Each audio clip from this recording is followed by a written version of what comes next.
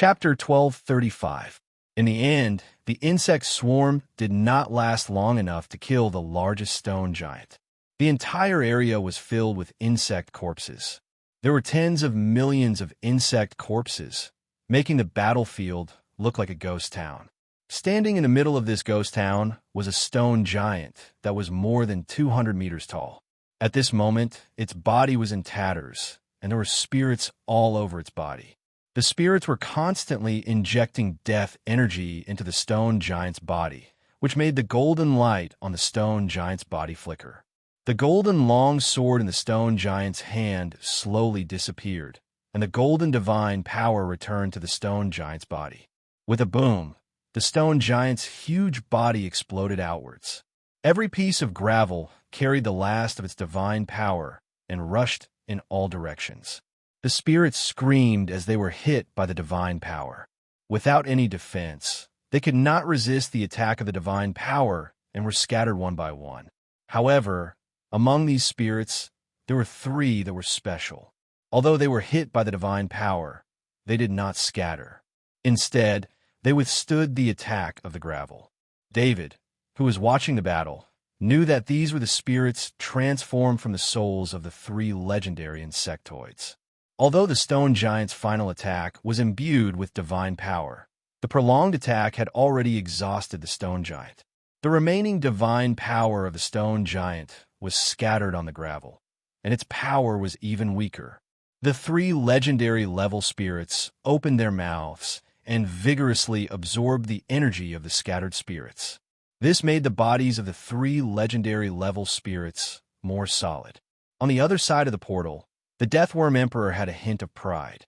In the indirect battle, the Deathworm Emperor had used the three legendary level spirits as its final trump card. It seemed that it would be able to win this battle. Although it was not a crucial battle, this was the first battle between the gods of both sides. Both sides restrained themselves in order to determine the winner in a fair state. "Looks like I'm going to win," the Deathworm Emperor said proudly. "Deathworm Emperor, without the support of my ice, your death energy will not last even a breath in the great world of God." The Ice Silkworm Emperor said unhappily, "I'll give you a share of the victory." The Deathworm Emperor only just realized that the Ice Silkworm Emperor had also contributed.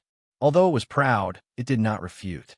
The Ice Silkworm Emperor was very uncomfortable with the Death Chi Worm Emperor's words. They had both contributed, but it seemed that the Death Chi Worm Emperor had contributed the most. This was the first battle between the two deities in the Great World War, and it was also the first victory. It would be recorded in the history of the Bug Tribe, in the genes of every Bug Tribe member. Just as the two Bug Tribe God-level powerhouses were fighting over the chief contribution, another change occurred on the battlefield. The three legendary specters were supposed to be the last existences on the battlefield, but no one expected that 100 golden light spots would fly out from the core left behind by the stone giant's explosion. These 100 golden specks surrounded the three legend-rank specters and then pounced on them together. Each legend-rank specter had more than 30 golden specters entering their bodies. After the three specters entered their bodies, they let out mournful howls. These 100 golden specters were all powerful souls from the Earth God's small world. They had been strengthened by the Earth God, and now that they were within the range of the space shrines, these powerful souls had an advantage over the three legend-rank specters. The corporeal bodies of the three legend-rank specters kept howling and gradually turned transparent. This was because they had lost a large amount of energy. A legend-rank specter struggled and turned into nothingness, and the 30-plus golden specks of light within it also dimmed a bit. These 30-plus golden specks of light then flew into another legend-rank specter, causing it to turn into nothingness in an instant. At this point, the final legend-rank specter had been disintegrated from the inside by the 100 golden specters. The Earth God was not very happy. The 100 golden specters were now shining with a golden light. These high-quality souls had been corroded by the Death Chi, and it would take a long time to get rid of it. Even after that, the quality of the souls would drop. But in the end, they had won. The Earth God waved his hand, and a portal appeared on the battlefield. The 100 golden specters were about to fly in. Tens of millions of Zerg corpses exploded at the same time, and each corpse had a Death Chi seed. Due to the failure of the battle, the Death Chi Worm Emperor was very angry, and it used the backup plan that it had prepared for the next battle. It directly detonated the Death Chi seeds in the tens of millions of Zerg corpses. Tens of millions of Zerg corpses exploded at the same time on the battlefield. Although the power was not very strong, the power was extremely terrifying. The 100 golden specters that were about to fly into the portal were blown up by the explosion. Countless Death Chi rose from the explosion and wrapped the 100 golden specters in it. The golden specters struggled, wanting to break out of the encirclement. Unfortunately, after continuous consumption, the golden specters had reached the point of energy exhaustion. The Earth God wanted to save the 100 golden specters, but it was too late. He did not expect the Zerg to use such a large-scale corpse explosion to destroy the 100 souls. The 100 golden specters were extinguished in the Death Chi. After tens of millions of Zerg corpses exploded, the Death Chi entangled together and turned into a huge and ugly Death Chi worm. The Death Chi worm kept the overflowing Death Chi in its body and howled provocatively at the Earth God. "Damn worm," the Earth God said softly with an unpleasant expression. The Earth God lost face. He had lost the first battle. Of course, the opponent sent out 2 Zerg God-level Zerg, while the Earth God only had 1. However, the Earth God had the geographical advantage. Therefore, the Earth God was tricked by the 2 Zerg, God-level Zerg. He had indeed lost. Obliterate. The Earth God could not stand the provocation of the Death Chi worm. He also knew that this was the Zerg, God-level Zerg on the other side of the portal showing off their victory dam. 2 huge golden millstones appeared above and below the Death Chi worm. They combined and sandwiched the Death Chi worm in the middle. The 2 millstones spun, and the Death Chi insectoids were crushed into nothingness without any resistance. However, as the Death Chi insectoids were being crushed into nothingness, their provocative howls never stopped. The Earth God's godly descent body also disappeared after the Death Chi worm was turned into nothingness. The people in the 14 space shrines looked at the peaceful battlefield. Many of them did not understand the battle just now. Only a few understood that the Earth God had lost face, but they did not dare to say it out loud. The Earth God returned to his small world. In his small world, the illusion was still maintained. The figures of the 4 gods were all there. "Earth God, I don't like the tacit understanding between the 2 of you. What's the point of having a fair battle with the Zerg God-level Zerg?" The God of War said to the Earth God with a smile. "God of War, I'm afraid we have to work together this time. The God-level Zerg God-level strength is not to be underestimated." The God of Knowledge said in a low voice. Other than the God of War, the other 4 gods were very supportive of the great world of God and the Zerg world's tacit understanding to test each other. Whether it was the gods of the great world of God or the God-level Zerg, God-level Zerg, they were all guardians of the great world. Once they went all out against each other, the consequences would be very serious. They had lived for tens of thousands of years, and no one wanted to fall. Gods who had become gods through faith were immortal. If they were defeated and lost the ruling rights of the great world of God, then it would be equivalent to losing their faith. The 5 gods would be trapped in the small world forever. Judging from the Zerg's invasion of the world, if the great world of God fell into the hands of the Zerg, there would be no more life, no matter if it was plants or animals, let alone humans. Without humans, there would be no more faith. The 5 gods would become weaker and weaker in the small world until they perished. This time, call on Arthur Luce's Black Dragon Alexis. Let the Black Dragon and I stand in front of you. I can guarantee that no Zerg will be able to get close to you. The God of War said seriously. The Black Dragon Alexis is so powerful, the God of Knowledge asked in disbelief. Although the giant dragons were strong, the God of Knowledge was one of the gods who had banished the giant dragons. Naturally, he knew the strength of the giant dragons. If it had been the God of Knowledge in the past, his strength would have been comparable to that of a god-level giant dragon. But after so many years of improvement, With the supply of resources and faith from the great world, he was no longer the same as before. The god of war did not know how to explain for a moment, so he said with certainty, "He is indeed powerful, especially against the god-level Zerg." The god of war could not say that the black dragon Alexis had also learned his god of war talent ability. Although it was not as powerful as the god of war's own ability, it was indeed a natural restraint for the god-level Zerg who engaged in close combat. Most importantly, the god of war's body was in the form of a human, which was not the best battle form. The black dragon Alexis was a giant dragon, and the giant dragon was known as the perfect battle form. When the black dragon Alexis was in its complete state, its divine body was even larger than the god-level Zerg, which was more advantageous in close combat. "Then invite Arthur Luce to join the conversation," the god of wealth said in a low voice. To be honest, among the 5 gods here, only the god of war maintained the habit of fighting all the time. The other 4 gods were used to living a peaceful life. In addition, they were not gods who engaged in close combat, so they really needed more god-level close combat gods to help them resist the god-level Zerg. They had already signed a holy text agreement with Lord Arthur. At least before Lord Arthur became a god, they could not be enemies.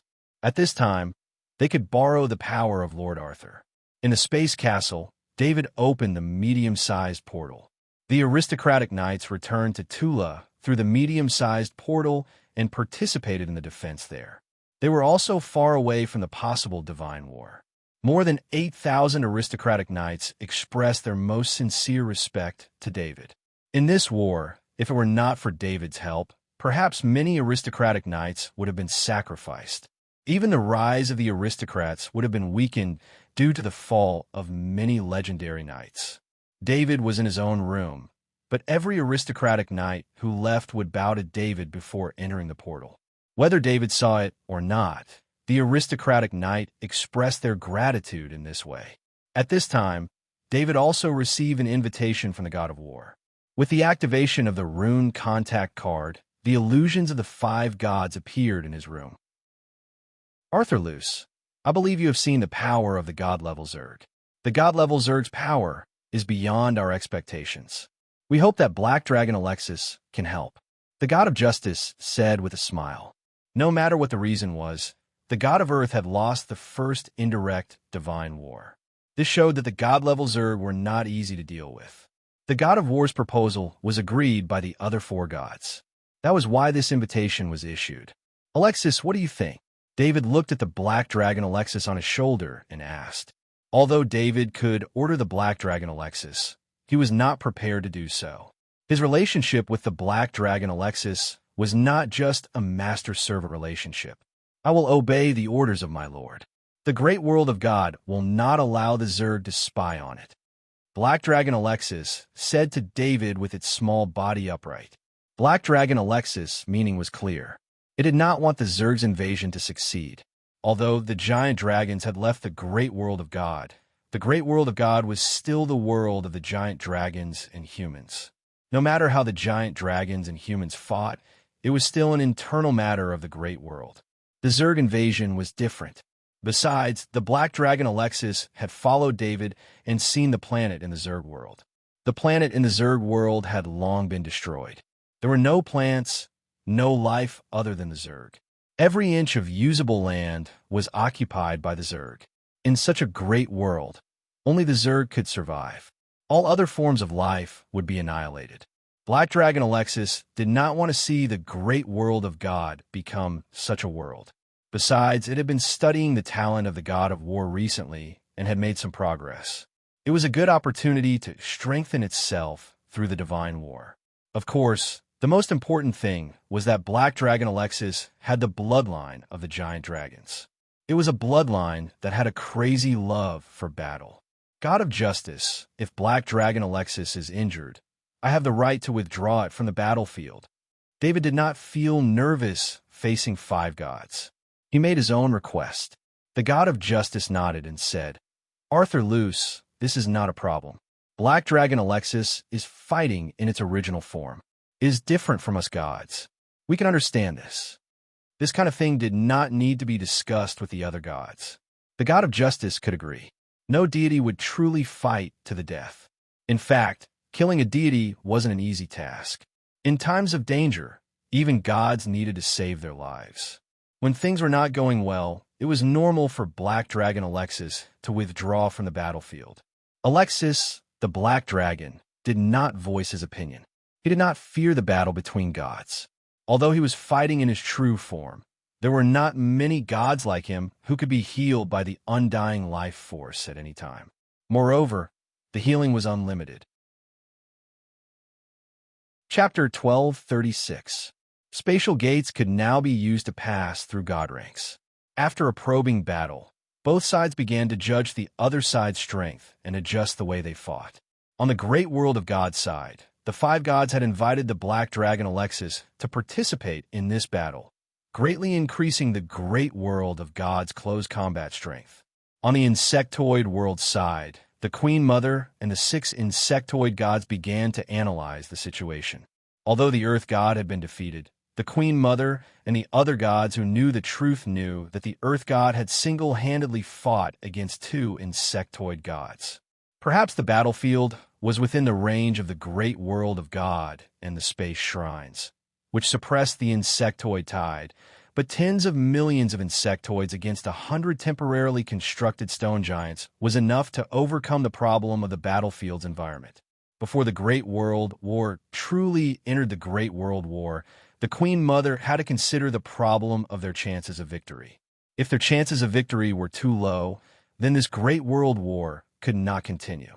The Ice Silkworm Emperor pointed out, after the Earth God was defeated, even though he was furious, he only used a divine spell that consumed a lot of energy. He did not attack with his own hands. Besides, from his attire, we can see that the Earth God is not good at close combat.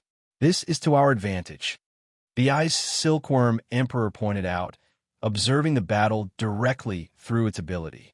The insectoid world did not know much about the combat strength of the 5 gods of the great world of God.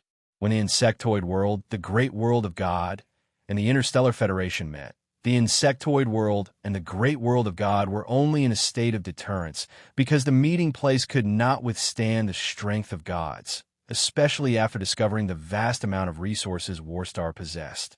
They had never truly fought each other, so neither side had a good understanding of the other's strength. Even after so many years, the insectoids had tried all sorts of methods to gather information on the 5 gods, but they had not been able to obtain any information. In the great world of God, no one had truly witnessed the battle of the other 4 gods aside from the war god. It was only to talk about the war god. If anything happened that required the power of a god, the war god would act. Even the Zergs knew that the god of war was good at close combat. However, this was the only god that the bug tribe knew how to fight. The other 4 gods' fighting styles were a mystery. I have the same feeling. The Earth God is not good at close combat. The Deathworm Emperor agreed with the Ice Silkworm Emperor's opinion. The Queen Mother nodded and said, "That's normal. Those gods who hide in small worlds use their abilities from afar.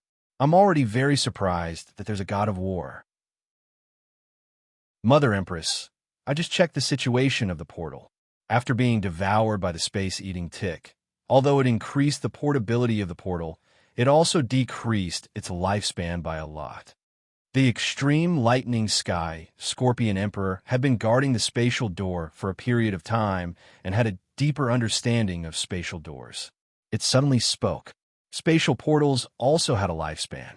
When the spatial portals could no longer withstand the pressure from the world laws of the 2 great worlds, they would completely collapse and vanish. The spatial portals forcefully opened the barrier between the great world of God and the Zerg world. The pressure from the world laws of the 2 great worlds was extremely terrifying. After the space gate expanded, the pressure of the world law increased by many times. This made the space gate, which could have lasted for a long time, unstable. "How much time do we have?" the Queen Mother asked in a deep voice. This was something that the Queen Mother didn't expect. If they went according to the plan and sent out legendary-level Zergs to fight a war of attrition with demigod-level Zergs, then if the portal collapsed prematurely, Wouldn't that be a waste? Legendary level Zergs were still okay, but demigod level Zergs were extremely important to the Zerg world. After losing 2 of the king's inheritance runes, the Zerg world's god-level fighting power had decreased. These demigod-level Zergs became even more important than before. They were a necessary supplement to the god-level fighting power. 10 days at most. 5 days if it's safe. The extreme lightning sky, Scorpion Emperor replied. The Queen Mother's figure flashed and appeared in front of the portal. She personally checked the portal. The Queen Mother's inheritance was even more complicated. Among them was the study of space. She stayed by the portal for 10 minutes before flying back. We only have 5 days, the Queen Mother said in a deep voice. The 6 Zerg god-level Zergs were all silent. They had mobilized so many Zergs and prepared for so long, but because of a small mistake, they had fallen into a dilemma. The Queen Mother had confirmed that the portal only had 5 days of lifespan. This meant that the Zerg world only had 5 days to attack. 5 days seemed like a long time, but in reality, there wasn't much that could be done. The Zerg world was best at Zerg hordes. Even if the Zerg horde were to invade the great world of God in 5 days, they would at most send in 1 billion Zergs. 1 billion Zergs wasn't even 1% of the Zergs that were mobilized this time.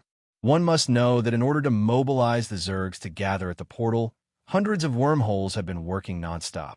After a long time of transportation and preparation, the current scale of the Zerg world of God was formed. Now, the wormholes were still operating nonstop, sending in a huge amount of Zergs. Then let's directly issue a challenge and have a battle of gods with the 5 great world of God. If we win, we can invade the great world of God. If we lose, we can retreat through the portal. The half-spider emperor shook its ugly head and said, "Yes, we can't let it end like this." Although the golden-winged beetle emperor didn't get along with the half-spider emperor, it still supported the half-spider emperor's suggestion. Let's fight. The extreme lightning sky, Scorpion Emperor also shouted excitedly. The Queen Mother was silent. She was thinking of a plan in her heart. In reality, because of the unexpected change in the portal, the Great World War needed to be adjusted. Previously, it was a war of attrition until they broke through the shrine's defense. Then, they would enter the Great World of God and use the Zerg hordes to attack the nearest Taras star to build the first Zerg planet. Then, they could continuously nibble away at the planets of the Great World of God. The Zergs were very experienced in this aspect. However, there were only 5 days left until the portal opened. Even if they broke through the shrine's defense, their target would not be Taras star, because there would be no follow-up Zergs. No matter how many Zergs there were in the Great World of God, they would be slowly cleaned up. The Queen Mother thought of the Guardian Planet. It was the planet that was discovered during the last Zerg invasion. Next to the Guardian Planet was the War Star. As long as they occupied it, they could block the communication between the Great World of God and the Interstellar Federation. This would cause the alliance between the Great World of God and the Interstellar Federation to be unable to continue. Most importantly, after doing this, the Zergs could block the entrance of the Great World of God into the War Star. The Zergs could then only discuss the distribution of the War Star's resources with the Interstellar Federation. In fact, the Zerg army could even destroy the doomsday line of defense that the Interstellar Federation had set up around the War Star. The Zergs could then monopolize the resources of the War Star. The idea of monopolizing the War Star kept echoing in the Queen Mother's mind. If they could achieve this, it would be worth it even if they had to use up billions of Zergs. For this sliver of a chance, the Queen Mother decided to give a try. Of course, the prerequisite was that they had to defeat 5 gods. Deathworm Emperor, you stay behind in the Zerg world. The rest of the gods will enter the Great World of God with me, the Queen Mother ordered in a deep voice. The Deathworm Emperor did not say anything. Through the probing battle just now, it was clear that the death aura was countered by the gods of the Great World of God. Furthermore, the Zerg world needed a god to set up defenses in order to prevent others from entering the Zerg world through the portal. Yes, Great Queen Mother. The other 5 Zerg gods replied excitedly. With so many Zerg gods moving at once, especially with the powerful Queen Mother, there was no need to worry too much about their safety. The Queen Mother looked at the planet of landers. The 100 million bugs on the planet of landers all prostrated themselves on the ground. Then, the 100 million bugs' bodies automatically exploded. Not a single drop of green blood was wasted after each of the bugs exploded. All of them formed a green blood blob. The 100 million green balls of blood flew in front of the Queen Mother. The green balls of blood gathered together, and under the Queen Mother's special ability, they were refined into 6 balls of green liquid. The 6 balls of green liquid flew into the bodies of the Zerg gods who had participated in this battle, including the Queen Mother. The Zerg gods who received the green liquid were all overjoyed. David saw this scene through the clone of the demigod golden-winged beetle king. He truly felt the Queen Mother's power in the Zerg world. With a single thought from the Queen Mother, 100 million bug tribe members had died on their own accord. David had fought the Zergs before, and he knew that when the Zergs were not affected by the Zerg tide, they were afraid of death. But under normal circumstances, when the Queen Mother asked the Zergs to die, 100 million Zergs would die without hesitation. The green liquid formed by 100 million Zergs made David very curious. But no matter how much he searched the Zerg's communication network, he could not find any information about it. It seemed that this was the Queen Mother's power, and it was taboo in the Zerg's communication network. But David could tell from the demigod golden-winged beetle king clone's desire for the green liquid that it was very important to the Zergs. "What is that?" a demigod Zerg quietly asked the other demigod Zergs. "That is the Queen Mother's life essence. It can heal god-class injuries." A demigod Zerg recognized the green liquid and answered. "There is such a godly item," the demigod Zergs exclaimed. None of the demigod Zergs considered that the life essence was formed by the lives of 100 million Zergs. Perhaps to the demigod Zergs, those low-level Zergs were just consumables. The Queen Mother's thoughts moved, and a golden godly power appeared. The golden godly power wrapped around a trace of its consciousness and turned into a golden ball of light. It gently sent the golden ball of light, and the golden ball of light flew into the portal. On the great world of God's side, a golden ball of light appeared in front of the portal. A priest reported to the 5 archbishops loudly. "Reporting to the archbishops, we have detected an abnormal godly power fluctuation." "Got it." Archbishop Ambrose waved his hand. Archbishop Ambrose and the other 4 archbishops had already seen the golden ball of light. The golden ball of light did not reveal any signs of aggression, so Archbishop Ambrose could not decide whether to attack the golden ball of light immediately. Without waiting for Archbishop Ambrose to make a decision, the golden ball of light emitted a beam of light, and the illusory figure of the Queen Mother appeared in battle mode. The god of war, the god of justice, the god of earth, the god of knowledge, the god of wealth, the ruler of the Zergs, the Queen Mother, represents the 6 god-class Zergs in the Zerg world to declare war against the 5 gods of the great world of God. "We will decide the victor here." The illusory figure of the Queen Mother emitted sound waves in all directions. The illusory figure of the Queen Mother spoke in the Zerg language, but everyone, including the priests and priests, understood the meaning behind it. In the small world, the god of earth said, "Strangely, strange, the Zergs are prepared to decide the victor in this battle." They had just finished discussing the matter of Black Dragon Alexis's participation in the battle, and they had not yet cut off contact with Lord Arthur when they received the Queen Mother's letter of challenge. Even if the Queen Mother did not issue the letter of challenge, the 5 gods were prepared to take the initiative to issue a letter of challenge to the Zergs. They wanted to fight the god-class Zergs in front of the portal, which was an advantageous battlefield. The god of knowledge nodded and said, "It is indeed strange. This is not the style of the Zergs." The Zergs' way of fighting was through the Zerg tide. An endless Zerg tide could greatly exhaust the opponent. "Isn't this what we need? Then let's fight them. How long has it been since we last worked together?" The god of war laughed and said. The god of wealth thought of the past and said in a low voice, "It has been tens of thousands of years. We have beaten the gods into dust and made them fall into a deep sleep. Only then did the great world of God come into being. Then let's fight. The god of earth shouted loudly. Fight! The god of knowledge also shouted. Fight! The god of justice followed. For a moment, the five gods in the illusion laughed loudly. The battle with the god-class Zergs in the Zerg world made the five gods feel like they had in the past. For the gods, this was extremely rare.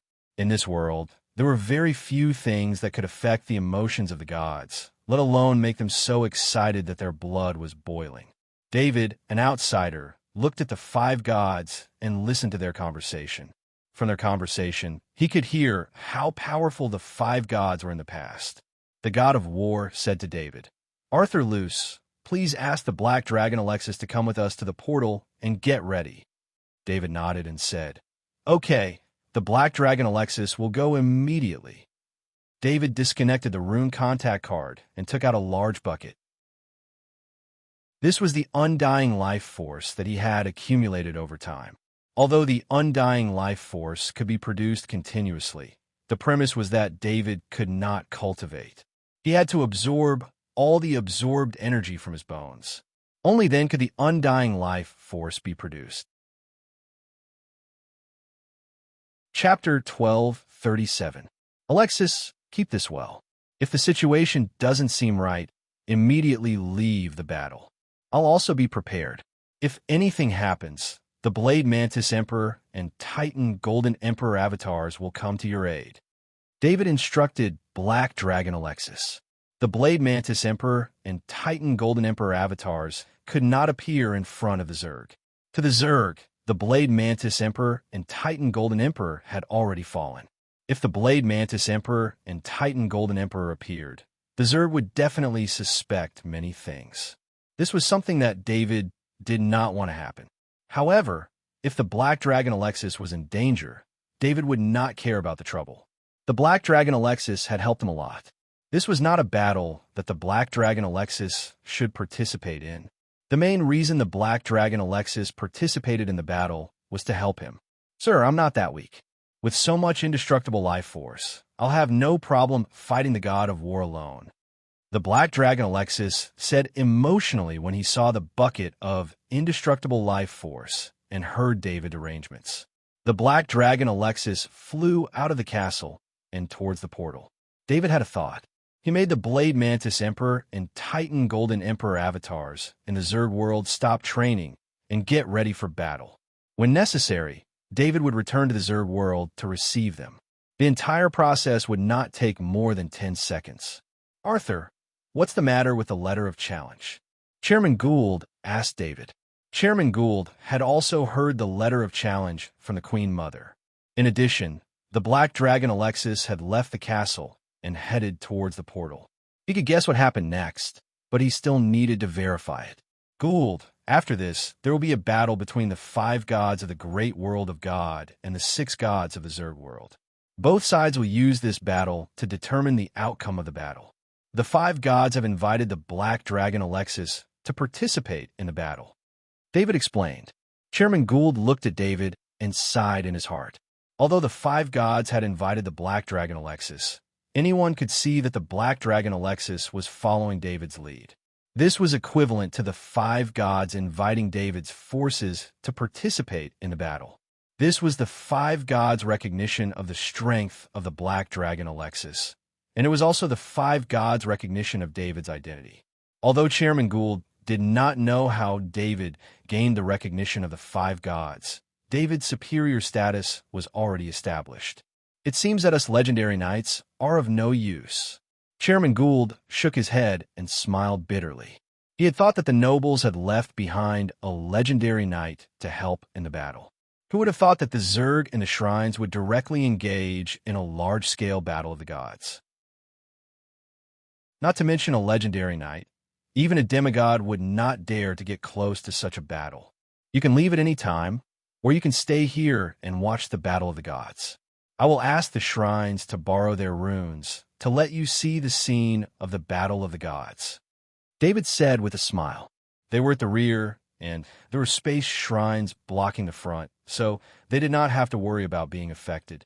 Since the five gods were confident that the space shrines could withstand the aftermath of the battle of the gods, the space castles further away would naturally not have any trouble. Then we can't leave. This is a battle of the gods that is hard to come by in a lifetime. If we leave, I will regret it for the rest of my life. Chairman Gould said with bright eyes. If they could not see the scene of the battle of the gods, Chairman Gould might have left with all the legendary lords for safety's sake. However, if they could watch the battle of the gods, they would stay even if they were chased away. Not only Chairman Gould, but anyone in the great world of God who grew up listening to the legends of the gods would not let go of this opportunity. Archbishop Barney, I need the space shrines to send the signal of the scanning runes to my castle so that we can watch the battle of the gods. Please help. David sent a message in front of Chairman Gould. Although Chairman Gould had a good relationship with Archbishop Barney, Chairman Gould could not make such a request.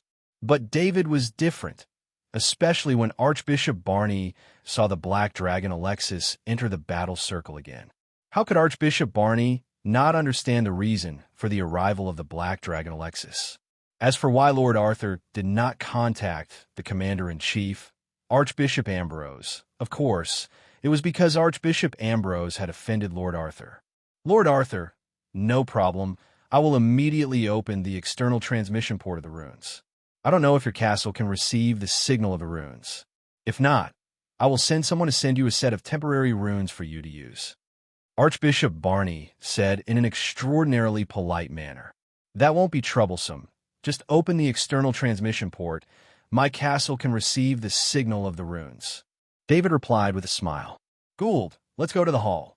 After closing the connection with Archbishop Barney, David said to Chairman Gould with a smile. When they arrived at the hall, only a small number of noble knights had not left. Most of them were the top noble temple knights, as well as the rest of the legendary lords. At this time, David moved his mind and activated a rune array in the hall, and then a light and shadow appeared in the hall. The light and shadow was looking at the battlefield on the other side of the portal from the view of the Space Earth Shrines. This view was definitely the best position to watch the battle. The top noble temple knights, who had originally planned to leave through the medium-sized portal, no longer had the idea of leaving after seeing the contents of the light and shadow. Chairman Gould, the castle is under your command. If the divine war affects this place, you take everyone and leave through the portal. Don't worry about this castle. David formally instructed Chairman Gould. David did not persuade the remaining temple knights. They were all top nobles, and they knew the danger here. However, he also had to explain the situation to Chairman Gould. In case of danger, after the defensive shield outside was broken, the medium-sized portal could only teleport a small number of people away. This needed to be arranged by Chairman Gould so that when there was danger, the safety of the legendary lords would not be affected because of the order of departure. I'll arrange it here. Won't Lord Arthur stay in the castle? Chairman Gould understood David's meaning and quickly asked, I'll watch from the side of the battlefield. Don't worry, I have the ability to protect myself. David said with a smile. In this regard, David was very experienced. It was not the first time he had watched a divine war up close. Chairman Gould did not ask again. He still believed in David's strength. After David's figure disappeared from the castle, Chairman Gould began to arrange the order of evacuation. Even if the top nobles and the temple knights were the last to evacuate, they did not want to leave the space castle at this time. They all had the same mentality as Gould. They did not want to miss this once-in-a-lifetime divine battle. David left the space castle and flew to the back of the space shrines. His figure flashed and entered the divine portal card. The divine portal card disappeared and hid in a space mezzanine. With the strength of the divine portal card, even if it was hit by the shockwave of the divine spirit's attack, it would not be affected. At most, it would be knocked out of the space mezzanine. In that case, David could use the space break innate ability to leave at any time with the divine artifact space card. As for watching the war, he only needed to enter the shadow attendant's mind and watch the divine war through the eyes of the shadow attendant. The reason why his body was so close to the battlefield was to prevent any changes in the situation. It would be convenient for him to use the wormhole to save the black dragon Alexis. On the battlefield, the huge body of the black dragon Alexis hovered in space. There was enough space between it and the portal. Behind it were the space shrines. The black dragon Alexis was the first god to arrive on the battlefield.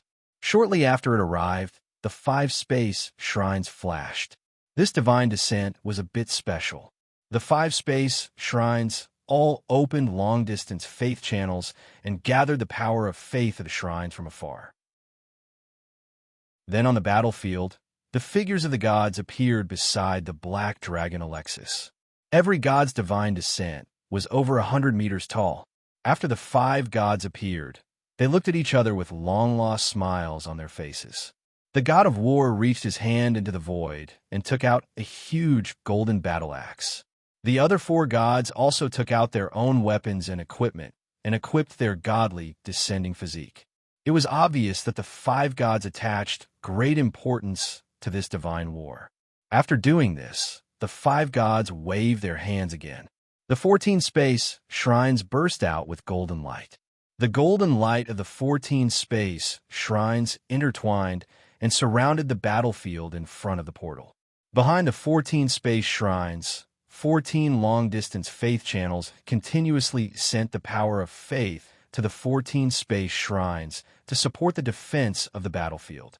In every shrines in the great world of God, melodious bells rang. The devout believers put down their work and entered the shrines to pray. Even the shallow believers prayed at home, in the fields, at work, and anywhere else after hearing the bells. The large amount of power of faith generated by the believers was gathered at the various shrines in the great world of God, and then transmitted to the 14 space shrines. The reason why the 5 gods had mobilized so much power of faith was to ensure that this battlefield would not be easily broken before the outcome of the battle was decided. It didn't mean that the defenses set up by the 14 space god temples would be able to withstand the crazy attacks of a god-level being. However, this was a battlefield where a battle between gods was taking place. On such a battlefield, if one gave up on attacking the opposing god and attacked the surrounding defenses, the opposing god would be the first to attack. The god of war smiled and said to the black dragon Alexis, "Black dragon Alexis, we will fight the Zerg gods at the front line." The black dragon Alexis replied in a low voice, "My lord told me to listen to your arrangements." The black dragon Alexis had no objections to this arrangement. He was a close combat black dragon. However, he revealed his identity to tell the god of war that he was Lord Arthur's subordinate and would listen to his orders. The god of war nodded. It was good that the black dragon Alexis was willing to cooperate. The god of war reached out his hand, and a golden ball of light flew out and entered the portal. On the other side of the portal, the Queen Mother's spirit enveloped the golden ball of light when she saw it. The Queen Mother announced in a low voice, "Prepare to enter the portal. The enemy gods have already set up the battlefield and agreed to our proposal for a divine war in the great world." The 5 Zerg gods who were preparing to participate in the divine war were very excited. They were already prepared and were only waiting for the Queen Mother's order. At the level of the Zerg gods, small tricks were meaningless, especially when there were 6 Zerg gods acting at the same time. Even a trap would not work on 6 powerful Zerg gods. Even when it came to a battle between gods, ordinary abilities would be useless. Only the abilities of gods would be lethal to gods. Therefore, the Queen Mother was not worried about the great world of God setting up any traps. If the great world of God set up a trap, it would be a sign that the gods of the great world of God were not confident in their abilities. The Ice Silkworm Emperor said first, "I'll go first." It covered its body with a layer of ice and flew toward the spatial door. The portal rippled, and the Ice Silkworm Emperor appeared in the great world of God. It felt the suppression from the great world of God's laws. This suppression caused its strength to decrease, but it was still acceptable. However, when the Ice Silkworm Emperor saw that there was a huge black figure among the gods, it was clearly stunned. According to the intelligence, there were only 5 gods in the great world of God. Where did the black dragon come from? It should be known that the divine macro world was a macro world that rejected other gods. Apart from the 5 gods, No other gods could appear in the main world of the divine macro world. If the gods of the great world of God could move freely in the main world, no other great world would dare to become enemies with the great world of God. A great world with almost 20 gods was enough to make any great world feel threatened. The space rippled, and the half-spider emperor, gold-winged beetle emperor, extreme electric scorpion emperor, and sky fire fantasy butterfly emperor entered the great world of God. Finally, the Queen Mother's figure passed through the portal. Its body was the smallest among the gods, but as soon as it appeared, it attracted the attention of the 5 gods and the black dragon Alexis with its powerful aura. Black dragon, weren't you dragons expelled from the great world of God by the gods? Why are you still fighting alongside the gods? The Queen Mother looked at the black dragon Alexis and asked. The Queen Mother was very familiar with the history of the great world of God, and its question was very profound. Chapter 1238. Black Dragon Alexis said in a low voice, Queen Mother, you want to capture my lord. My lord ordered me to participate in the battle. Black Dragon Alexis's words also revealed the identity of the Queen Mother. Even the god of war, who had only recently interacted with the Queen Mother, didn't think she was the Queen Mother. The god of war's main body in the small world said to the 4 gods and Lord Arthur in the illusion, That's strange. Why does the Queen Mother look like this? Although there was a confrontation on the battlefield, it was only the bodies of the descending gods. The real bodies of the 5 gods were still in the small world. Only their wills were participating in the battle of the gods. At most, they would allocate more of their wills to the bodies of the descending gods to make the bodies of the descending gods stronger. This is the battle form of the Queen Mother. David explained. David stayed in the Divine Artifact space card, but he could still participate in the conversation between the gods through the Divine Rune Contact card, which was a Divine Artifact level communication tool. The god of war nodded in realization. Although he didn't know how the Queen Mother did it, there was a similar way to create a divine puppet body in the inheritance of the gods. However, it was too troublesome to create a divine puppet body. The 5 gods, including the god of war, didn't have enough resources. They didn't want to use up a huge amount of divine power just to create a divine puppet body that could be used. This divine puppet body was used to insert one's divine will. It was similar to the method of a god's descent. Although there were many flaws in a god's descent, it was better in that it consumed less divine will and was easier to use. Black Dragon, you are Arthur Luce's subordinate. The Queen Mother was stunned when she heard Black Dragon Alexis's words. The Queen Mother naturally knew who she wanted to capture. It was because of Lord Arthur that she started this great world war. Of course, Lord Arthur was only a catalyst. The number of bugs in the bug world was already saturated, so she needed to release some pressure. She also wanted to use the convenience of the portal to see if she could take down the great world of God with the smallest price. Queen Mother, let's fight. I wanted to fight you for a long time. The god of war shouted impatiently. God of war, I didn't expect you to cooperate with Arthur Luce. Since that's the case, let's fight. The Queen Mother said in a low voice. The Queen Mother's words were orders. The first to act was the Skyfire Butterfly Emperor. It flapped its wings, and a red flame flew out, forming a red cloud that flew towards the god of war and Black Dragon Alexis at the front. When the red cloud flew out, it completely covered the 6 bug tribe god-level powerhouses. The red cloud then transformed into countless bug tribe god-level powerhouses. The Eye of Truth, the god of knowledge, said calmly. He waved his hand, and a pair of eyes appeared in the void. When the eyes opened, rays of golden light scattered in all directions. The red clouds dissipated as soon as they met the golden light, and the illusion of the Bug Clan's god level disappeared as well. This revealed the Bug Clan god level experts who were already approaching under the cover of the red cloud. The Skyfire Illusionary Butterfly Emperor was shocked. It didn't think that its innate ability would be broken so easily. It didn't know that the bug race's talent ability was indeed very strong. However, the bug race wasn't a god that had become a god through faith, and they didn't have the inheritance to become a god through faith. In order to use the power of this long-range illusion attack talent ability, it had to be a god that had become a god through faith. It should be known that gods who had become gods through faith, except for a few special cases, all used powerful souls and divine thoughts to use all kinds of elemental abilities to fight from a distance. Any powerful talent ability, after reaching the god level, would need a stronger soul and divine thoughts to support it. But how did the Skyfire illusionary butterfly emperor use the power of faith? The Skyfire butterfly emperor continuously used the power of faith to transform into divine power, using divine power to strengthen itself.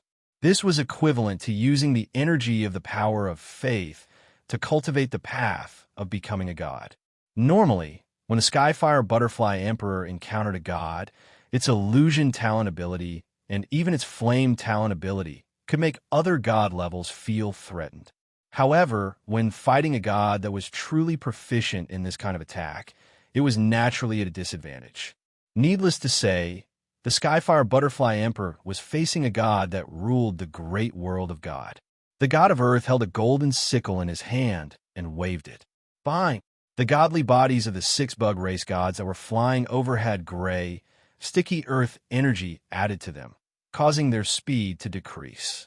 The Queen Mother's bug body trembled slightly, and the sharp spikes all over its body easily cut through the earth energy, freeing it from the slowing effect. Although the other 5 were slower than the Queen Mother, they also broke free from the god of earth's bind within 2 breaths. This time, it was the god of earth's turn to be surprised. The speed at which the bug race gods broke free from the god of earth's bind was beyond his expectations. The expressions of the god of knowledge, the god of justice, and the god of wealth also turned serious. They were all experts in long-range attacks. If the effects of long-range attacks were not good, then the god of war and the black dragon Alexis would be under a lot of pressure. David, who was watching the battle through the shadow attendant, knew the situation of the bug race gods. He also understood why they could break free from the god of earth's bind so quickly. The gods in the great world of God did not know about the existence of the emperor-level inheritance pattern. Perhaps the 5 gods had some guesses, but they would never have thought that the bug race gods that had cultivated to become gods relied on the endless power of faith to strengthen themselves to become gods. It could be said that the godly body of the bug race gods was much stronger than the other godly bodies that had cultivated to become gods. It was even close to the defense of the black dragon Alexis. The black dragon Alexis was a godly life form and had the strongest defense among the giant dragons. The bug race gods used a huge amount of power of faith to make up for the gap between them and the godly life forms. The god of wealth flipped the gold coin in her hand. The ice shell on the ice silkworm emperor and the lightning armor on the extreme electric scorpion emperor disappeared mysteriously under the influence of the strange rule of energy. In front of the god of wealth, he could easily remove all negative or augmentative abilities. This ability of the god of wealth was very useful. She did not have to worry about any negative effects. Only the god of justice did not make a move. In his hand, a small golden scale trembled slightly. He looked like he was having a hard time. The extreme electric scorpion emperor was the fastest. It rushed to the front of the god of war. Its 4 front limbs drew 4 arcs and pierced towards the god of war. The god of war waved his huge golden axe back and forth, blocking the 4 attacks of the extreme electric scorpion emperor. At the same time, he rushed forward with his godly body and used his shoulder to crash into the extreme electric scorpion emperor's godly body. The extreme lightning sky scorpion emperor was the fastest to arrive and the fastest to fly out. How could the god of earth let go of such an opportunity? When the extreme electric scorpion emperor was sent flying, it did not have much defensive movement and opened up space. The god of earth swept out with her golden scythe. An extremely sharp golden blade caught up to the extreme electric scorpion emperor and slashed towards its chest. The extreme electric scorpion emperor instinctively felt danger and barely managed to turn its body in the air. The golden blade slashed the extreme electric scorpion emperor's chest. The sturdy insect shell could not block the attack of the god of earth. A 2-meter-long wound appeared. Golden, godly blood flowed out of the wound and drew a golden line in the air. The insect body of the extreme lightning sky scorpion emperor was caught by the Queen Mother. The Queen Mother patted its wound lightly, and the wound stopped bleeding.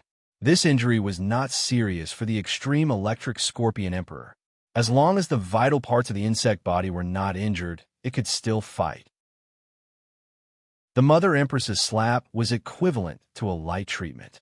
Although it was unable to heal the damage to the extreme lightning sky scorpion emperor's shell, the internal injuries were quickly healed in a short period of time. The second to rush up was the golden-winged beetle emperor. It wanted to pass by the god of war and black dragon Alexis and attack the 4 gods behind. However, the god of war and black dragon Alexis were in a very clever position. The golden-winged beetle emperor had to pass by either of them. The extreme electric scorpion emperor chose the god of war first, while the golden-winged beetle emperor chose the black dragon Alexis. The moment it was about to approach the black dragon Alexis, the golden-winged beetle emperor suddenly accelerated again. The pair of wings on its back flapped gently, and its divine body charged at the black dragon Alexis at an unimaginable speed.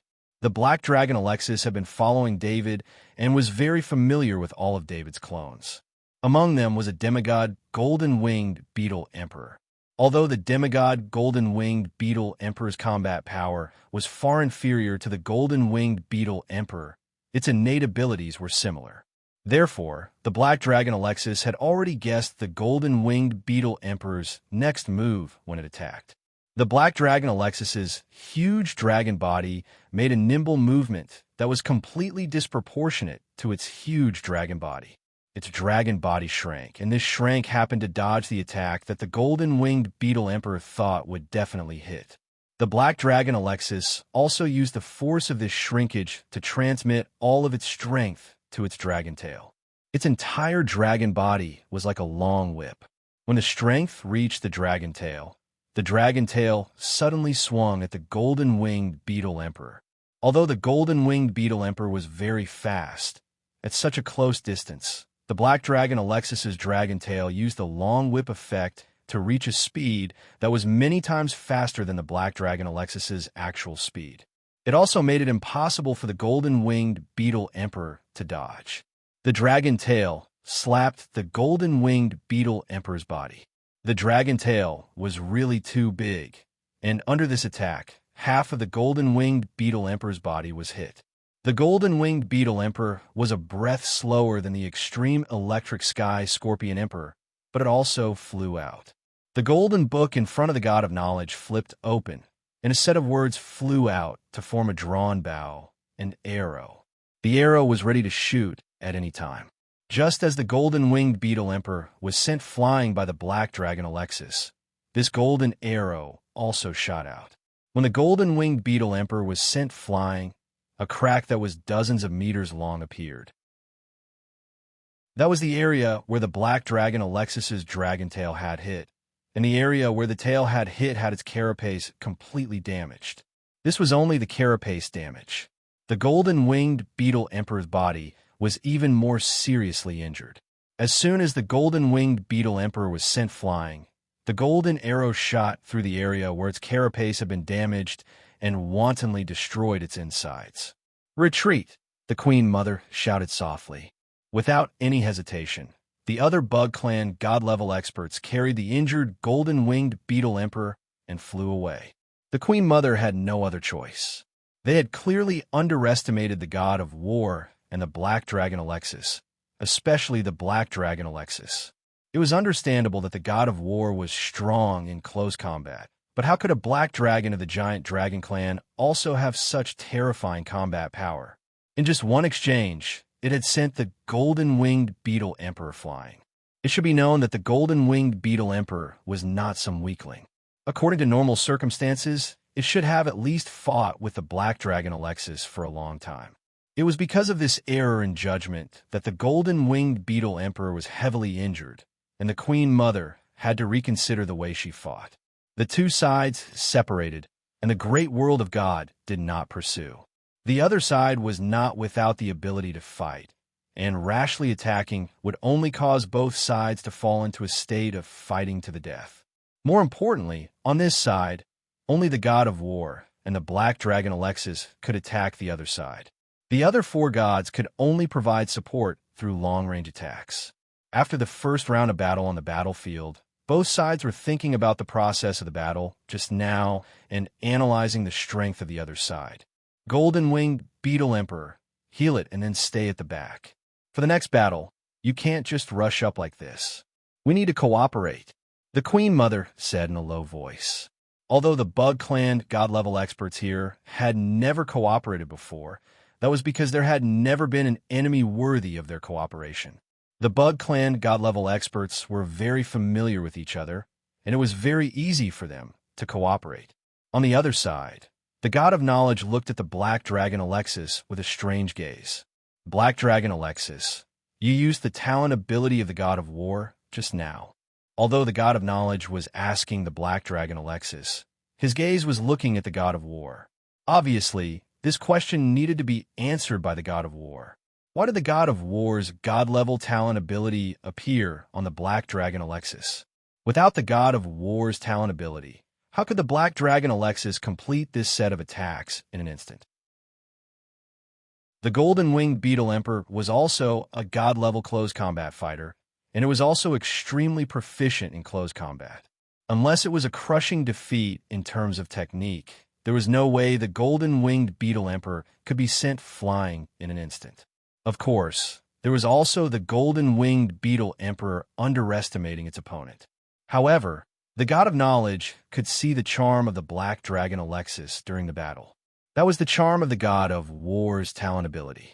Having been with the god of war for countless years, the god of knowledge could not be mistaken about this.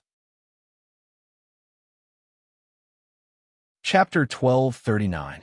The god of war said helplessly, "You might not believe it, but after Arthur Luce learned my god of war talent in battle, he passed it on to Black Dragon Alexis." This time, not only did the god of knowledge not believe it, even the god of justice, god of earth, and god of wealth had looks of disbelief. The god of war talent was not like cabbages. If Lord Arthur's talent was unparalleled, then it could be explained. But since it was said that his talent was unparalleled, how could there be another person who could master the god of war talent? The Black Dragon Alexis replied in a low voice, "This is the battle ability that my lord taught me." The god of wealth smiled and said, "This is also a good thing. Black Dragon Alexis has such powerful close combat abilities, so our chances of victory are higher." Now, one of the 6 Zerg race gods is seriously injured. As long as we deal with it carefully, victory will not be a problem. Let's see if we can kill 1 or 2 Zerg race gods. I lack Zerg race gods materials in my collection. The god of earth shook his head and said, "It's not that optimistic. The Zerg queen is the strongest. Just now, she only attacked once, and it was to save her companion. This means that the Queen Mother has powerful healing abilities. Coupled with the strong vitality of the Zerg race gods, this battle will not be so easy." When a god was injured, under normal circumstances, they would use treasured healing items. Treasured items that could heal gods were extremely rare. Otherwise, the indestructible life force would not be so precious. Since the Queen Mother could heal the injuries of Zerg race gods, her healing abilities were definitely at the god level. The god of war suddenly smiled and said to the Black Dragon Alexis, "Black Dragon Alexis, are you interested in cooperating with me?" "Sure." The Black Dragon Alexis replied in a low voice. The god of war extended a telepathic thought from his body. The Black Dragon Alexis also extended its own mind. Telepathic thoughts and minds were connected. Both parties did not need to speak. They only needed a thought to understand each other's intentions. The god of war did not want to cooperate with the Black Dragon Alexis on a whim. He thought of the battle with the Black Dragon Alexis and the other 2 Zerg race gods. At that time, the 3 gods did not have a deep understanding of the god of war's talent ability, but because of their cooperation, they were evenly matched with the god of war, the creator of the god of war talent ability. This allowed the war saw the god of war talent ability of war. Although he always had this idea, He could not find a god of war talent ability of the same level of war talent ability to cooperate. Now that he had a chance, he could see the effect of war's cooperation. Of war. On the other side, the Queen Mother was healing the golden-winged beetle emperor. After stabilizing its injuries, the Queen Mother let out a call towards the deity Major World. Of wars of death, of God of war, of wars of death. The of God of wars of death was in the last row. Although its injuries were not fully healed, its movements did not show any signs of being affected by the injury. David, who was watching the battle, could not help but sigh at the tenacity of the Zerg races of death. Black Dragon Alexis' attack was not that easy to block. David also noticed that since the beginning of the battle, the golden scale in the God of Justice's hand had been shaking. Even when both sides retreated, the golden scale was still shaking. The God of Justice was also in a state of extreme silence. The 6 Zerg race gods did not add any buffs to themselves. They knew that it would only be a waste of their own energy. No matter what buffs they put on, the God of Wealth could easily remove them. The Zerg race god's battlefield was not in the Zerg race world, so they could not be continuously replenished through the king's inheritance rune. The god-level insectoid race was basically a cheat in the insectoid world. Countless insectoids would provide the power of faith for the Emperor's inheritance rune. This power of faith would be accepted by the god-level insectoid with the Emperor's inheritance rune and turned into godly power. The special function of divine power was that it could be converted at will. It could be converted into energy to strengthen oneself or to replenish one's own energy. Therefore, in the Zerg race world, the Zerg race gods did not need to consider the issue of consumption in battle. However, in a battle in the great world of God, the Zerg race gods needed to consider this issue. This was because the way the Zerg race gods used energy was too crude, so the consumption was also very high. Especially in the Zerg race world, the Zerg race gods were used to being extravagant. The Zerg race gods also did not know how to conserve energy in battle. The God of Knowledge, the God of Earth, and the God of Wealth were all in the midst of preparing to use their abilities. They did not attack immediately. If they attacked at this time, the effect would not be good. It should be known that the 5 gods here were all fighting in the form of God's descent. This kind of fighting method encountered the same problem as the Zerg race gods, which was the problem of energy. The God's descent of the 5 gods could only contain a limited amount of divine power. How to use this limited amount of divine power to defeat the opponent was a very important matter. When the Ice Silk Emperor and the Skyfire Illusionary Butterfly Emperor approached the God of War and the Black Dragon Alexis, they simultaneously launched 2 balls of energy towards the God of War. The reason why the God of War was chosen was because the Black Dragon Alexis had shown powerful fighting skills. The Black Dragon was also known for its strong defense. The God of War was a god's descent. If he was hit, the divine power in his body would overflow and his combat power would be greatly affected. This was also the God of War's biggest weakness. When he used the god's descent for close combat, his defense was close to 0. The 2 balls of energy flew out and merged together in the air, forming a ball that was half red and half blue. Even David, who was watching the battle from the side, could feel the terrifying, unstable energy contained within this ball through the shadow attendant. The Zerg race is actually playing with us with energy techniques, the God of War said softly as he slashed his axe towards the energy ball. Under the mocking gazes of the Ice Silk Emperor and the Skyfire Illusionary Butterfly Emperor, the golden axe in the God of War's hand hit the energy ball. Out of the Ice Silk Emperor and the Skyfire Illusionary Butterfly Emperor's expectations, this extremely unstable energy ball didn't explode. Instead, it was split in half by the axe and turned into 2 stable hemispheres. Then, the God of War lightly slapped his golden axe left and right and destroyed the 2 hemispheres. Indeed, the Ice Silk Emperor and the Skyfire Illusionary Butterfly Emperor's energy were opposite to each other. It was already very impressive that they could combine the 2 opposing energies without exploding immediately. However, this was only for normal gods. For the God of War, who had nothing to do every day in order to study all kinds of battle possibilities, the god of war used up a lot of divine power to simulate all kinds of battles. His control of energy was far superior to the Ice Silk Emperor and the Skyfire Illusionary Butterfly Emperor. Also, because they didn't want the two opposing energies to explode as soon as they came into contact, the two Zerg race gods intentionally weakened the power of the two energy balls. They thought that when the two energy balls exploded, the power would increase exponentially, enough to hurt the god of war. Seeing that the first attack didn't have any effect, the Queen Mother knew that the battle today would be troublesome, even though she had already expected it. The Extreme Electric Scorpion Emperor, the Ice Silk Emperor, and the Skyfire Illusionary Butterfly Emperor all approached the Black Dragon Alexis at the same time. They surrounded the Black Dragon Alexis in a triangular formation. The Queen Mother attacked the god of war alone. Behind her, the Half-Body Spider Emperor and the Golden-Winged Beetle Emperor were ready to deal with the attacks from the four long-range gods. The moment before the battle began, the Earth God swept out with its golden scythe, and several Earth energy walls appeared around the insectoids, separating the 6 insectoid god ranks. The sudden appearance of the Earth energy wall caused the 3 Bug Clan gods who were about to join forces to lose contact with their companions. Instead, the Black Dragon Alexis and the god of war approached each other. The Black Dragon Alexis ignored the Extreme Electric Scorpion Emperor, the Ice Silk Emperor, and the Skyfire Illusionary Butterfly Emperor. Instead, he attacked the Queen Mother with the god of war.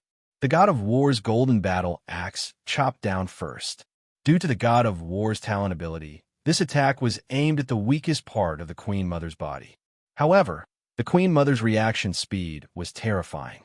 With the god of war's talent ability, she was still able to use one of her limbs to block the attack.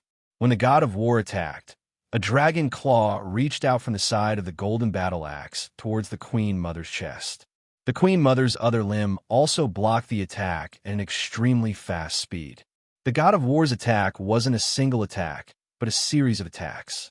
After the golden battle axe was blocked, it borrowed the force of the attack to retract it.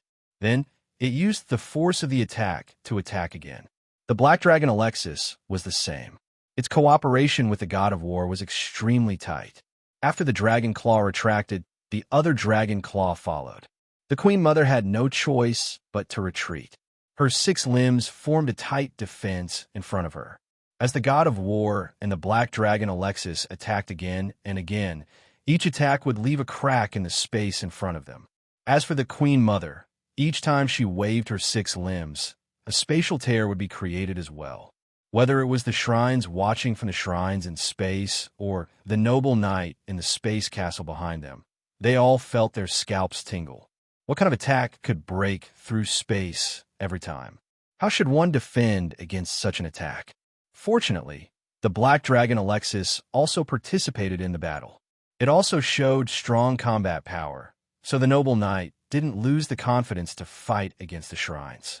Otherwise, after watching such a divine battle and seeing the terrifying combat power of the gods, these noble knight wouldn't dare to think of fighting against the shrines again. However, although the noble knight was shocked, Lord Arthur's Black Dragon Alexis also had such combat power. Lord Arthur was a member of the Supreme Council and a good friend of Chairman Gould. This was almost the combat power of the nobles. In a breath's time, the god of war attacked 5 times in a row, and the Black Dragon Alexis attacked 4 times with its dragon claw. The attacks of both sides continuously attacked the Queen Mother's defense. In the end, the Black Dragon Alexis dragon claw tore open a flaw in the Queen Mother's defense. The god of war's golden battle axe took advantage of this flaw and cut a wound on the Queen Mother's body. Unfortunately, it was impossible to expand the battle anymore. The barrier set up by the god of Earth's earth energy could only block the other 5 god-level insectoids for a breath's time. The god of war couldn't help but be shocked. The Queen Mother was indeed powerful. Under such an attack, it could still escape with only minor injuries. It should be known that this was a joint attack by 2 god-level close-range fighters who had mastered the talent ability of the god of war. Although it was the first time that the god of war and the Black Dragon Alexis cooperated, their cooperation was flawless. The god of war couldn't help but look at the Queen Mother's divine body. The reason why the god of war's talent ability didn't injure the Queen Mother in a breath's time was partly because of the Queen Mother's combat power, but more importantly, it was because of the perfect divine body. The Queen Mother's divine body had 6 front limbs. They were all structures that could unleash power quickly. In addition to the long-term strengthening of divine power, the 6 front limbs were equivalent to 6 god-level weapons. The god of war was shocked. The Queen Mother was the same. The Queen Mother's battle body was specially designed for battle. Every part of the battle body was the result of the Queen Mother studying countless insectoids' bodies to find the most suitable insectoids and using a large amount of resources to cultivate them. When the suitable insectoid reached demigod level, the Queen Mother would kill the insectoid and take the useful parts of its body. Every part of the Queen Mother's battle body was equivalent to the life of a demigod insectoid. It took tens of thousands of years to complete the battle body. The Queen Mother then used the royal inheritance rune to raise her battle body to the divine level. She then continued to strengthen her battle body until she obtained her current battle body. It could be said that this battle body had the strongest constitution, the fastest speed, the most powerful strength, and the most terrifying recovery ability of the insectoids. In addition, the body and head of the battle body were taken from a rare demigod-level insectoid, which gave it the ability to fight in space. The insectoids were good at close combat. The Queen Mother thought it was stronger than the god of war in that regard. Even with the help of the black dragon Alexis, it didn't care. But reality shocked the Queen Mother. The god of war and the black dragon Alexis damaged its battle body in a breath's time. As the Queen Mother retreated, the extreme electric sky Scorpion Emperor, the ice Silkworm Emperor, and the Skyfire Fantasy Butterfly Emperor took its place and attacked the god of war and the black dragon Alexis. The wounds on the Queen Mother's body stopped bleeding when she retreated. The broken parts of the carapace also merged together, and the carapace secreted a thick substance to cover the wounds. Be careful! The Queen Mother didn't forget to remind telepathically. In terms of close combat, the Queen Mother didn't dare to underestimate the god of war and the black dragon Alexis.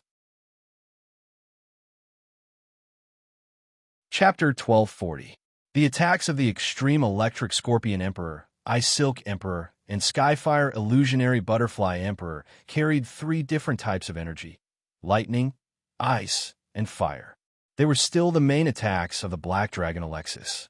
The black dragon Alexis ignored these energies. In its eyes, it only needed to deal with the physical attacks of the 3 god-rank insectoids. It didn't care about the energy attached to the attacks at all. The black dragon Alexis used its 2 dragon claws to block the attacks of the extreme electric Scorpion Emperor, Ice Silk Emperor, and Skyfire Illusionary Butterfly Emperor. Lightning, ice, and fire flashed on the 2 dragon claws, but they couldn't break through the black scales of the black dragon Alexis. The black dragon was a dragon of the giant dragon race that had pure physical attacks. Don't be fooled by the dragon's breath. It was just a dragon's instinct and couldn't be considered an energy attack. In the giant dragon race, the dragon's breath, dragon's roar, and dragon's aura were all innate abilities of the giant dragon race. The black dragon didn't have any other special abilities apart from these innate abilities. However, the black dragon had a more terrifying defense than other giant dragons. The black dragon's scales were almost immune to most energy attacks in this world. Even god-rank energy attacks would be weakened by the scales. The black dragon could then rely on its powerful body to ignore the rest of the power. Although this defense wasn't invincible, lightning, ice, and fire were definitely in the category of being immune to some types of energy. Just as the black dragon Alexis blocked all the attacks, a scorpion tail stabbed out at an extremely fast speed. The Ice Silk Emperor and Skyfire Illusionary Butterfly Emperor had been creating this opportunity for the extreme electric Scorpion Emperor. The black dragon Alexis ignored the scorpion tail and grabbed the extreme electric Scorpion Emperor with its dragon claws. It wasn't fighting alone. This was a battle of cooperation. If the god of war didn't make a move, then the Black Dragon Alexis wouldn't need to stay and participate in the battle. The Extreme Electric Scorpion Emperor definitely didn't expect the Black Dragon Alexis to do this. It thought that the hidden Scorpion Tail attack would at least make the Black Dragon Alexis retreat. This way, the 3 God-rank insectoids could turn a deal with the God of War. As long as the God of War and the Black Dragon Alexis Emperor were separated, the 2 God-rank insectoids and the Queen behind the Emperor would instantly join the battle. The Dragon Alexis Dragon Alexis Dragon Alexis Dragon Alexis body left a few deep wounds on the Emperor's body Dragon Alexis body. The God of War then slashed down, wanting to heavily injure the Extreme Electric Scorpion Emperor. The Ice Worm Emperor created an ice wall to block the God of War's golden axe. Although it only blocked one attack before being broken, it still gave the Extreme Electric Scorpion Emperor a chance to breathe. However, at this moment, the Queen was once again side by side with the 3 God-rank insectoids. Even the golden-winged beetle Emperor at the back was very close to the front. The 5 God-rank insectoids were in close combat range. The half-spider Emperor that had been holding back finally exploded. It waved its arm and a thick spider web flew out towards the God of War and the Black Dragon Alexis. At this distance, the half-spider Emperor had been waiting for this opportunity for a long time. When the Black Dragon Alexis and the God of War were extremely close, it released the spider web. The half-spider Emperor had enough confidence. Even if it used a divine artifact, it would still take some time to break through its spider web. And within the close combat range of the 5 God-rank insectoids, as long as it was unable to control its body for even a second, it would be fatal. The Black Dragon Alexis saw the spider web and was preparing its breath, trying to see if it could break through the spider web. However, it received a reassuring message from the God of War. The God of War was not worried at all. He was very confident in his companions. The moment the spider web flew out, the golden book in the God of Knowledge's hand flipped automatically. A golden shield appeared and blocked the spider web. After the spider web came into contact with the golden shield, it immediately began to solidify. It was no longer soft and sticky. The Queen of Mother no longer thought of using tricks to defeat her opponent. She knew that she could only rely on close combat to break through the defense line of the God of War and the Black Dragon Alexis. Only by threatening the 4 gods behind them could there be a chance for this battle to turn around. In the Queen of Mother's heart, the insectoids were already at a disadvantage in this battle. The most important reason for this was the unexpected appearance of the Black Dragon Alexis. The Black Dragon Alexis attack power was not considered strong, but it was the best defense. Under the cooperation of the God of War, it could actually block a few rounds of attacks from the insectoids and even injure the insectoids. The Queen of Mother's 6 front legs were glowing with a dark golden light as it stabbed out continuously. The Extreme Electric Sky Scorpion Emperor also attacked with all its strength with its legs and tail. The Sky Fire Fantasy Butterfly Emperor's 2 slender forelimbs stabbed out strangely under the cover of flames. Although the golden-winged beetle Emperor was injured, it still attacked from above. The Ice Silkworm Emperor and the Half-Spider Emperor did not attack. Instead, frost arrows were shot from the Ice Silkworm Emperor towards the God of War.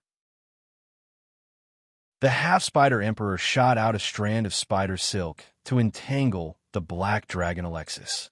The frost arrows were not very powerful against an insectoid, but the God of War had the body of a God of War. Its defense was extremely weak, so it would be quite effective if it hit. The spider silk was the best way to restrict Black Dragon Alexis, who was immune to a lot of energy damage. When the Black Dragon Alexis and the God of War faced so many attacks, their wills and minds intertwined, and they were able to react in a short time. The Black Dragon Alexis's body was close to the God of War's body. The God of War reached out a hand and borrowed the strength of the Black Dragon Alexis, and the 2 switched positions. The Black Dragon Alexis ignored the frost arrows and used its dragon claws to block the Queen of Mother's continuous attacks. The God of War used his golden battle axe to slap the spider web. The divine weapon level golden battle axe ignited with godly fire, igniting the spider web. After that, The god of war's golden axe turned into a shield and blocked the attacks of the other insectoids. In the process, the god of war was forced back by the attacks. The black dragon Alexis was also retreating. Unlike the god of war who retreated on his own initiative, the black dragon Alexis had no choice but to retreat. The Queen of Mother's 6 legs stabbed continuously. The black dragon Alexis could barely block the Queen of Mother's continuous stabs, even with the god of war talent.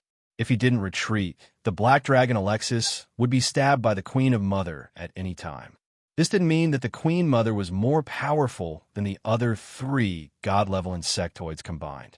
It was mainly because the black dragon Alexis' control of the god of war's talent ability was weaker than the god of war's. However, the god of war was also in a passive position. The attacks of the 3 insectoids contained terrifying divine power. This made the god of war, who was in the body of a god of war, feel that a part of the divine power in his body would dissipate with every attack. Although the god of war wasn't injured at all, it wasn't any easier than being injured. David, who was watching from the side, felt strange. Why did the god of earth, the god of knowledge, and the god of wealth rarely make a move? Unless it was necessary, they almost never made a move. Also, from where the 3 gods were standing, they were all protecting the god of justice. The god of justice's current state was even stranger. He wasn't facing any enemies, but he looked like he had used up a lot of energy. The black dragon Alexis and the god of war were still retreating. At this time, the Spider Emperor and the Ice Silkworm Emperor also joined in the close combat and kept attacking the defense line. The black dragon Alexis's dragon claw blocked again. He blocked one of the leg stabs, but his heart sank. In his calculation, he should have blocked 2 leg stabs. The Queen of Mother's attack speed increased again, causing the black dragon Alexis to miscalculate. Just as one of the legs was about to stab the black dragon Alexis's body, a ball of earth energy appeared in front of the leg. The Queen of Mother's leg stabbed into the earth energy and slowed down a little. It was this little bit of speed that allowed the black dragon Alexis to retreat a little and avoid this sure-hit attack. As the black dragon Alexis retreated, his dragon tail swept out and swept away the attacks of the Spider Emperor and the Ice Silkworm Emperor. At this time, the god of war wasn't as calm as before. He was the one who was attacked the most. The divine power in his body was so consumed that his godly body was a little transparent. David, who was watching from the side, was a little worried. If this continued, the godly level of the Zerg wouldn't be able to kill the godly body of the god of war. This godly body of the god of war would dissipate due to the excessive energy consumption. David had a feeling that the 5 gods had some kind of plan. It was just that David was watching the 5 gods in the illusion and was extremely focused. It wasn't a good time to ask for information. The Queen of Mother also felt that there was a conspiracy, but victory was right in front of them. As long as the god of war was killed, the remaining black dragon Alexis wouldn't be able to resist their attacks at all. By then, the 4 long-range attacking gods wouldn't be able to make much of a counterattack while being chased by the 6 close combat Zerg gods. Just as the black dragon Alexis and the god of war were retreating, the god of justice's body shone brightly. The golden scale in his hand no longer trembled and began to madly absorb the divine power in the god of justice's body. In a short span of time, the god of justice's descending body went from 200 meters tall to 2 meters tall, and the descending body became extremely transparent. It felt like a gust of wind could blow the godly body of the god of justice away. Of course, there was no wind in space. Even if there was wind, it wouldn't be able to enter the defense circle of the god of earth, the god of knowledge, and the god of wealth. The god of justice paid such a huge price to activate the ability from the start of the battle. Naturally, it wouldn't be an ordinary ability.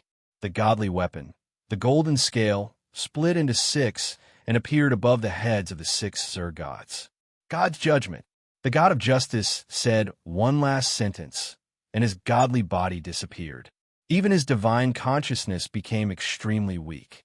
It was obvious how much energy was consumed this time. The Queen of Mother only felt that she couldn't move at all, and the whole world seemed to be quiet. Not only the Queen of Mother, but the other 5 Zerg gods couldn't move either.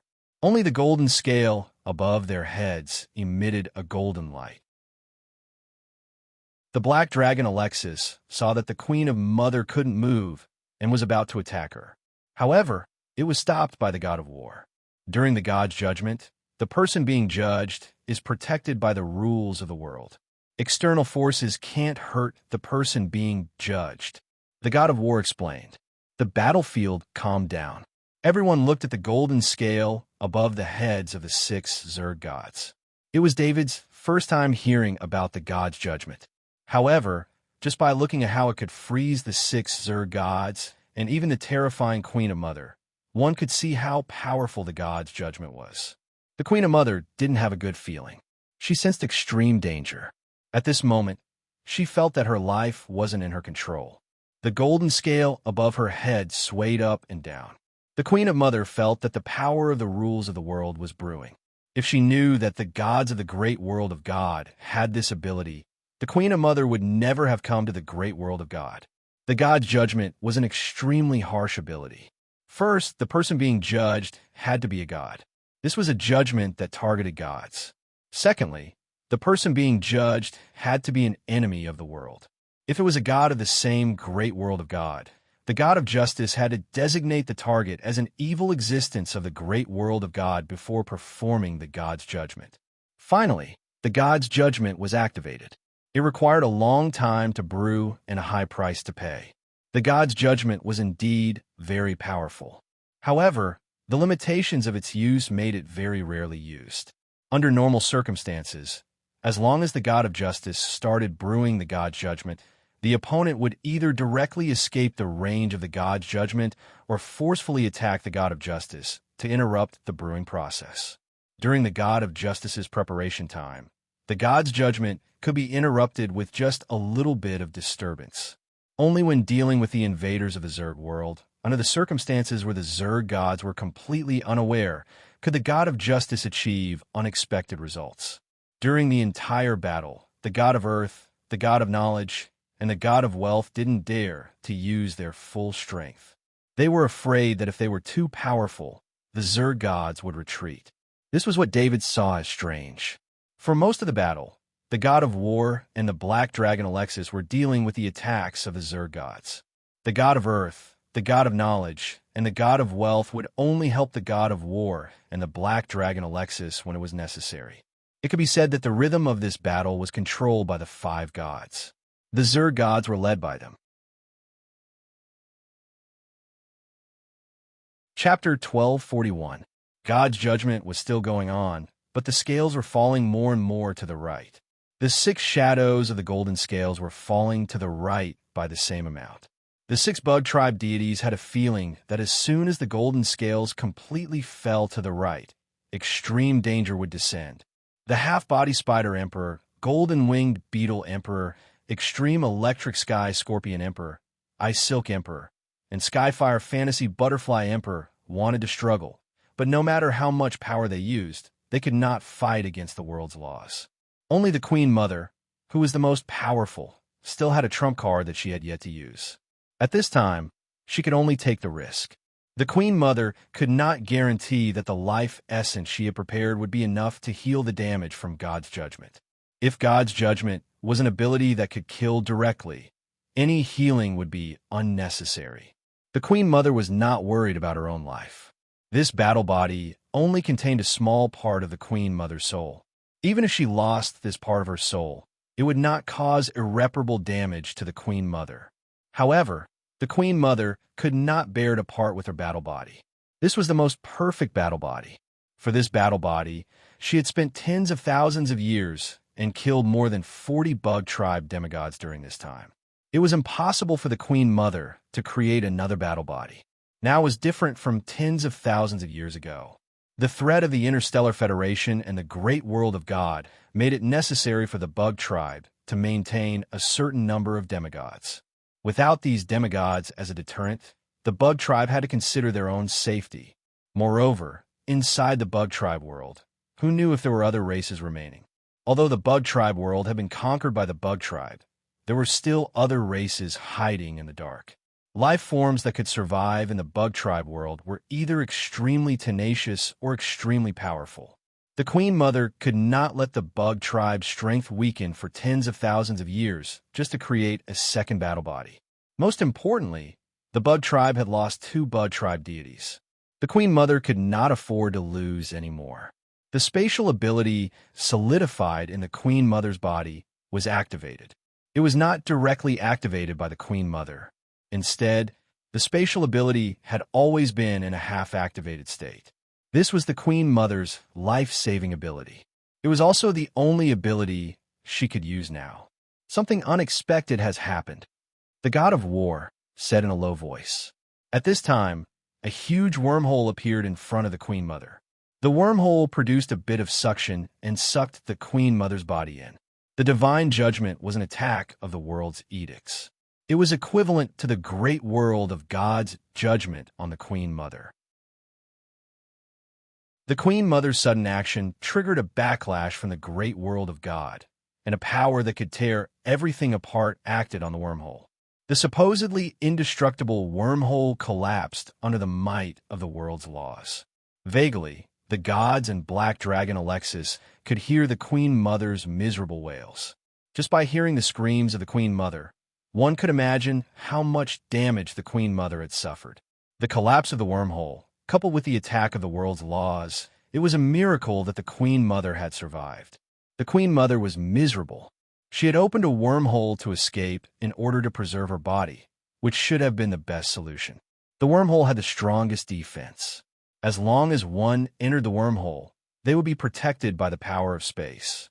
However, the Queen Mother did not expect that her action of destroying the divine judgment without permission would cause her to suffer an attack stronger than the divine judgment. First of all, the supposedly indestructible wormhole was directly destroyed by the great world's edicts. The Queen Mother encountered the spatial compression caused by the collapse of the wormhole. Even with the perfect body of the Queen Mother, she could not withstand this compression. Her body was instantly injured from the outside to the inside. In order to survive, the Queen Mother had no choice but to use her life essence. This was a life-saving, healing, godly item that she had prepared. Normally, the Queen Mother would not make life essence. It was very difficult to preserve life essence. Even if it was placed in a space item, it would slowly dissipate. Time was still in a space item, but the power of the rules could permeate it.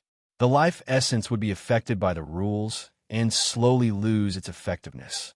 In addition to the pride of the Queen Mother, she did not think that she would need to use two portions of life essence. One portion of life essence represented the treatment of a serious injury. The green liquid entered the Queen Mother's body from a space item. This life essence made from the life of the Zerg had an extremely strong healing effect on the body of the Zerg. In an instant, the Queen Mother's injuries were alleviated. However, the second attack came. This time, it was the power of the great world's edicts. It heavily affected the Queen Mother's body. The Queen Mother's body cracked open and golden blood flowed out. Fortunately, there was still some life essence left to heal, so she did not die on the spot. The original spatial location was the Queen Mother's nest in the Zerg world, but this time, they were not able to teleport there. The destruction of the wormhole caused the spatial location to deviate. This was the Queen Mother's good luck. If the wormhole's teleportation had been interrupted, she might have been thrown directly into the spatial turbulence. In a situation where the Queen Mother was heavily injured and thrown into the spatial turbulence, it was no different from the Queen Mother dying directly. It ran away. The God of Knowledge could not help but exclaim. This was the God's judgment. In order to activate the God's judgment, the 5 gods cooperated and had the powerful support of the Black Dragon Alexis to achieve this result. But even so, the Queen Mother still took the opportunity to escape. Let me see where the Queen Mother was teleported to. The God of War came to the location where the space had collapsed and released his divine telekinesis. When the God of War released his divine telekinesis, he immediately sensed a familiar presence at the location where the space had collapsed. He knew that this was Lord Arthur's mysterious special life form. It was this mysterious special life form that had snatched the souls of the dead Zerg with the other gods. So far, the gods had no record of collecting the souls of the dead Zerg. Although he had discovered the shadow attendant, the god of war did not do anything. Currently, the god of war was in a cooperative relationship with Lord Arthur, and the black dragon Alexis was beside him. So, the god of war only checked the situation of the space collapse and did not pay attention to the shadow attendant anymore. "The Queen Mother has returned to the Zerg world," the god of war said in a low voice. His words also put the other gods at ease. If an existence like the Mother Empress were to enter the great world of gods, it would cause great harm. With the combat power of the Queen Mother, unless the Black Dragon Alexis and the God of War work together, they might be able to hold the Queen Mother back. In order to kill the Queen Mother, at least a few gods had to work together. David was indeed checking the situation of the Queen Mother's departure. He had the talent ability of break through space, so his ability to check the situation of space was not inferior to the God of War's. Not to mention, he was much more familiar with the situation in the Zerg world than the God of War. The Queen Mother had returned to the Zerg world through the wormhole, and he could even vaguely sense the location of the exit. David, who was in the artifact space card, had a strange expression because the location where the Queen Mother had teleported back was very close to David's Zerg world safe spot. David had been in the great world of God for a long time, constantly using the talent ability of space coordinates and using the wormhole to locate the space passage from the great world of God to the Zerg world safe spot. This caused Space to have memories of this space passage. When the Queen Mother opened the wormhole and wanted to return to her own Zerg world nest, the wormhole was destroyed, and the wormhole automatically found this coordinate that was easier to connect to because it was frequently used. The Queen Mother was attacked twice. "It's lucky that she didn't die," the God of Knowledge said in a low voice. Of course, the state of the Queen Mother could not escape the senses of the gods. At that moment, the Queen Mother was attacked by the space collapse and the great world of God's world law. Each of these attacks could severely injure a God-level being. After 2 consecutive attacks like this, no matter how strong the Queen Mother's defense was, she was not far from death. At that moment, the golden scales above the heads of the 5 Zerg race God-level beings tilted to the right by a large margin. At that moment, a terrifying force of the world law struck the 6 Zerg race God-level beings from the void. After this attack landed, the god's judgment was completed. According to the judgment of the various gods in the great world of God regarding the power of the god's judgment, if an ordinary God-level being was hit by this attack, even if they did not die immediately, they would still be severely injured. At that time, the few gods only needed to clean up the battlefield. They could get rid of most of the God-level combat power of the Zerg race God-level beings in an instant and completely eliminate the threat of the Zerg world. The power of the god's judgment was indeed very strong. The 5 Zerg race God-level beings were hit by the terrifying power, and half of their godly bodies' carapaces shattered under the tremendous force. Gold and godly blood splattered everywhere. At that moment, the binding of the god's judgment disappeared. The 5 Zerg race God-level beings all suffered near-fatal injuries.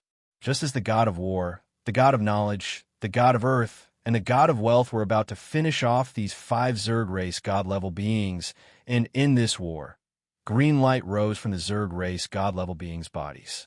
The life force of the 5 Zerg race God-level beings was surging within their godly bodies.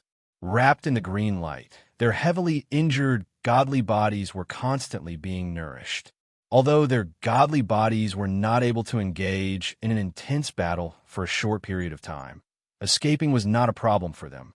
The Sky Fire Illusion Butterfly Emperor spat out a ball of flames. These flames turned into countless fire butterflies. The fiery red light on the fire butterflies scattered and instantly blocked the vision of the God of War and the other gods. The God of War was the fastest. Without any hesitation, he rushed into the fire butterflies. Then, he felt his body tighten. After the illusion set up by the fire butterflies, the half-spider emperor released a spider web. The God of War immediately rushed into the spider web. Normally, the god of war would not be so careless. The god of war also had a sense of judgment. Even if it was 1 against 5, he had absolute confidence in dealing with the 5 Zerg race god-level beings who had yet to recover from their injuries. The black dragon Alexis also arrived. He spat out a breath. This breath was extremely controlled. It did not hurt the god of war, but it completely burned the spider web. Behind him, the god of knowledge flipped the golden book in his hand. Countless golden arrows flew out and shot towards the illusion set up by the fire butterflies. The god of earth waved the golden scythe in his hand. Huge golden rocks fell from the void and smashed towards the positions of the 5 Zerg race god-level beings. The god of wealth did not use any support ability. She activated golden needles and shot them towards the positions of the 5 Zerg race god-level beings. Boom! One of the ice walls was broken, and countless attacks continued to rain down on him. At this time, under so many attacks, the illusion set up by the Sky Fire Fantasy Butterfly Emperor lost its effect. The god saw the extreme electric Sky Scorpion Emperor appear in front of the space door with the other 4 Zerg race god-level beings wrapped in lightning. Half of its body had already entered the space door. The extreme electric Sky Scorpion Emperor used lightning to perform short-distance movement. Because the speed was faster and the distance was shorter, it was even faster than the space movement ability. Moreover, the golden-winged beetle emperor also added an acceleration ability to the extreme electric Sky Scorpion Emperor. This was why it was able to escape the battlefield in time when the gods were attacking. After the god of war saw the 5 Zerg race god-level beings enter the space door, he also lost the idea of chasing after them. Although the great world of God had won this time, the Zerg race god-level beings were not weak. If not for the fact that the Zerg race god-level beings were restricted in the great world of God and did not understand the abilities of the gods in the great world of God, they would not have suffered such a big loss. In the Zerg race world, the Zerg race god-level beings had the advantage. Moreover, the god of war was a god's descent and could not leave the range of the space shrines. Therefore, the gods watched helplessly as the 5 Zerg race god-level beings left the great world of God in a sorry state and disappeared into the space door. David did not look at the space door. Through the eyes of the shadow attendant, he looked at the area where the gods were attacking. There, the space crack was slowly healing. There were countless space cracks, all caused by the attacks of the god of knowledge, the god of earth, and the god of wealth. In the previous battle, the 3 gods were not as strong as they were now. In other words, in the previous battle, these 3 gods had been hiding their abilities until they needed to kill the enemy. Only then did they show their true combat power. This was not surprising. The 5 gods had all grown up by stepping on the bones of countless gods and stood at the peak of all the gods. The 5 gods were naturally extremely strong. David also truly understood why they could rule the great world of God. The god of justice had almost wiped out the 6 Zerg race god-level beings at the cost of a god's descent. Every attack of the other gods had the power to break space. These were not the full strength of the gods. David did not think that the other gods did not have any trump cards. Chapter 1242. He actually escaped, the god of knowledge said with some annoyance. There was no excitement of victory on the faces of the gods. Instead, they were disappointed that they did not achieve the expected results. After knowing that the black dragon Alexis could participate in the battle, the 5 gods had formulated a plan for this battle. With the god of war and the black dragon Alexis as the main force, they would resist the attacks of the Bug Clan god-level experts.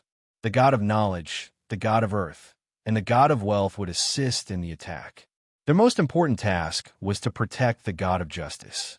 At the same time, the god of knowledge, the god of earth, and the god of wealth deliberately controlled the power of their abilities so that the Bug Clan god-level experts would focus all their attention on the god of war and the black dragon Alexis. This was to delay the battle. The Bug Clan god-level experts mistakenly thought that the long-range attacks of the gods other than the god of war were not much of a threat, so they continued to fight the god of war and the black dragon Alexis. The Bug Clan god-level experts had always thought that as long as they defeated the god of war and the black dragon Alexis, they would be able to achieve victory in this battle. However, the five gods of the great world of God wanted to eliminate the Bug Clan god-level experts in one fell swoop to prevent future troubles. No matter what, we have to thank the black dragon Alexis, the god of war said with a smile, although he was helpless. This battle allowed the gods to see the power of the black dragon Alexis. If the Holy Text Agreement had not been signed, such a powerful god-level expert would definitely not be allowed to appear in the great world of God. However, now they could only be temporary allies until the day Lord Arthur became a god. When David truly saw the power of the five gods, he finally understood why the five gods allowed him to grow. It was because the power of the five gods was too strong. Not to mention a newly promoted god-level expert. Even a god-level expert who had lived for tens of thousands of years was no match for them. Arthur Luce, we'll go back first. If you have time, use the Holy Text contact card to meet us. The god of war said to the shadow attendant. After saying this, the bodies of the god of war, the god of knowledge, the god of earth, and the god of wealth all dissipated. They supported the bodies of the god of God's descent and consumed the power of faith every second. David also appeared from behind the space shrines and put away the divine space card.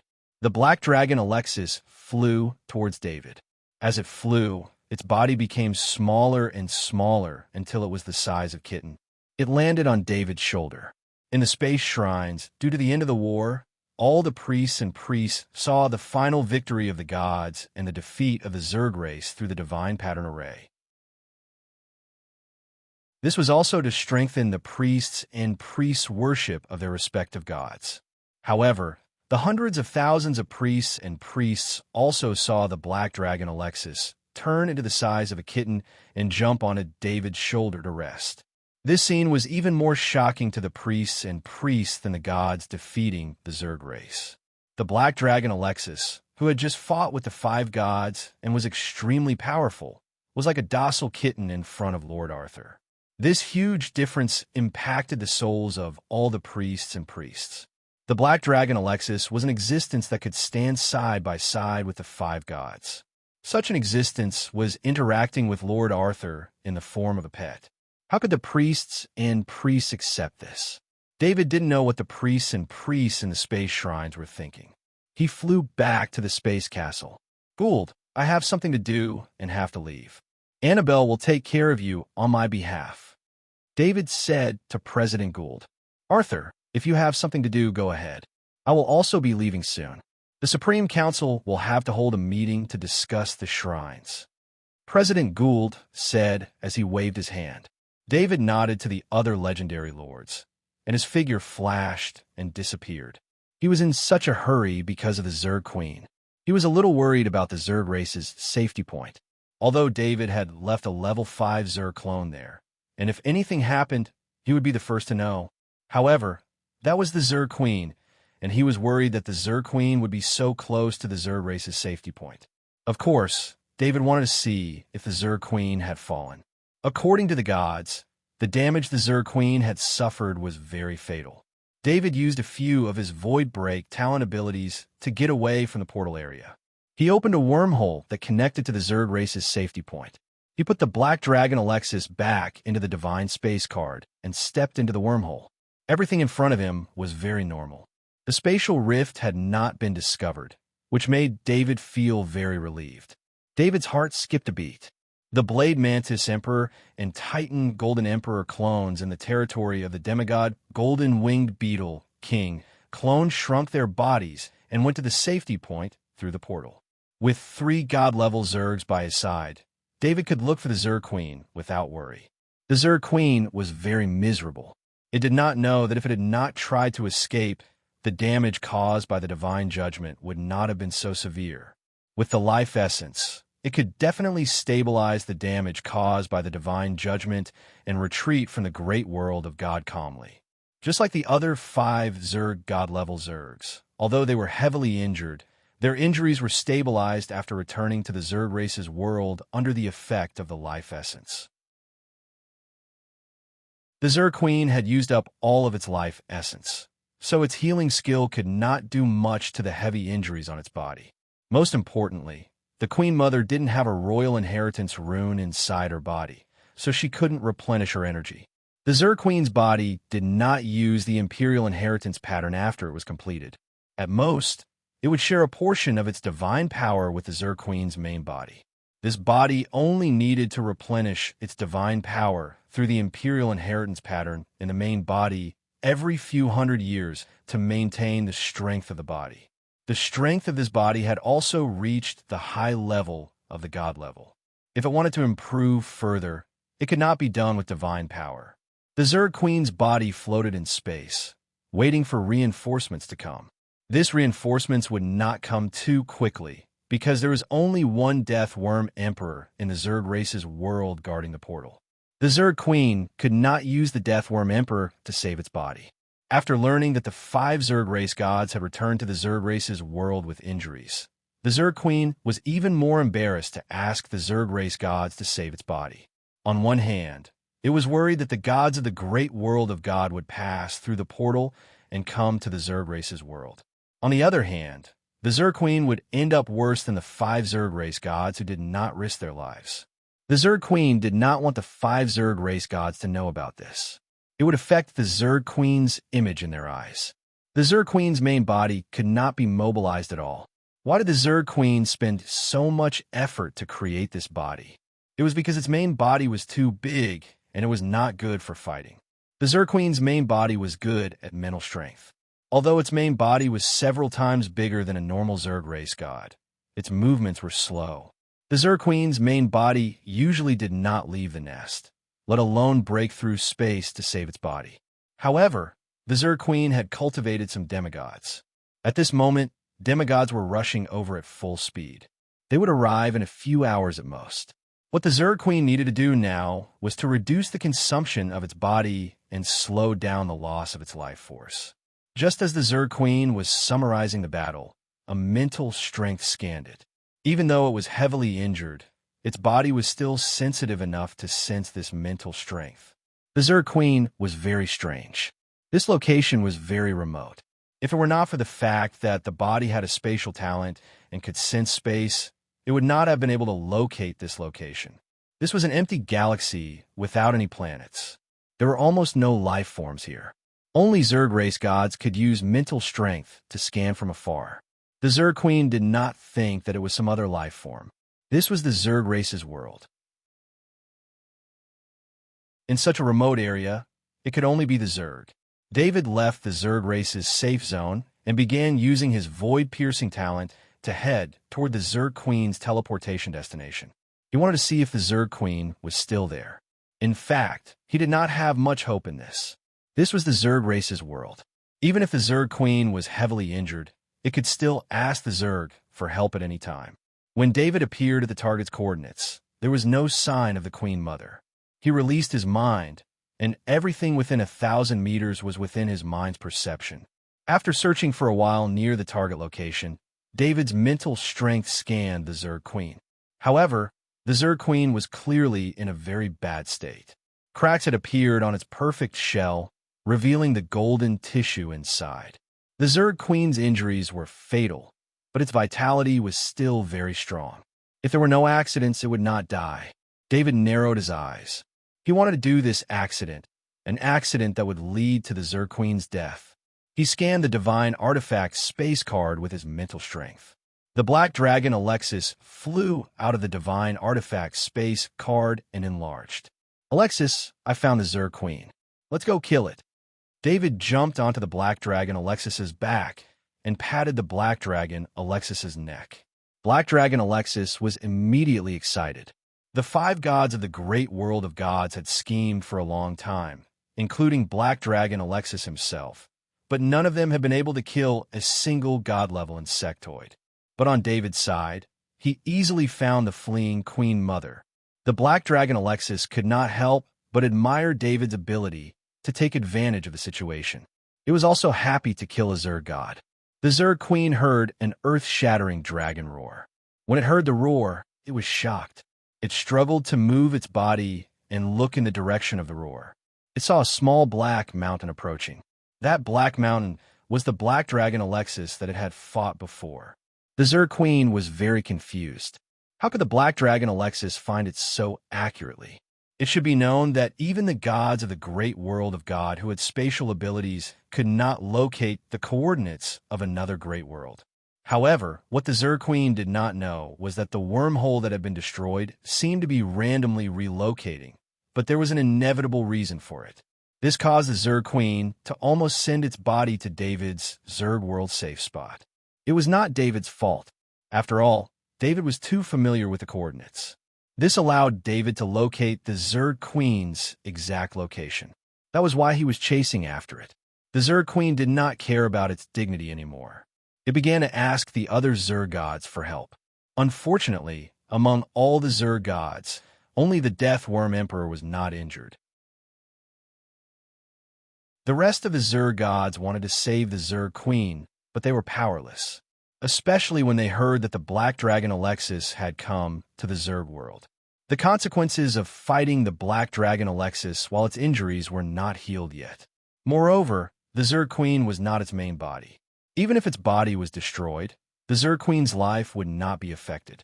If the Zerg Queen's main body was in danger, all the Zerg gods would rush over immediately, regardless of how injured they were.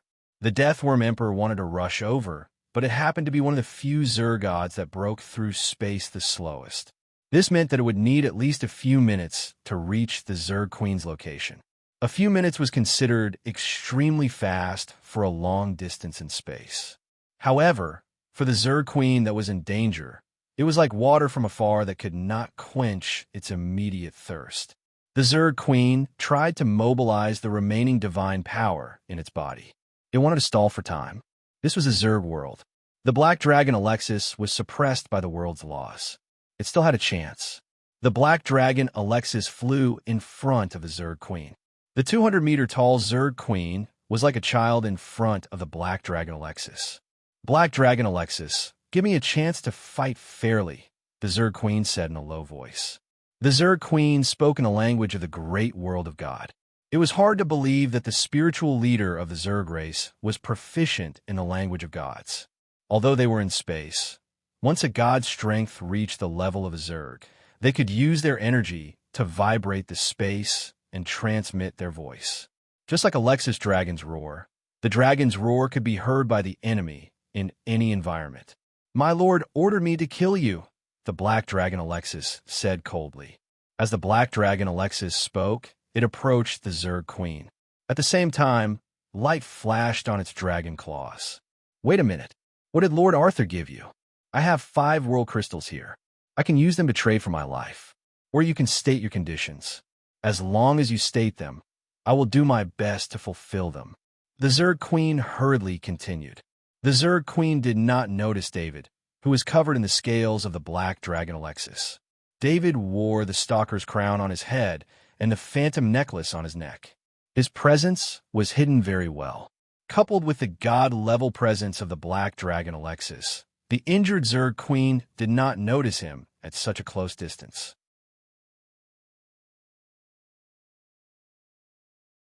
Chapter 1243. David wasn't arrogant. Even when the Queen Mother was heavily injured, he didn't want the Queen Mother to discover his existence. He just didn't expect the Queen Mother to beg for mercy in order to save her life. After all, the Queen Mother was the most powerful god-level Zerg. How could she be so spineless?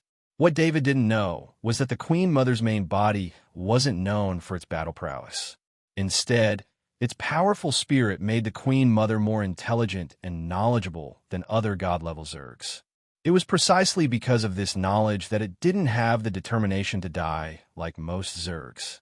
Of course, the Queen Mother also wanted to protect her body. This was also the most convenient tool for the Queen Mother to move around freely. To the Queen Mother, the body was like the battleships of the Interstellar Federation. It was also like the spaceships of the great world of God. Without these means of transportation, the Queen Mother, trapped in her nest, couldn't move around at all. Unfortunately, the Queen Mother was facing the Black Dragon Alexis. In the eyes of the Black Dragon Alexis, what treasure could compare to the undying life force? Not to mention the master-servant contract they had signed, Just the undying life force on David's side would prevent the black dragon Alexis from betraying David. Just as the black dragon Alexis approached, the powerless Queen Mother suddenly accelerated and pounced on the black dragon Alexis. This was the Queen Mother's final attack with the last of her godly power. Restrain it, David transmitted when the black dragon Alexis was about to unleash the god of war's innate ability to give the Queen Mother a powerful blow. Without any hesitation, the black dragon Alexis extended its claws, legs, and huge dragon tail to block all of the Queen Mother's attacks. Then, a huge force acted on the Queen Mother's body and bound it. David's soul was connected to the black dragon Alexis. When the black dragon Alexis controlled the Queen Mother, David also received the signal. The black dragon Alexis wouldn't be able to control the Mother Queen's body for too long. Although the Mother Queen's body had been heavily damaged, it could still maintain great power without the replenishment of divine power. This power was not much weaker than that of the black dragon Alexis.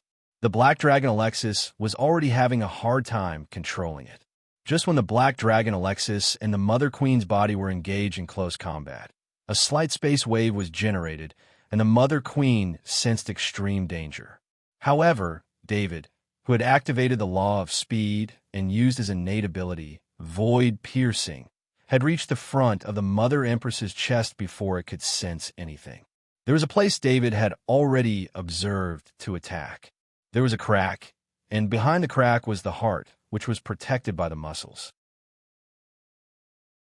David didn't hold back and poured all of his destruction energy into the divine weapon knight battle sword. It went through the crack on the Mother Queen's body and pierced into the muscles. At that moment, the Mother Queen's body had already sensed it. Its muscles tightened, trying to block David's attack. The Mother Queen's body had noticed David. It still had some hope because David was only a demigod. With the strength of a demigod, even with a divine weapon, it wouldn't be easy to break through its muscles. That combat body was anything but ordinary. It had fused with the bodies of dozens of bug tribe demigods and retained a portion of the bug tribe demigods' potential. The potential of dozens of bug demigods was gathered together, forming the terrifying innate ability of the body. It took less time to cultivate than other bug gods, and it only received a portion of the energy from the imperial inheritance pattern. However, it could surpass other bug gods in terms of strength. It could be said that every bug that could become a demigod was a true genius. Even with enough resources, without enough potential, it was impossible to become a demigod. This was different from the geniuses who had obtained the imperial inheritance pattern. Every bug god's cultivation was smooth sailing. Through the endless power of faith, a bug god could go from level 1 to demigod in a short time. At most, they would stay at the demigod level for a few years before becoming a god. On the other hand, demigod-level bugs needed to understand their own innate abilities and improve themselves step by step. The Mother Queen's body, even its muscles, had half the defense of a normal god-level shell. The Mother Queen had absolute confidence that it could withstand David's attack. However, when the Divine Weapon Knight's battle sword came into contact with the body's muscles, the double power of the destruction energy and the Divine Weapon Knight's battle sword caused all the muscles in front of it to be cut open instantly. The Divine Weapon Knight's battle sword pierced the Mother Queen's body without any resistance. David was also in a difficult situation. His body was completely buried in the Mother Queen's chest with the sword. The Divine Weapon Knight's battle sword pierced the Mother Queen's heart. The Mother Queen was about to unleash its final burst of strength and squeeze David to death with its muscles. But the special effect of the Divine Weapon Knight's battle sword took effect. Death. That was the only special effect of the Divine Weapon Knight's battle sword. When the Divine Weapon Knight's battle sword pierced the enemy's fatal spot, the effect would be produced. For a god, it was useless. Once the enemy's fatal spot was attacked, the enemy's life would be in their hands. However, for a demigod, the Divine Weapon Knight's battle sword was even more powerful. Especially since David's body was too small, the Divine Weapon Knight's battle sword in his hand was like a needle to the Mother Queen's heart. The actual effect was definitely not fatal. When a small part of the Mother Queen's soul realized that the Mother Queen's body had lost its life, it immediately wanted to escape. As long as it left the range of the Mother Queen's body, it could retrieve the small part of the soul through the main body. That would greatly reduce the loss. At least the Mother Queen's soul would not be damaged. Just as the small part of the Mother Queen's soul flew out of the Mother Queen's body, a hole appeared in the void. Just as it was about to absorb the small part of the soul, the shadow attendant appeared first. The shadow attendant pounced on the small part of the soul. The small part of the soul was unwillingly absorbed into the shadow attendant's body. David did not wait for a moment. He knew that in the bug world, a bug god's movement speed was insane. He waved his hand and put the Mother Queen's body into the dimension pendant. Then, he put the Black Dragon Alexis back into the Divine Weapon Dimension card. In the bug world, David's movement speed was much faster than the Black Dragon Alexis's. David returned to the bug world's safe spot with the Break Space talent ability. As soon as he entered the space fissure, he used his finger as a pen to draw a rune circle on the space mine inside the fissure.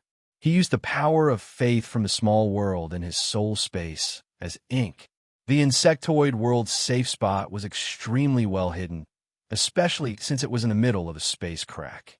Furthermore, there was a level 5 space insectoid avatar that had set up a space concealment energy here, which allowed the space crack to be hidden to the greatest extent. Normally, this level of security would be enough. However, today was different. Something had happened to the Mother Queen here, and many other bug gods would come. The concealment array here was originally set up by a level 5 bug god's avatar. It would be very difficult to deceive a bug god. David was now trying to mend the pen after the sheep had left the pen. He used his newly learned rune circle knowledge to strengthen the concealment array here. The rune circle to hide the presence was quickly drawn. Complex rune circles still needed a core to operate. This was why shrines used extremely precious materials to set up rune circles. Only those precious materials could become the core of a rune circle. David didn't have much time. He had precious materials, but he couldn't create the core of a rune circle in a short amount of time. He used the simplest method. He placed the Stalker's Crown and the Phantom Necklace, which could hide the presence of a bug god's avatar, into the rune circle he drew. The two artifacts were the core of the rune circle. A hidden presence wrapped around the fissure. Even with David's powerful will, he couldn't detect the existence of the fissure from the outside. David let out a long breath. The environment here was very special. It was a huge space stone mine, and it was the best base. He didn't want this place to be exposed. Just as he finished doing this, he sensed the presence of a bug god's avatar. He knew that the bug god's reinforcements had arrived. David dared to go deep into the bug world to chase the Mother Queen because he knew the exact number of bug gods. He knew that the 5 bug clan gods were heavily injured, and the Queen Mother was also heavily injured. There was only one bug clan god left in the entire bug clan world. In other words, even if David's pursuit of the Queen Mother was discovered, the most he would have to face was an intact bug tribe god level and a heavily injured Queen Mother. As long as David didn't hesitate to expose the existence of 2 bug clan deities. So what if there was only one bug clan deity in perfect condition? Could that bug clan deity defend against 3 bug clan deities who had grasped the innate ability of War God? It was because of this safety guarantee, and this was a once-in-a-lifetime opportunity. Who was the Mother Queen? She was the highest leader of the bug race, the most powerful bug god. Killing the Mother Queen would be a great loss to the bug race. It might even cause chaos in the bug world. Without the Mother Queen suppression, the conflict between the bug gods would explode. As David thought about this, he couldn't help but enter the body of the demigod Golden-Winged Beetle King's avatar to check the bug race's communication network. He thought that the death of the Mother Queen would definitely cause a huge commotion in the bug world. However, something unexpected happened. David didn't see any news of the Mother Queen's death in the bug race's communication network. Could it be that the bug gods want to hide the news of the Mother Queen's death? David thought to himself. Just as David was thinking, a voice sounded in the souls of his demigod Golden-Winged Beetle King's avatar. his demigod Lightning Beetle King's avatar, and his legendary level half-body Spider King's avatar. All bug gods, find Arthur Luce and the Black Dragon Alexis in the bug world immediately. Kill them at all costs. This was the Mother Queen's voice. Only the Mother Queen had the ability to give orders to all bug gods at the same time. David was truly shocked. Didn't the Queen Mother die in his hands? Did I kill the Mother Queen's avatar or something else? He quickly thought of a possibility.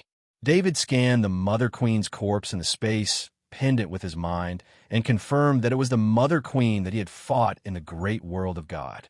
However, he didn't do anything at this time. He didn't even check his loot. He just stayed quietly in the bug world's safe spot.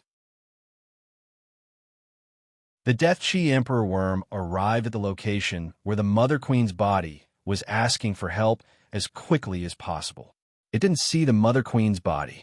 In order to get there as quickly as possible, the Death Chi Emperor Worm exploded more than 10 times to accumulate the Death Chi energy it had accumulated so that it could break through the space tunnel and enter it.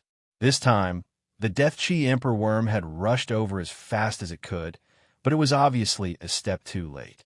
The Death Chi Worm Emperor was enraged, and its explosive deity-level aura spread out wildly. However, it quickly suppressed its anger and contacted the Mother Queen's main body. However, there was no immediate response from the Mother Queen. The Mother Queen's main body was suffering from a backlash because a small part of its soul had disappeared. Any damage to the soul was more serious than physical damage. If it was physical damage, the Mother Queen's main body could order billions of bug gods to sacrifice their lives and let it refine their life essence to heal all the injuries on the body. However, the damage to the soul could only be slowly healed by itself. Especially now that it had just suffered a backlash, the Mother Queen's main body was in great pain. The Queen Mother's true body within the nest was in extreme pain, causing its mind to go berserk. One spiritual wave after another spread out in all directions from the nest. Wherever the spirit waves passed, the Mother Queen's main body suffered the pain. The entire planet where the nest was located was filled with the bug gods' shrill cries. At this time, the Mother Queen's main body naturally couldn't reply to the Death Chi Emperor Worm's message. It wasn't until a few minutes later that the Mother Queen's main body finally recovered from the pain. It immediately sent an order to all the bug gods. This order was actually more important than venting its anger. The Mother Queen's main body knew that this order wouldn't have any effect. Long before this, the Queen Mother had issued a similar order for all insectoids to search for Lord Arthur in the insectoid world.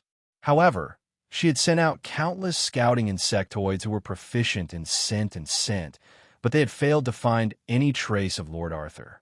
The Mother Queen believed that Lord Arthur had a very stable space tunnel connecting the bug world and the great world of God. However, it wasn't easy to find that tunnel.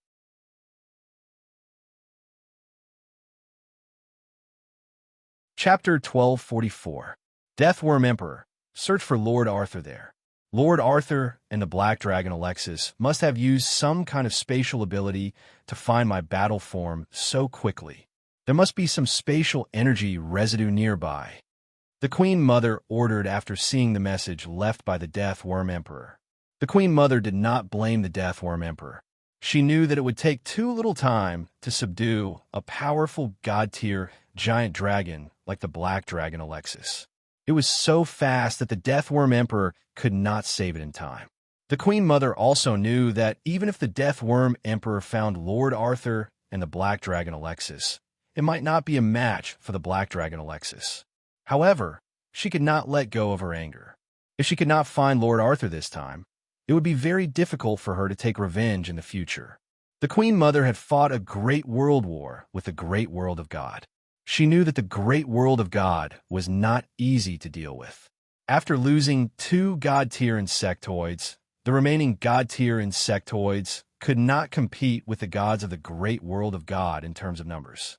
The insectoid world had always had the advantage of numbers. If it weren't for the sudden death of the 2 insectoid gods and the Black Dragon Alexis joining the great world of gods, the insectoid world would have had a huge advantage in terms of god-tier strength. The more the Queen Mother thought about it, the angrier she got. She did not call back the demigod who had saved her. She planned to let the demigod participate in the search for Lord Arthur. That was not enough. The Queen Mother contacted many legendary and demigod insectoids who had the ability to search. They all headed to the location where the battle form had fallen to search. For the next 2 days, David sat in the spatial rift. Through the rune circle, he saw the insectoids passing by outside. Fortunately, he had made arrangements in advance, so the spatial rift was not exposed. 2 days later, the insectoids were nowhere to be seen. They must have left without finding any clues. David was also relieved.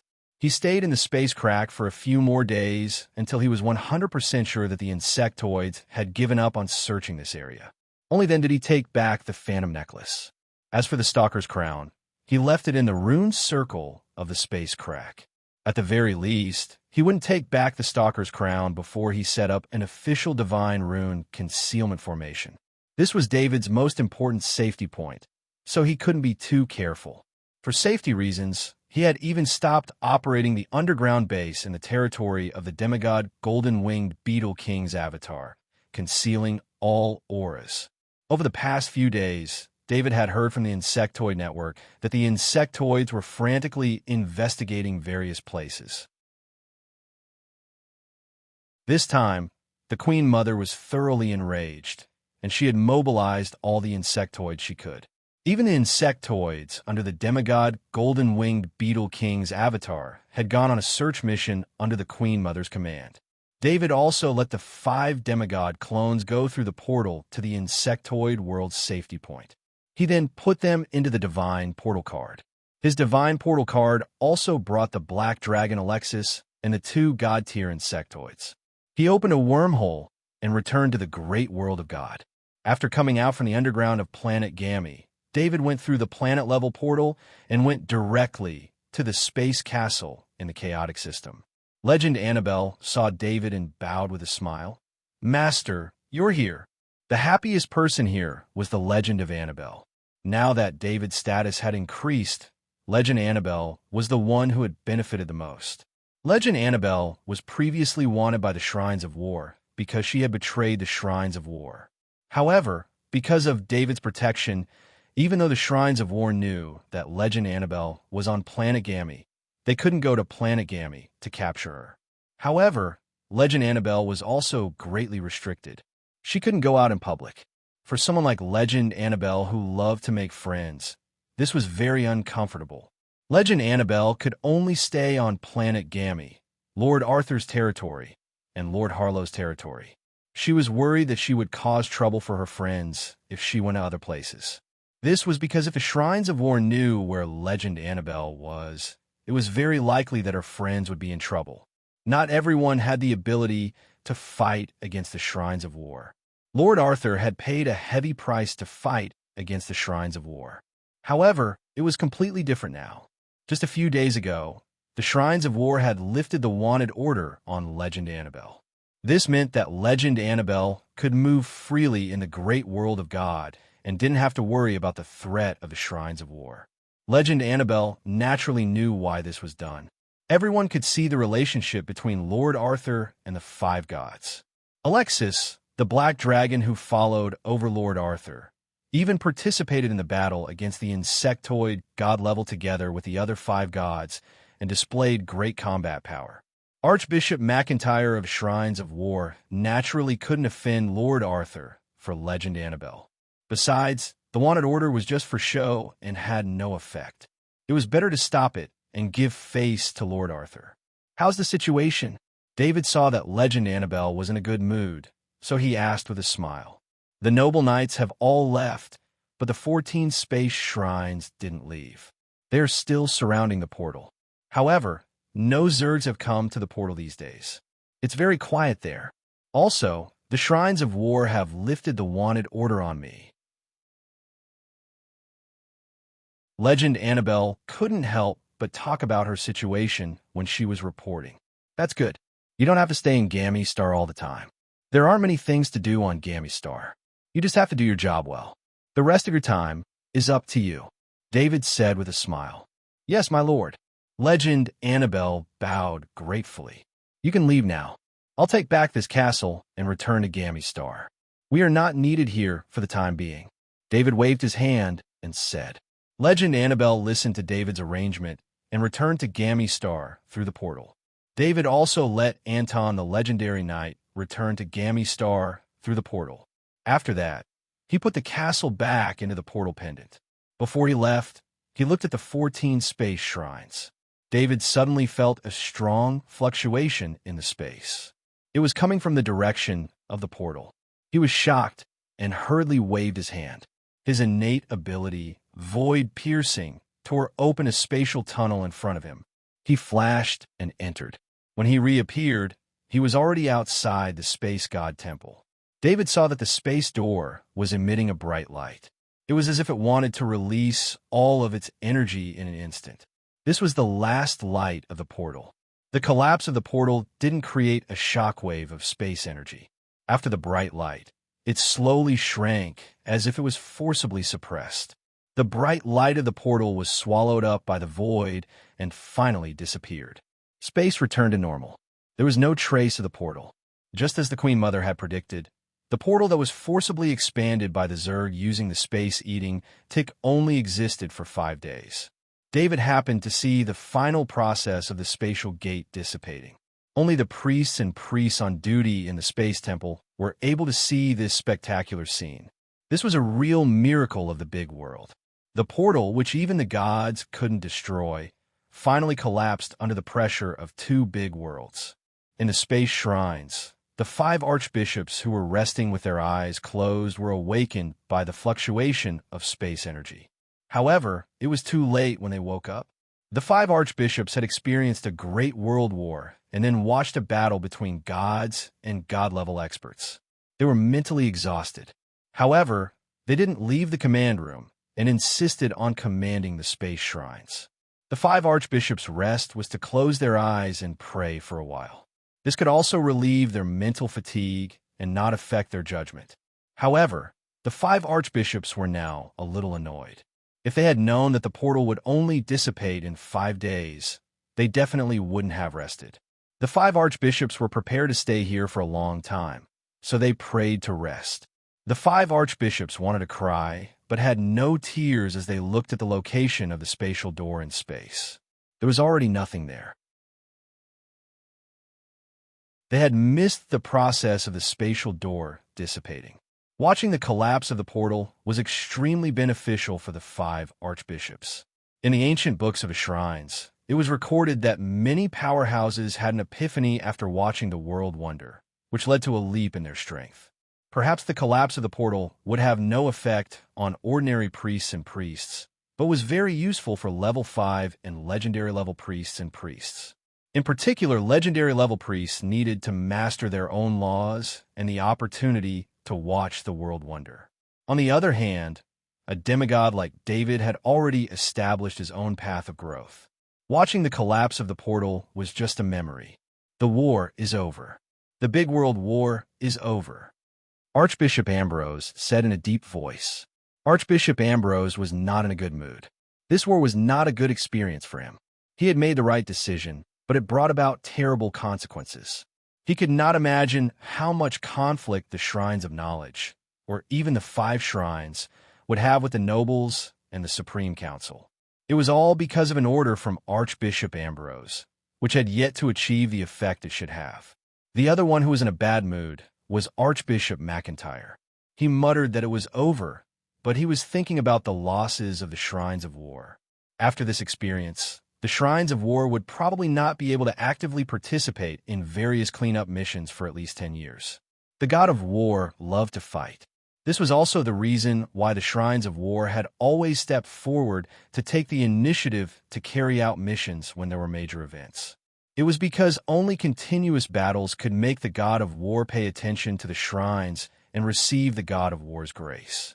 Archbishop McIntyre was probably the least liked by the god of war among all the archbishops. If he did not make any achievements, he would probably lose his position as archbishop when someone more outstanding appeared. Lord Arthur is not far away in space. Archbishop Barney reminded. Are we going to invite Lord Arthur over as a guest? Archbishop Ambrose said in a deep voice after glancing at the scanning array. Archbishop Ambrose could not handle the relationship with Lord Arthur now. Not to mention him, the other 4 archbishops were the same. This was something that the 5 shrines urgently needed to discuss because there was no precedent. The 5 shrines needed to have a unified opinion. Let's just pretend we didn't see it. We'll go back and study how to treat Lord Arthur in the future. Archbishop Adele said, I am Archbishop Ambrose, the commander of this battle. I officially announce to all the priests and priests of the Knowledge God Temple, Earth God Temple, Justice God Temple, War God Temple, and Wealth God Temple that the war between the great world of gods and the insectoid world has ended. We have defended the great world of gods and repelled the insectoid invasion. This war will be recorded in the annals of history forever. You will also become a part of this war and be remembered by future generations.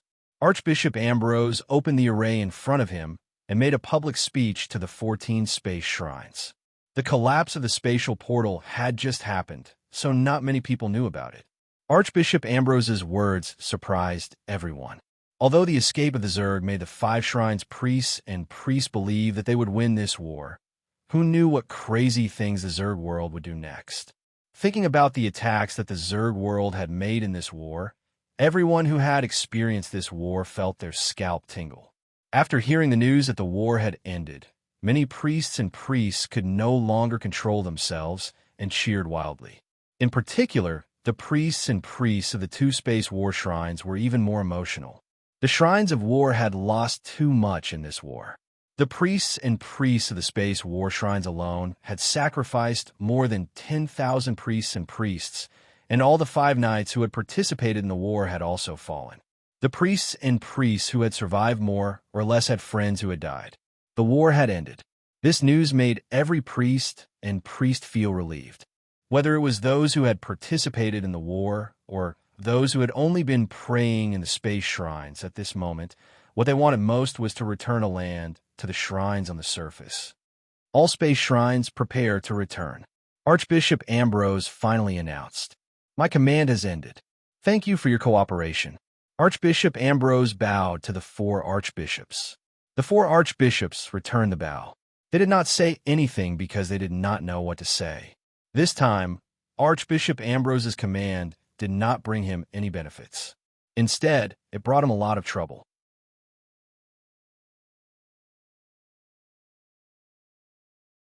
Chapter 1245.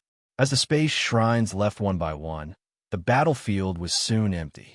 Perhaps many years later, this place would become a star field that commemorates a great war.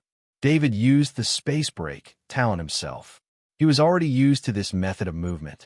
Every time he used the space break talent, he would familiarize himself with it. When his power reached the god level, he would be able to master the space break talent even more. He could appear anywhere in the world in an instant.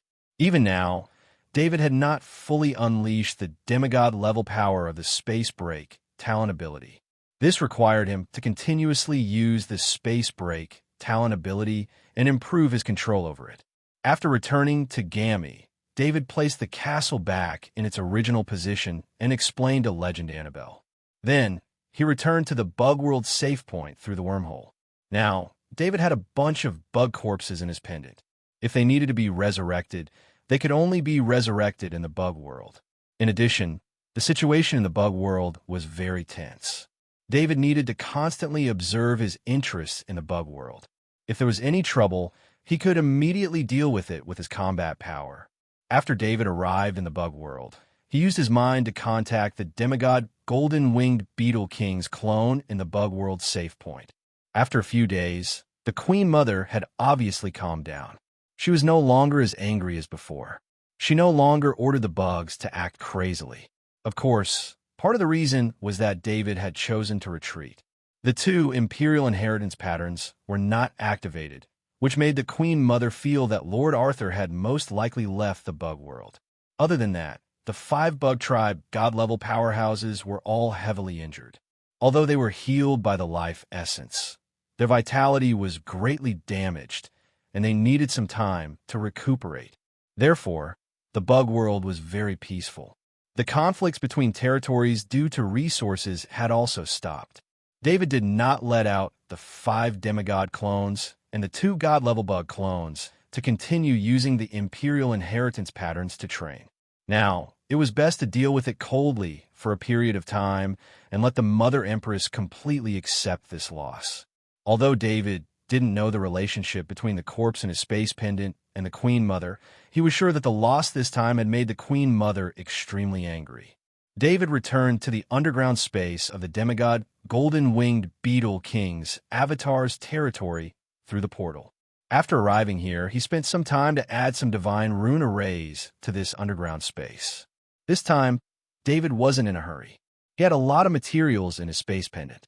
These materials were enough to strengthen the concealment ability of this underground space.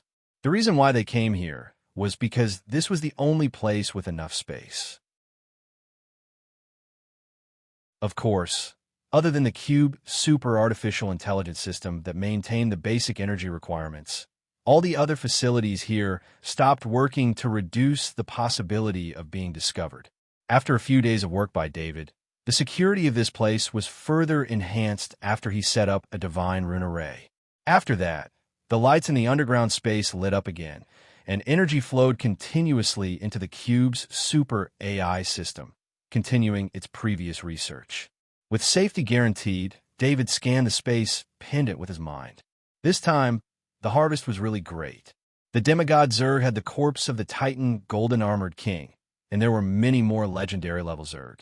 There were 10 corpses of the colliding ant king, the purple lightning scorpion king, the venomous worm king, the black steel beetle king, and so on. This time, the harvest was as many as 21 legendary level Zerg corpses. This great world war was indeed a great harvest for David. These legendary level Zerg corpses were actually the spoils of war of the Supreme Council. However, half of the 26 legendary level knight were David's subordinates. In addition, David also used his legendary level materials to forge a legendary level longsword in exchange for these legendary level Zerg corpses. Of course, even if David didn't take out the legendary level longsword, the legendary level overlords wouldn't have any objections to the distribution of the legendary level Zerg corpses. Everyone knew that without David's help, they wouldn't be able to reach the legendary level at all, let alone fight and kill the legendary level Zerg. At David's level of strength, he was no longer interested in the legendary level Zerg's innate abilities, especially since they were just cannon fodder. The Zerg could abandon them because they weren't worth much. David didn't immediately resurrect the legendary level Zerg. Although the souls of these legendary level Zerg had been absorbed by the Shadow Attendant, and it would be easy to resurrect them, he had a bigger plan. In the current situation, he couldn't take care of these legendary level Zerg. David waved at the Shadow Attendant, and the Shadow Attendant appeared beside him. He pressed his hand on the Shadow Attendant's shoulder, and his mind entered the Shadow Attendant's body. He first glanced at the knowledge orbs he had obtained this time, and couldn't help but shake his head. There were a lot of knowledge orbs this time, but almost all of them were of no interest to him. In the many days of war, the Zerg had lost hundreds of millions of Zerg. Among them, there were close to 10 million that were worth the Shadow Attendant turning into knowledge orbs from their souls. The knowledge orbs that David had emptied became a sea of knowledge orbs once again. He didn't keep this sea of knowledge orbs. Instead, he guided them into the small world of his soul space. All the knowledge orbs would strengthen the spirit and ability of the phantom humans in the small world of his soul space. As the phantom humans grew stronger, David's faith would increase as well. After doing all this, David looked at the gold and dark gold orbs in the Shadow Attendant's body. The gold orbs were level 5 soul origins, and there were a total of 183 of them. As for the dark gold legendary soul origins, there were as many as 21 of them. There was even a dark gold demigod soul origin. Now, the conversion of these soul origins was very fast. With the help of the world tree in the small world of his soul space, each soul origin was quickly converted into one of David's soul avatars. David looked at the light orbs in the soul fortress in the small world of his soul space. There were 25 legendary soul avatars and 473 level 5 soul avatars. As for the only demigod soul avatar, he didn't plan to keep it. David took out the corpse of the demigod golden-armored Titan King and used the indestructible life force to restore the vitality of the demigod golden-armored Titan King. Under the constant use of the immortal life force, all the injuries of the demigod Titan Golden Armor King's body quickly healed. David put the demigod Titan Golden Armor King's soul, which was now David's demigod soul avatar, into the demigod Titan Golden Armor King's body. The demigod soul avatar still retained most of the demigod Titan Golden Armor King's talent. After entering the demigod Titan Golden Armor King's body, it received feedback from body. The two demigod Titan Golden Armor King's body and soul, which were originally one, completely merged into one. When the demigod Titan Golden Armor King opened its eyes and looked at David, a smile appeared on David's face. David had two demigod soul avatars and two demigod soul avatars in the Bug Tribe world. This time, he could add another demigod soul avatar. Although the strength of a Bug Tribe demigod was limited to David, he had two Emperor-level inheritance runes in his possession. As long as the two demigod soul avatars recovered their power, he could give the Imperial inheritance patterns to the demigod soul avatar and let the demigod soul avatar increase its level. David had never understood why there were only a few god-level Bug Tribe members in the Bug Tribe's world, despite the fact that there was an Emperor-level inheritance rune that could help other Bug Tribe members cultivate. He wanted to try using the Imperial inheritance pattern to increase the demigod soul avatar's power and see if it could help it become demigod soul avatar. What David did not know was that the number of demigods in the Bug Tribe world could not be increased infinitely. The Bug Tribe world had its own rules. It was not without reason that the number of demigods in the Bug Tribe world could not exceed 10. Although the Imperial inheritance pattern could help a weak but strong life form grow quickly with the help of the demigod soul avatar, there was an extremely special requirement to become a demigod soul avatar. This requirement was the capacity of the Bug Tribe world for demigods. The Bug Tribe's development in the Bug Tribe world was destructive, and this greatly damaged the Bug Tribe world. The Bug Tribe world had long become a deformed world. However, in order to not be completely destroyed, the Bug Tribe world kept its final rule and did not allow the Bug Tribe to have more than 10 demigods. Of course, it was hard to say if the Bug Tribe world's rule could restrict David, who had the world tree and the small world in his soul space with a complete rule system. With the help of the world tree, David could ignore the world restrictions of any large world. Therefore, David wanted to cultivate his own demigod soul avatar without knowing the Bug Tribe world's special restriction on demigods. This was a beneficial attempt. However, it was still too early to talk about cultivating the demigod soul avatar to demigod soul avatar. The two demigod soul avatars still needed some time to recover their power. Although David had used his demigod-level soul doppelganger to resurrect the Titan Golden-Armored King doppelganger, the addition of so many soul doppelgangers had greatly improved his thinking speed. David spent some time getting used to the change in his thinking speed. Only then did he re-enter the shadow attendant's body. The biggest gain this time was not the previous gains, but the Queen Mother's soul. The soul of a demigod soul was very important. David also wanted to see what the Queen Mother soul was all about. The Queen Mother, who had lost her soul, was still not affected much. She could still give orders to the Bug Tribe. He saw a shadow inside the shadow attendant's body. The shadow was not the perfect form of the Queen Mother. It was a fat white bug. This fat white bug did not have legs. It only had a huge head. It looked very strange. Is this the Queen Mother's true form? David thought curiously. After seeing the golden light, he knew that it was definitely not the soul of a demigod soul. Or rather, it was not the complete soul of a demigod soul. Although the appearance of the golden light and the shadow inside were no different from a real demigod soul, the golden light was too small. Perhaps other people would not recognize the difference between demigod souls, but David had obtained two demigod souls. He was very familiar with demigod souls. For a long time, he had been observing the demigod soul in the shadow attendant's body almost every day until the demigod soul was completely purified. The shadow of the fat white bug did not struggle. It was as if it was dead. However, David did not dare to be careless.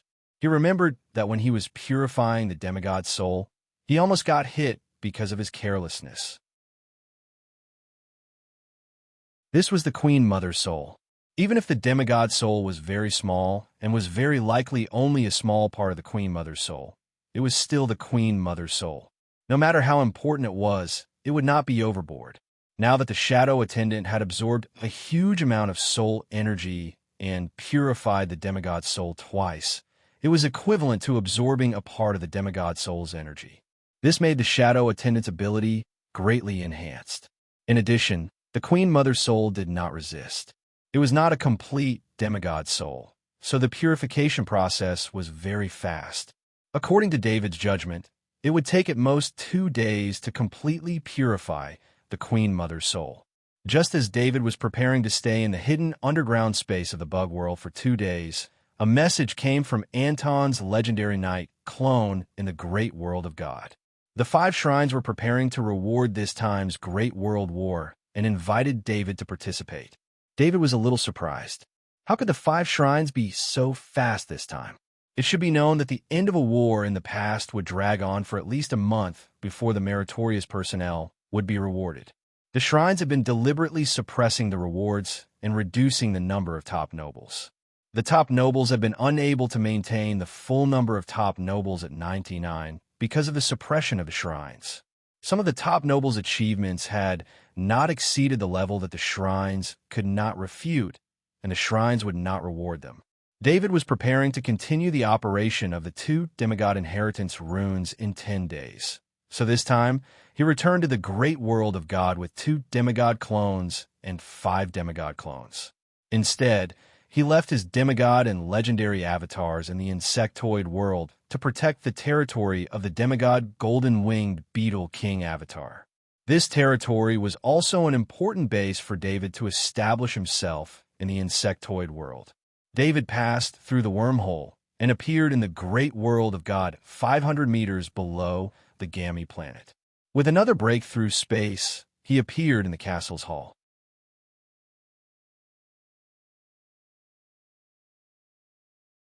Chapter 1246. In the hall were Anton's legendary knight and Legend Annabelle. David guessed that Legend Annabelle must have contacted him through Anton's legendary knight. Legend Annabelle knew that Anton's legendary knight could not reach him through the communication circle, but he still had other means to contact him. Sir, you're back. Here are 5 invitations from the 5 temples. Legend Annabella looked at David and quickly bowed as she handed over the 5 invitations. David took the invitation letters and found that they were all personally signed by the 5 archbishops, with the imprints of the 5 shrines on them. It could be seen that these 5 invitations were very formal. I received a message from the 5 archbishops this morning. They asked to see you and give you their invitation letters. I told them that you were in seclusion. So, the 5 archbishops gave me these 5 letters. Annabella continued to explain. Legend Annabelle's face was full of excitement when she talked about this matter. Because of David, Legend Annabelle was not only no longer wanted by the Shrines of War, but she was also respected by the 5 shrines. When the 5 shrines contacted her, they clearly expressed their feelings of respect. The shrine's conferment this time is so fast. Is it starting tomorrow? Although David had received news of Anton's legendary knight, he was still surprised by the speed of the 5 shrines. Legend Annabelle replied softly, "Needless to say, isn't it just to ease the relationship with the nobles?" David nodded. Although it was just a reward from the shrines. In fact, it was a reward from the 5 shrines on behalf of the 5 shrines. Shrines did not have the power to confer titles or give fiefs. These were the power of the gods, and it was just that the shrines carried it out. The 5 shrines also used this excuse to express their goodwill to the nobles. The nobles couldn't refuse the rewards from the shrines, because it was a reward from the gods. The titles and territories conferred were the orthodox titles and territories of the great world of God. In the past 10,000 years, the titles of nobles were conferred by the shrines. Even if the Supreme Council wanted to promote a noble's title in recognition of his merits, they would still have to report it to the shrines. David looked at the location of the reward and could tell that the shrines had put in a lot of effort. This time, the reward was given in the shining star where the Supreme Council was located. He reckoned that they were trying to take the noble's feelings into consideration. Anton will stay behind tomorrow. Annabella, you come with me. David decided with a smile. Yes, sir. Legend Annabella bowed. David could feel that Legend Annabella was happy to participate in such an event. She had always been wanted by the Shrines of War. Although the Shrines of War did not put much effort into the arrest, Legend Annabella had always been in a state of anxiety.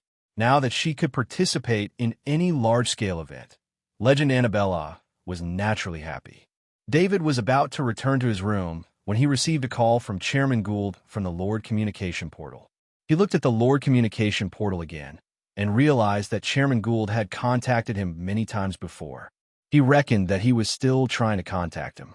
Arthur, you finally connected. I have something to discuss with you. Are you on Planet Gammy now? Chairman Gould's voice sounded as soon as David confirmed the request. I'm on Planet Gammy. Are you coming over for dinner? David asked with a smile. I'll be there soon. Chairman Gould was not polite at all, and he ended the call. Then David received a teleportation request from the planet-level portal. He did not have to worry about it. With Chairman Gould's identity, Legend Annabella would naturally agree to the teleportation request from Chairman Gould. If she was not worried that others would disturb David, Legend Annabella would have given Chairman Gould the right to teleport at any time. Planet Gammy was different. It was David's private planet. Planet Gammy was where David cultivated, and he could not be disturbed. It was the same as the other knight's cultivation rooms. No one was allowed to enter. However, David's cultivation room was a bit big. It was a complete planet. David was too familiar with Chairman Gould, so he did not greet him. Instead, he asked Anton, a legendary knight, to prepare dinner. David still could not completely get rid of food. His demigod body only had a few fingers. When his demigod body reached all parts of his body, he would no longer need to eat material food. He could rely on absorbing energy to maintain his body's consumption. However, he no longer needed to eat several meals a day. Instead, he only needed to eat one meal every few days. Chairman Gould arrived quickly. He was accompanied by Legend Annabella to the dining room. During the meal, Chairman Gould and David did not talk about formal topics. They focused on eating, which was also the habit of the nobles in the great world of God. After the meal, David and Chairman Gould sat in the lounge with a glass of red wine in front of each of them. Arthur, did you receive the invitation from the shrines? Chairman Gould asked aloud. Yes, I rushed back after receiving the news. I was in seclusion. David said with a nod. Tomorrow is actually the Supreme Council's award ceremony for the shrines who have made meritorious contributions. The Supreme Council is going to directly confer titles to the knights who have made meritorious contributions. We are also going to give out some territories to the knights. However, the 5 shrines found out about this in advance. Hence, there are shrines who conveyed God's message to the Supreme Council. The shrines are going to represent God in rewarding the nobles who have made meritorious contributions in the battle of the great world, Chairman Gould said helplessly. David understood why the 5 shrines were so fast. It turned out that they were forced by the Supreme Council. If they did not hurry up and let the Supreme Council confer titles, the shrines would not even have the power to do so in the future. Didn't they say that the titles of nobles have to be approved by the shrines? David asked in puzzlement. Exchanging titles with meritorious contributions is the rule of the great world of God in the first place. Besides, we have to make it an established fact before reporting it to the shrines. This time, the shrines are in the wrong. The shrines have no choice but to agree to our rewards. If the shrines reject the Supreme Council's conferment, it will make all the nobles see the true colors of shrines. Chairman Gould explained. What are your plans, then? David asked Chairman Gould. David knew that Chairman Gould must have come to look for him at this time because he had something to do with him. After the shrines announce the rewards, the Supreme Council will also give out some rewards, such as fey fruits. Chairman Gould said with a smile. David finally understood the purpose of Chairman Gould's visit this time. He wanted to get some fey fruits from him. Chairman Gould did have some fey fruits and even some fey wine, but those were the resources of the Dawn Alliance, and Chairman Gould did not want to use them. You can just ask Annabella for the fey fruits. Is the Supreme Council planning to embarrass the shrines this time? David couldn't help but ask when he heard that Chairman Gould wanted to use fey fruits as a reward. David didn't think that the fey fruits were precious. As long as Chairman Gould asked, he naturally wouldn't turn him down. However, fey fruits were extremely precious to ordinary knights, and were even more valuable than low-level titles. Fey fruits could greatly increase the strength of low-level knights, and were very useful to level 5 knight sanctuary knights. In particular, many level 4 sky knights had made great contributions in the battle of the Great World this time. If a level 4 sky knight wanted to obtain a low-level title, they would only need to spend time to complete missions and obtain the corresponding merit to exchange for a low-level title. Even shrines couldn't stop them from exchanging for a low-level title. After a level 4 sky knight reached the peak, there was a high chance that he would be promoted to a level 5 knight sanctuary knight after consuming a fey fruit, and this opportunity was more important than a title. If the shrines gave out a title like a baron or viscount as a reward, it naturally couldn't be compared to the fey fruits given by the Supreme Council. David didn't have any opinion about the Supreme Council's actions. He was no longer interested in titles, and his title had already reached the highest. Even if he didn't have a title now, with his strength and power, who would dare to belittle him? Chairman Gould was very satisfied when he left. Naturally, he made this request because he saw how casual David was with fey fruits. Every time he came, he could see David, even if the fruit plate on the table was filled with fey fruits. The battle of the Great World this time had made the nobles more united, and Chairman Gould was also preparing to greatly improve the overall strength of the nobles. The next morning, when David put on his formal attire and walked out of the castle, he saw Legend Annabella driving a luxurious carriage in front of him. The carriage should have been prepared long ago, as it was engraved with the Rose family's coat of arms. It was made of precious materials, and the carriage was pulled by 2 top-grade warhorses. "What's this for?" David asked as he looked at the carriage, feeling amused. Legend Annabella jumped off the carriage and opened the door for David while explaining, "Lord, this is sent by Butler Dickens for this invitation." Originally, Butler Dickens had prepared 20 Sky Knights for the escort team, but I rejected them. A legendary level knight, like me, is enough. David couldn't help but shake his head.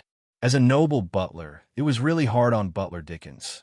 Butler Dickens didn't look like a noble butler at all. In the great world of God, the most important thing for a noble butler was not to deal with financial matters, but to serve the master. However, even David's servants were robots, and there was no need for Butler Dickens at all. Nevertheless, Butler Dickens still thought of preparing these things for David when he was about to attend an important event. A carriage representing the family and dozens of knight escorts were the basic extravagance of a lord. "Okay, I'll take the Legend's carriage today," David said with a smile as he got on the carriage. He wasn't going to let Butler Dickens and Legend Annabella down. Legend Annabella jumped back to the shaft of the carriage and shook the reins. 2 top-grade warhorses immediately pulled the carriage and ran quickly. The carriage entered the planet-level portal, and when it came out again, they had already arrived at the shining planet. David saw a lively scene through the window.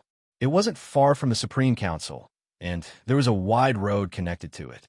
At this time, the road was covered with a red carpet. On both sides of the road stood a crowd. Judging from their clothes, they were all nobles and members of noble families. The Invincible Knight, the head of the top noble Luce family, a member of the Supreme Council, the Lord, the great demigod Arthur has arrived. A series of titles were announced by the Supreme Council. David also noticed the change in the way the announcer addressed him. In the past, no matter where he was, his name would always be Lord Arthur. Today, the Supreme Council publicly changed the way he was addressed and changed it to Demigod Arthur. Legend Annabella drove the carriage, and the wheels of the carriage passed on the red carpet without making a single sound. When the carriage passed by, everyone on both sides of the road nearby bowed to David's carriage with the most honorable etiquette. There was no noise wherever the carriage passed, and there were only fanatical gazes of worship. Lord Arthur, the demigod Arthur, was a true legend among the nobles and the idol of countless knights. The children of the nobles all wanted to be Lord Arthur. Lord Arthur had raised a weak, low-level noble family to the top nobles today through his own efforts. Lord Arthur only took a few years to become a demigod, an existence that could compete with the 5 shrines. David sat in the carriage and could feel the scorching gazes around him, as well as the continuous power of faith. At this time, as long as he connected the power of faith to his shrines, he would be able to turn these nobles who worshipped him into his believers. However, David didn't do that, as he knew very well why the 5 gods would allow him to exist. It was because of the situation at that time, and more importantly, because David didn't have any believers in the great world of God, which was very important. If David intended to become a god through faith, it would be equivalent to snatching faith from the 5 gods.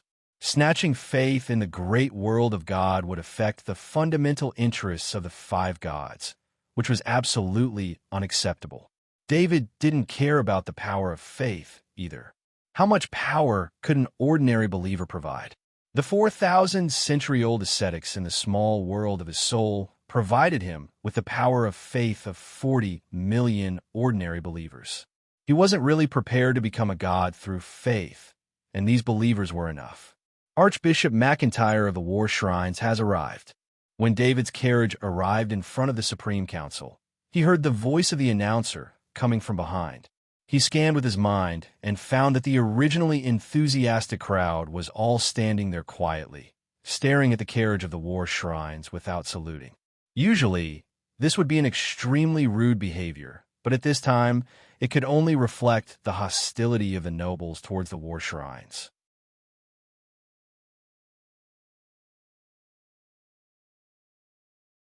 Chapter 1247. Archbishop McIntyre had long expected the nobles to behave rudely. Not only him, but the other 4 archbishops were also aware of this. That was why Archbishop McIntyre had come. He was the weakest among them, and could not refuse the request of the other 4 archbishops. However, Archbishop McIntyre himself was also willing to come. It was an opportunity to ease the relationship between him and the nobles, especially since he could meet Lord Arthur. That was the most important thing. This time, Archbishop McIntyre had brought a huge gift in exchange for Lord Arthur's favor. He had never intended to be an enemy of Lord Arthur. The 3 archbishops before the Shrines of War had all fallen in the hands of Lord Arthur, either directly or indirectly, because they were enemies of Lord Arthur. Not to mention, in this battle of the great world, Lord Arthur had been in direct contact with the 5 gods, and his subordinate, Black Dragon Alexis, had been fighting side by side with the 5 gods. The 5 gods had acknowledged the existence of Lord Arthur and could contact him directly. Archbishop McIntyre only wanted to ease the relationship between him and Lord Arthur. The 5 shrines and even the 5 archbishops had to contact the 5 gods through prayer. The method of prayer was one-sided, and the archbishops would send the message to the gods. The gods' divine senses would automatically determine the importance of the message, and important information would be sent to the gods' main consciousness. Even if it was important information, the gods could completely ignore it, or just give a simple reply. They would not have too much contact with the archbishops.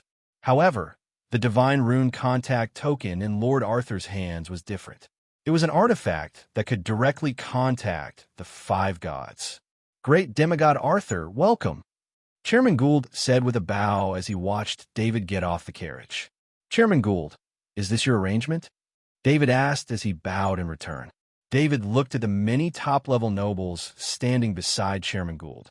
There were about 80 top-level nobles there, and almost all of them were there. The welcome was indeed a little too grand. In addition, the nobles and Chairman Gould addressed David as demigod Arthur.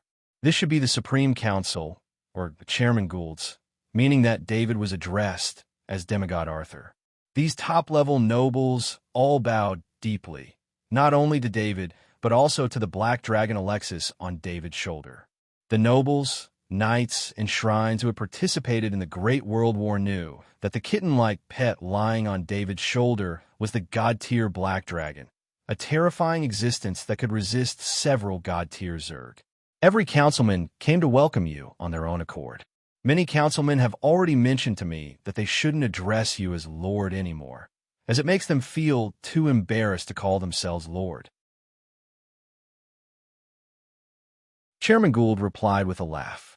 In the Great World War, David had been in the limelight, more than any other time he had been in the limelight before. That also allowed the nobles of the great world of God to truly understand David's strength for the first time. In the past, they had only heard that David could contend with the shrines of war, but when David's black dragon Alexis appeared together with the five gods, the nobles finally understood how strong David really was. All along, the noblest title that everyone had for the top nobles and counselors of the Supreme Council was Lord. The Lord's status surpassed that of the family head and counselors, and was also the noblest among the nobles. However, Lord Arthur was obviously far more powerful than all the lords. That made all the counselors of the Supreme Council want to find a title to define the identity of Lord Arthur alone. After some discussion, they finally decided to call him Demigod Arthur. The lords felt that only the title of God could show David's extraordinariness. God was also a title that transcended all worldly things. Besides, according to the records from thousands of years ago, the demigods of that time would always use the title of demigod in front of their names. This tradition was only because there were too few demigods, so there were no specific rules. Demigod Arthur, please rest inside. Lord Ludwig and the others will accompany you. Chairman Gould said to David with a smile. David nodded. He knew the procedure. There would be more guests in front of the Supreme Council, and he couldn't continue to stay here. Of course, in the great world of God, the only one with a higher status than him was Archbishop McIntyre, who represented the gods. That status was not Archbishop McIntyre's own identity, but rather Archbishop McIntyre had come to reward him on behalf of the gods. However, when David walked into the Supreme Council, the other 14 legendary-level lords all left with him, causing the standard of welcome in front of the gate to drop. Apart from Chairman Gould, who couldn't leave, there were only non-legendary-level lords in front of the gate. By doing so, the Supreme Council clearly wanted to show that the demigod Arthur's status was higher than that of Archbishop McIntyre, who represented the god of war. Legend Annabella looked at the scene in front of her with a strange look in her eyes. David didn't care about Archbishop McIntyre at the back, and instead went to the lounge with the other legendary-level lords of the Dawn Alliance. The 14 legendary-level lords invited David to visit their families when David had time. This was a sincere invitation from the 14 legendary-level lords.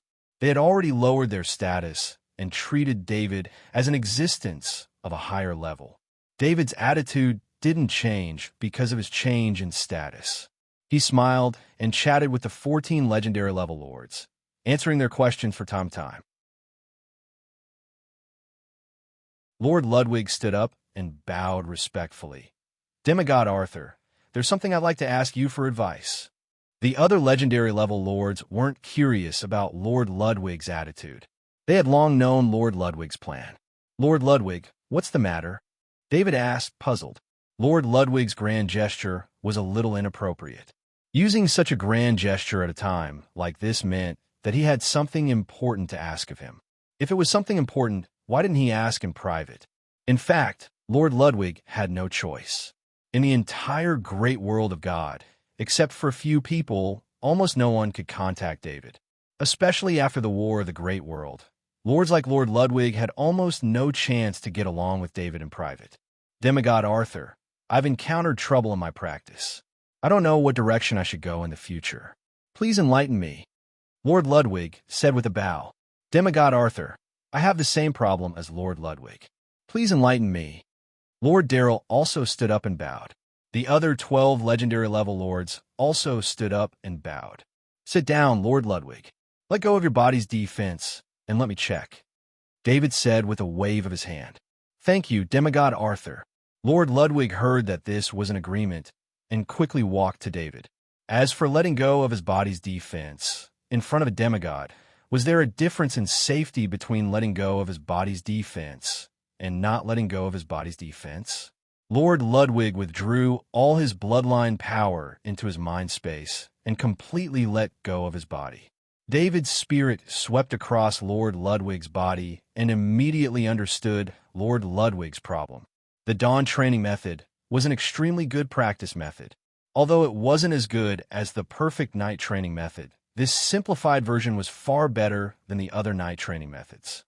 At the very least, the dawn training method could be practiced to the legendary rank and even had a chance to become a demigod. But the problem was that the path of the legendary rank was not like the previous night training method, where you could improve your strength by constantly improving your bloodline power.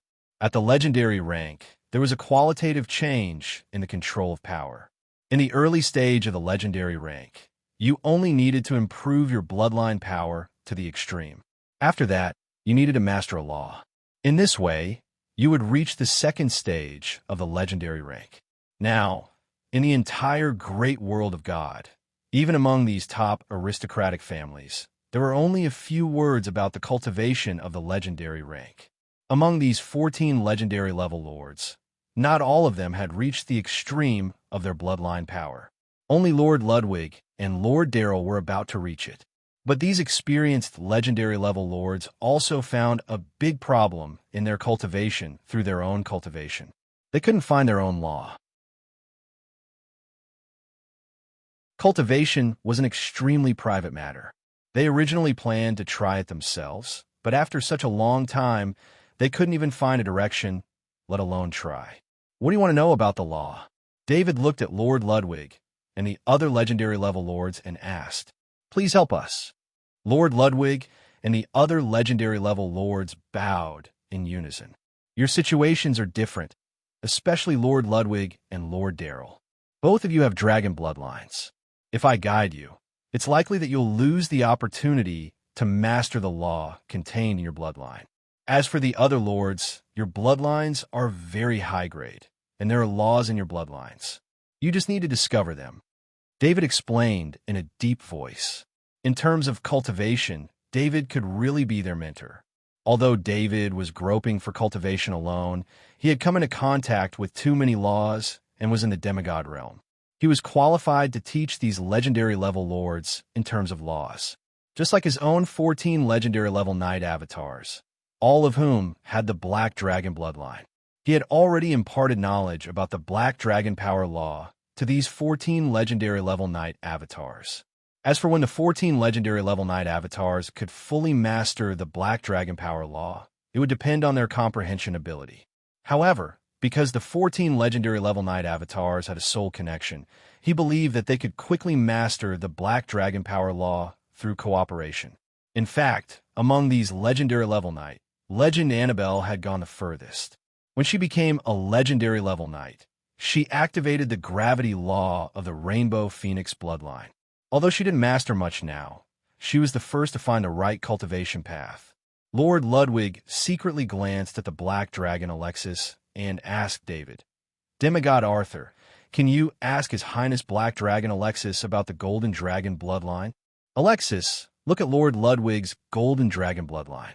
Is there any hope of activating the power of laws in the bloodline?" David asked the Black Dragon Alexis on his shoulder.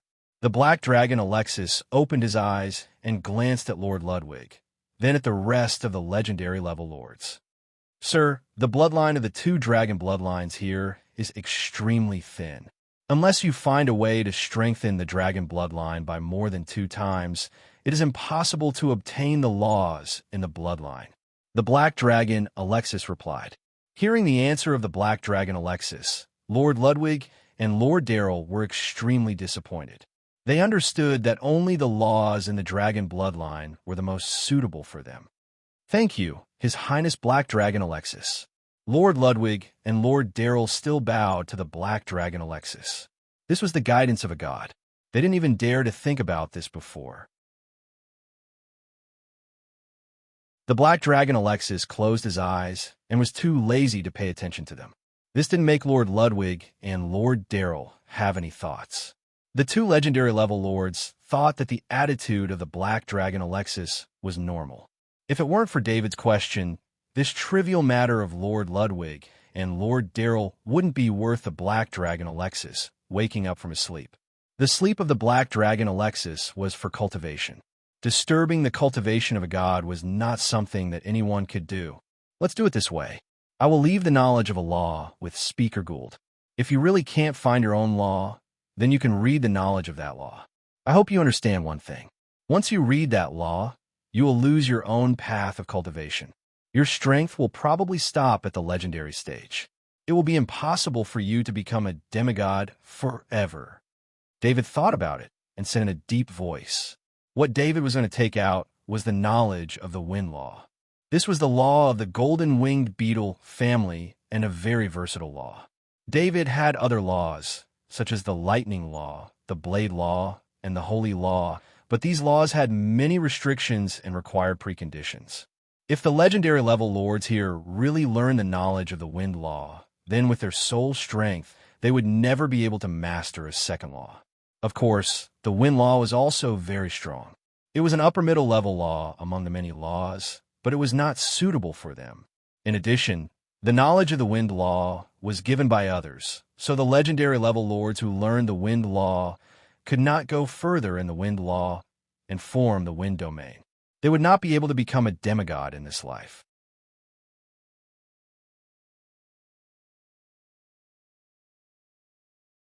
Chapter 1248. In the conference hall of the Supreme Council, there were not only seats for the counselors in the inner and outer circle, but also seats for the audience. There are many people attending the ceremony today, and it should be said to be the largest number of people ever. There were some aristocrats who had been invited, as well as knight aristocrats who had participated in the Battle of the Great Worlds. There were more than 8,000 of them, and they were all standing in the audience. In this conference hall, there were no seats for the audience, and only the counselors of the Supreme Council could sit there. The lords appeared one after another and flew towards their seats. They entered according to the order of their seats, which was something that all the lords were aware of. The ranking was not really based on strength, and the order of their seats was only based on the strength of their families before a certain period of time. Every 10 years, the order of the seats would be rearranged. When the 14 legendary level lords appeared, they were all smiling. Although the demigod Arthur had mentioned the shortcomings of learning the nomological laws of others, the 14 legendary level lords were well aware of their own talents. Indeed, the 14 legendary level lords were the top geniuses of the current generation who were extremely talented. However, they were also well aware that in the nearly 10,000 years of history of the great world of God, there had only been a few demigods. If their talents were placed in the context of the past 10,000 years of history, their rankings would definitely not be too high. In other words, with their talents, it was almost impossible for them to become a demigod. In that case, what kind of laws did it make a difference? Could the laws that they had comprehended be stronger than the laws that the demigod Arthur had given them? It was just like the dawn cultivation method that the demigod Arthur had given them. Including Chairman Gould, the knight cultivation methods of the 15 top aristocrats combined could not compare to the dawn cultivation method. That was the very reason that the 14 legendary level lords trusted the demigod Arthur more than they trusted their own insights. Hence, the shortcomings that the demigod Arthur had mentioned were not a problem for them at all. After the 14 legendary level lords, David flew out, and all the lords bowed to him while he flew to his seat. After Gould became the chairman of the Supreme Council, David's seat arrangement had long been adjusted, even though he rarely participated in any of the council's activities, even the remote council. The Luce family's seat in the Supreme Council was right beside Chairman Gould's, and could be considered the second most important family in the Supreme Council. The first seat of the Supreme Council was reserved for the chairman, which was a long-standing rule. The last to appear was, of course, Chairman Gould. He flew to the center of the two circles of seats. Ladies and gentlemen, we've won the Great Realm War against the insectoid race. In this war, we've killed 1 God-tier insectoid, 21 legendary-tier insectoids, 183 level 5 insectoids, and hundreds of millions of level 4 insectoids. This is a glorious victory. Chairman Gould loudly announced the results of this Great Realm War. Not only were the over 80 lords excited, but the many noble knight in the audience were also excited. Most of the people here only knew that they had won the war, but they were not clear about the specific battle results. After hearing the results, they were really surprised and proud. They were surprised that they could kill so many god-tier bugs, and proud that this was the battle result of the night. Every noble knight present had put in a lot of effort for this. However, after the excitement, many nobles noticed that the battle results that Chairman Gould mentioned were actually the battle results of the noble knight. The god-tier bugs were killed by the demigod Arthur, while most of the legendary level bugs were killed by the legendary level noble knight. Some of them were still killed by the demigod Arthur. Today, the representative of the great god is here to reward the meritorious knight. In addition, after the ceremony, the Supreme Council will also give some additional rewards to the meritorious knight. Chairman Gould said in a deep voice. This time, even the ordinary noble knight in the audience realized the special meaning in Chairman Gould's words. The representative of the great god did not mention the shrines. Let's welcome the representative of the great god. Chairman Gould said loudly. Archbishop McIntyre flew in from outside the hall and stood in the speaking position that Chairman Gould had given up. Chairman Gould did not leave, and instead stood beside him. Archbishop McIntyre also heard Chairman Gould's speech, but he could not refute anything because the demigod Arthur was there. He first bowed to the demigod Arthur, after which he straightened his appearance and looked at everyone while raising his aura. No matter what, Archbishop McIntyre was the representative of the gods, and he had to have an aura that matched his identity. I have been entrusted by the God of knowledge, the God of justice, the God of earth, and the God of wealth. In the name of the great God of war, the great God of knowledge, the great God of justice, the great God of earth, and the great God of wealth, I will reward the knights who contributed to the war between the great world of gods and the great world of insectoids. Archbishop McIntyre said loudly. Since Archbishop McIntyre had mentioned the names of the 5 gods, the nobles present bowed, and the lords in their seats also bowed slightly to show their respect for the great gods. David was the only one who did not move.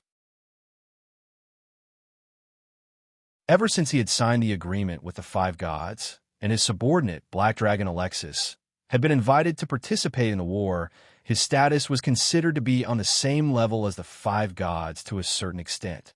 In such a public occasion, David had to maintain his identity.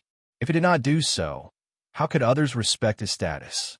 Archbishop McIntyre saw David's attitude, but he did not say anything. In his heart, he agreed with David's attitude. Archbishop McIntyre was not the only one. All the nobles present felt that this was the attitude that David should have. Next, I will announce the list of 130 barons. Archbishop McIntyre continued. Archbishop McIntyre then read out the 130 names one by one. Every time he read a name, the corresponding noble knight would fly out. Fortunately, the lowest level of knight participating in the war was level 4, so they all had the ability to fly. At least, they could fly in the conference hall. The conference hall of the Supreme Council, including the seats of the counselors, was suspended in the air and could only be reached by flying. David was also a little surprised. This time, the shrines offered 130 barons at one go. That was not a small sum.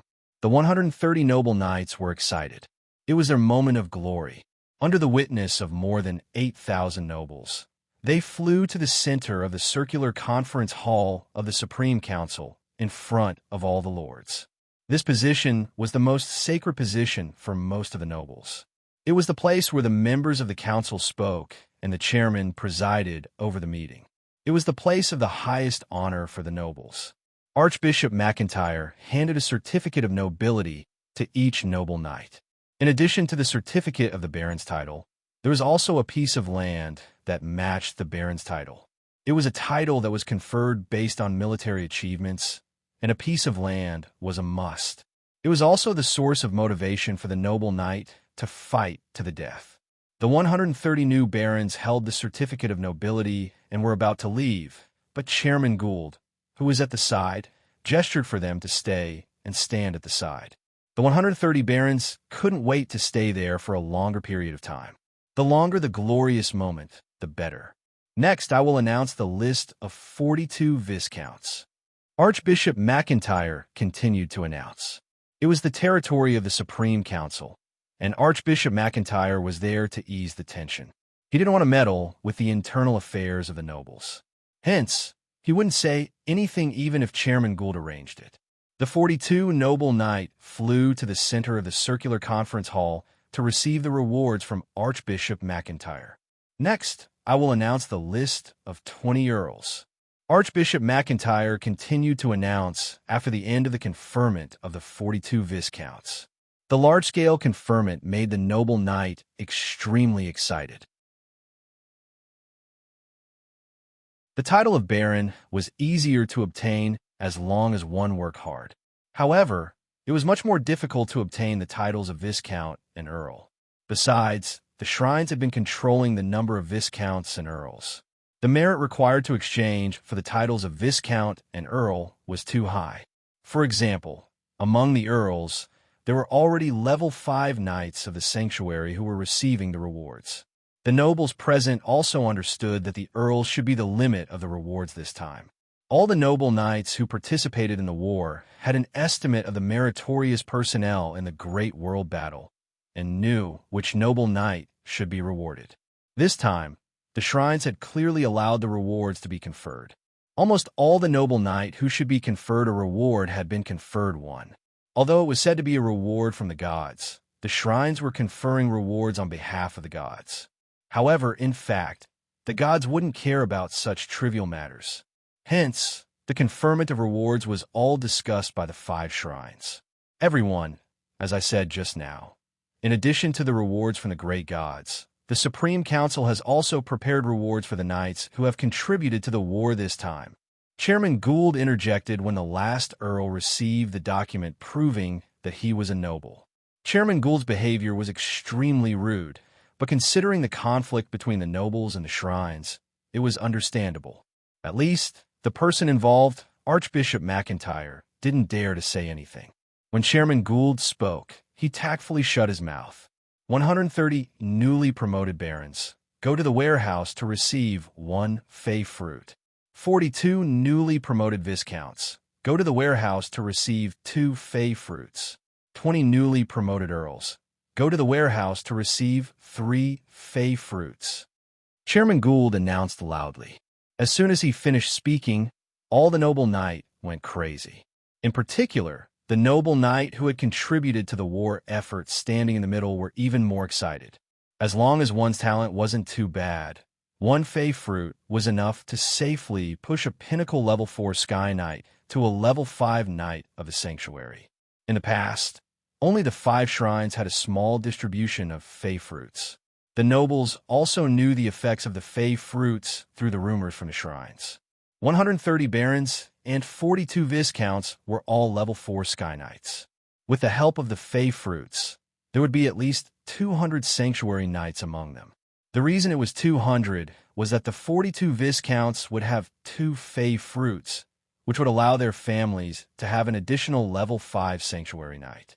To these level 4 sky knights, the title of nobility wasn't important. Strength was the most important. As long as they became a sanctuary knight, their status would be completely different. They would also become one of the top knights in the great world of God. Of course, now that there were legendary level knights, the real top knight was the legendary level.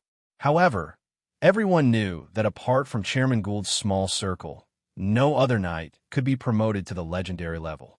Therefore, the sanctuary knights were still the top knights in the great world of God. The level 5 sanctuary knights among the 20 newly promoted earls were also very excited. 3 fey fruits could greatly increase one's strength or increase the number of sanctuary knights in the family. The noble knights who were watching from the side were all regretting it. If they had known that the Supreme Council would give out fey fruits as rewards, they wouldn't have hesitated to fight for merits, even if it meant sacrificing their lives. Envious gazes were focused on the knights in the field. This was more important than bestowing a title to a noble knight. With the strength of a level 5 sanctuary knight or a few more sanctuary knights in the family, it wouldn't be difficult to gain merits in exchange for a title. Chairman Gould smiled. He wasn't stingy with the fey fruits at all. These fey fruits could greatly increase the overall strength of the nobles. Although he gave out a lot of them, it was worth it. However, Archbishop McIntyre was a little helpless. Chairman Gould had spent so much just to suppress the effect of the shrine's rewards. Chairman Gould, I still have the last batch of rewards here. Archbishop McIntyre reminded softly. Chairman Gould was stunned. He didn't expect the shrines to have rewards. Were they going to reward the top nobles? The top nobles' titles were all at the peak. Or were they going to be rewarded with territories? Archbishop McIntyre, please continue. Chairman Gould said with a wave of his hand. Next, I will announce the rewards of the 12 dukes. They are Legend Michael, Legend Bayer, Legend Harry. These 12 legends have made outstanding contributions in the war. God has bestowed them with planets and territories that match their status. Archbishop McIntyre didn't care about the noise at the scene and announced loudly. After Archbishop McIntyre said this, the large circular conference hall fell silent. The rewards of 12 dukes had never appeared in the history of the great world of God. Besides, everyone discovered that these 12 dukes were the original subordinates of the demigod Arthur. Although they rarely contacted each other in recent years, they had fought alongside Chairman Gould. At least these 12 legendary knights didn't betray the demigod Arthur. Now that Arthur was the demigod, no one would think that the shrines were trying to drive a wedge between him and the demigod Arthur.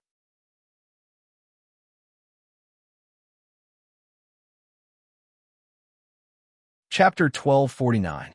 Including Chairman Gould and the demigod Arthur, there were a total of 83 counselors in the Supreme Council of the Great World of God. In recent years, after the demigod Arthur's massacre, the number of top nobles had been constantly changing. With the addition of Lord Harlow, the number of counselors of the Supreme Council was the lowest in recent years. In the past, it would probably take decades or even hundreds of years for a new top noble to appear in order to increase the number of counselors of the Supreme Council. It was not easy for a top noble to appear, and it required enough merit that the shrines had no choice but to agree to a promotion and pay the price of a planet as their territory. Even though Lord Harlow and the other 12 knights had saved the entire upper echelons of the Supreme Council and performed outstanding meritorious deeds during the war with the Zergs, Lord Harlow was the only one who was conferred the title of Duke and became a top noble. The top nobles were the representatives of the nobles in the great world of God who had a lot of power. They could formulate their own laws and exercise all their authority on the planet that they owned. At the same time, they could also propose proposals to the Supreme Council and participate in the discussions of various major matters. They were the secular managers of the great world of God.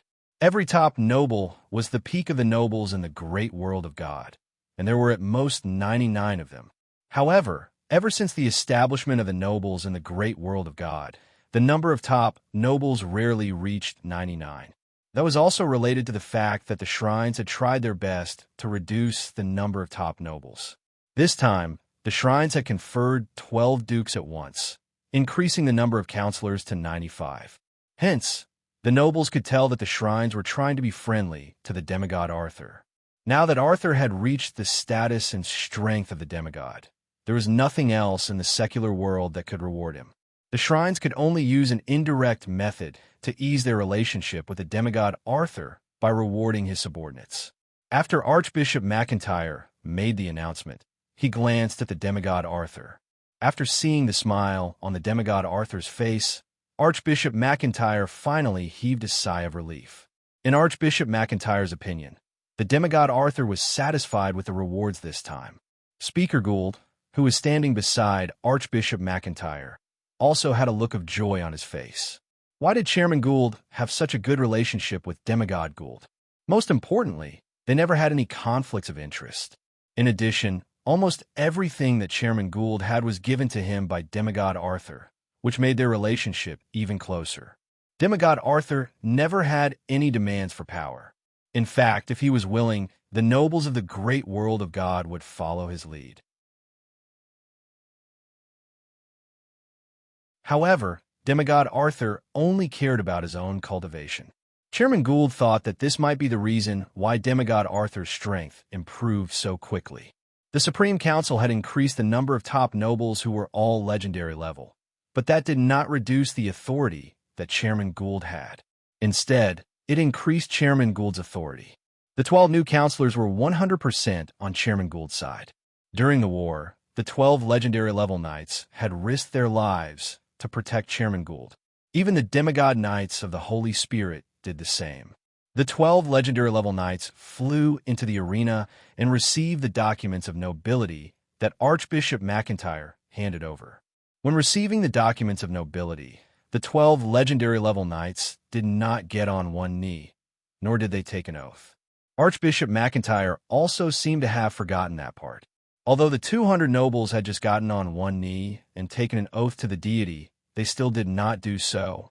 Demigod Arthur, I won't be giving out the fey fruits as rewards for the 12 new lords. Chairman Gould said with a smile after completing the rewards. All the top-tier nobles laughed.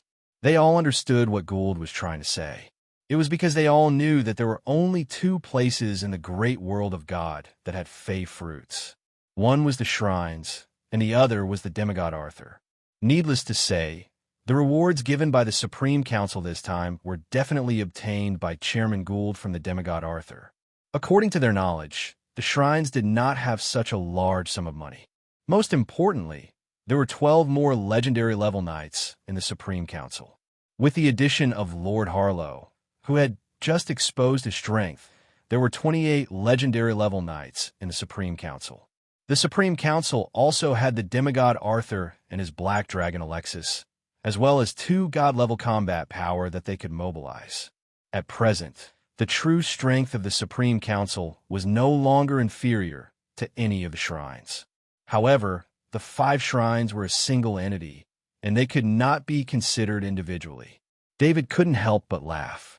Chairman Gould's words made the atmosphere of Archbishop McIntyre's generous act of awarding the 12 lords dissipate greatly. Chairman Gould was trying his best to reduce the influence of the shrines. If the awarding was not carried out in the name of the shrines this time, he probably wouldn't have allowed the shrines to participate. The awarding ceremony lasted for a day, mainly because there were too many nobles this time. The awarding ceremony only ended in the evening, and the nobles who attended the ceremony exited. Archbishop McIntyre also left the Star of Brilliance immediately after the ceremony. There were only 95 counselors left in the entire Supreme Council Conference Hall. Counselors, the topic of our discussion next is a little heavy. I think you all know that in just a year, I've come close to death more than 3 times when I've accepted missions from the shrines. 2 of the times were intentional by the shrines. They just wanted to kill me. The reason why the shrines wanted to kill me was because the Supreme Council is now leading the nobles to improve their own strength, giving us more power to speak and say no to the shrines. I'm not the only one. I was just lucky. Many nobles weren't as lucky as me, and the noble knight fell one by one. We don't want to be sacrificed by the shrines. In every battle, in every most dangerous place, and in every fatal situation, the shrines would send the noble knight forward, and they would reap the rewards in the end, Chairman Gould said in a deep voice. All the counselors knew that the shrines had never stopped suppressing the nobles. In particular, the suppression became more and more obvious after a legendary level knight appeared among the nobles. The noble knight was not afraid of facing enemies. They needed to use the weapons in their hands and their own blood to gain merits and honor for themselves and their families. However, the noble knight was worried about the shrines behind them. How could they fight with peace of mind? That was the origin of the huge conflict between the shrines and the nobles. The shrines were only the representatives of the gods, not the gods. They had no right to send the noble knight to his death or even kill the noble knight behind his back. I need everyone's support. We have to say no to the shrines. We have to have the right to decide whether to participate in the mission. We have to have the right to take charge of the mission. Only then can we ensure that every noble knight's life will not be harmed by the conspirators. Chairman Gould continued. To be honest, the internal affairs of the nobles were extremely complicated. Even though Chairman Gould had established the Dawn Alliance and pulled in the top 14 noble families, he still couldn't obtain absolute power in the Supreme Council. The nobles had more or less connections with the 5 shrines, and it was impossible to cut off these connections all of a sudden. However, Chairman Gould was confident that he could get the unanimous opinion of the councilors this time. That was because the Supreme Council had the combat power to fight against the gods. The existence of the demigod Arthur gave the Supreme Council confidence. The next proposal will be put to a vote. The voting method is a public vote on the spot. Chairman Gould said with a smile.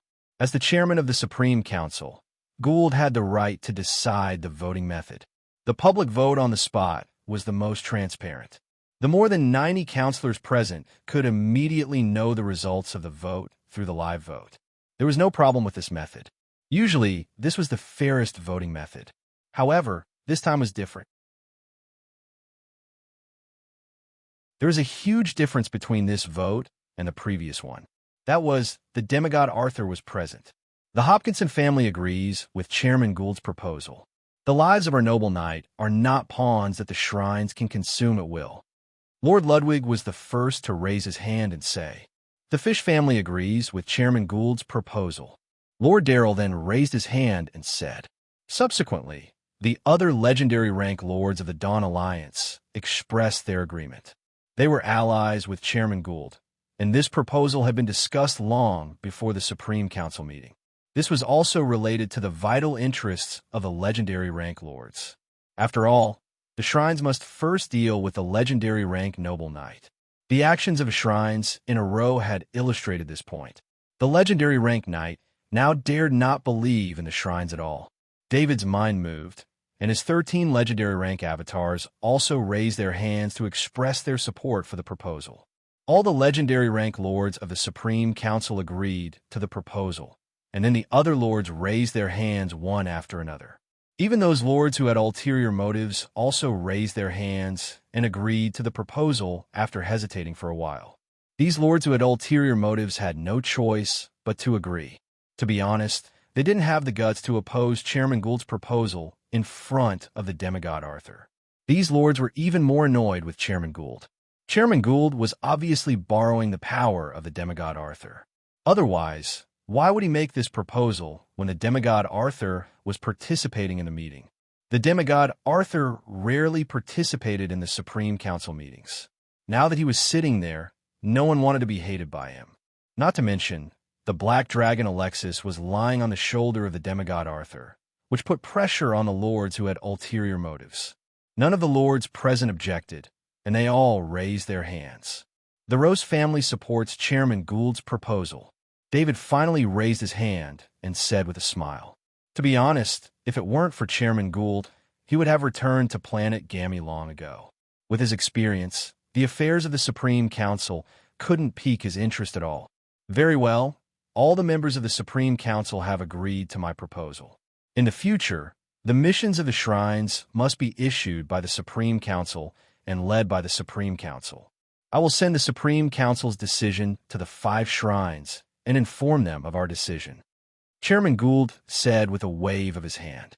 Chairman Gould had indeed made use of the demigod Arthur to bring up this proposal that would have been difficult to pass. With this proposal as the basis, there would be a standard for the relationship between the Supreme Council and shrines. That was also an important change in the relationship between the Supreme Council and the shrines. In the past, no matter how angry Chairman Gould was, he couldn't decide the relationship between the Supreme Council and the shrines. The chairman didn't have the power to make a decision, and he was more of an organizer and a manager of ordinary affairs. When it came to important matters, Chairman Gould had to get the consent of all the members. The more important the matter was, the higher the percentage of votes needed. Now that a decision had been reached, The lords of the Supreme Council wouldn't dare to oppose it anymore. That would offend all the members and be excluded from the top nobles. Dear counselors, there is one more thing I would like to announce. I still have some leftover fey fruits that I collected from the demigod Arthur. Hence, I have decided that all the counselors who participated in this battle will each receive a portion of fey fruits. Those counselors who have made more than one great contribution will receive 2 portions of fey fruits, while the main forces of the legendary level lords will each receive 5 portions of fey fruits. After the meeting, please go to the warehouse to collect your respective fey fruits. Chairman Gould said with a smile after glancing at David. As soon as Chairman Gould finished speaking, all the lords present got excited. Apart from a few top nobles, the rest of them had participated in this battle of the great world. Hence, most of the top nobles here could at least receive a portion of fey fruits. If a portion of fey fruits was used well, it would be equivalent to a temple knight. The top nobles wouldn't mind having too many temple knights in their family. Generally speaking, there would only be 1 or 2 temple knights in a top noble family. Powerful top nobles would only have 3 or 4 temple knights, and almost no family could nurture more than 5 temple knights. The main reason for this was resources. 5 temple knights required resources that even the powerful top nobles couldn't afford. David felt a little helpless. He realized that it was definitely a mistake to let Chairman Gould get the fey fruits from Legend Annabella.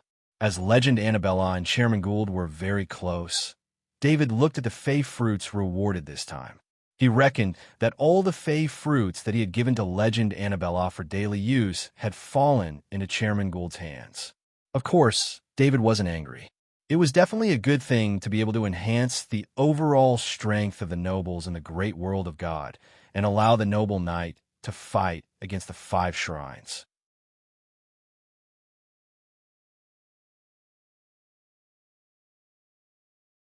Chapter 1250. At the end of the Supreme Council meeting, David and Chairman Gould sat in the chairman's office. Arthur, thank you for the fey fruits. You've helped me a lot this time. Chairman Gould said with a rare, flattering smile. Chairman Gould also knew that he had taken too many fey fruits this time, but when he found Legend Annabelle to take some fey fruits, she took out a space ring that was full of fey fruits that were consumed as normal fruits in the castle. At that time, David didn't ask Chairman Gould to take as much as he could, but Chairman Gould took the space ring full of fey fruits along with the space ring. The main thing was that such precious resources were consumed as normal fruits on Gammy Star, which made Chairman Gould feel heartache.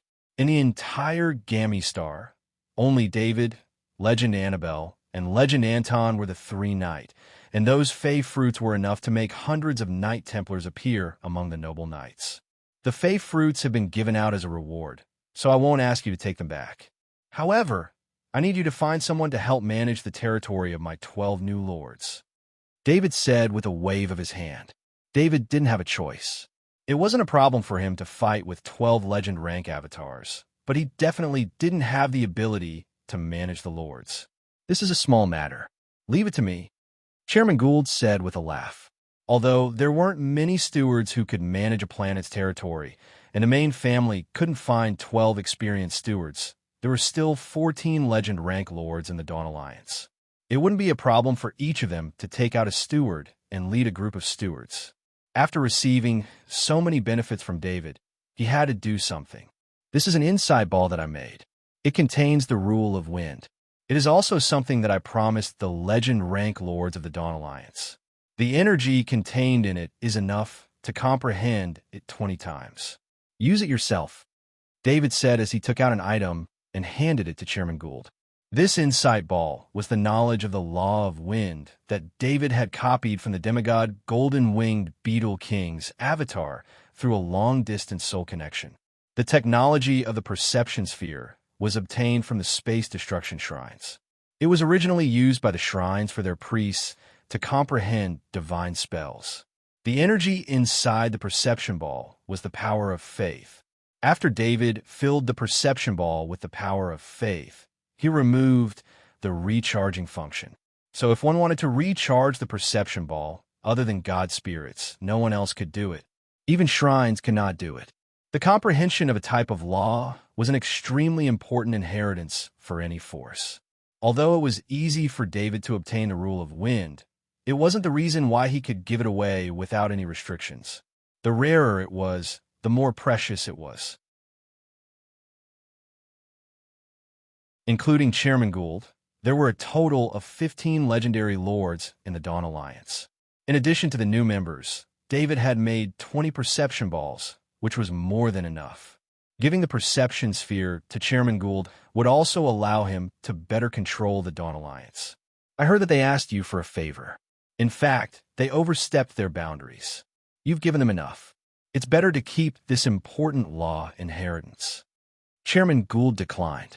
Chairman Gould didn't want David to take out his own law. He knew that a legendary master's law was the foundation of a demigod. The law that David took out should be the law that David had mastered. Chairman Gould didn't know that David had many laws. He thought that the rule of wind was David's only law.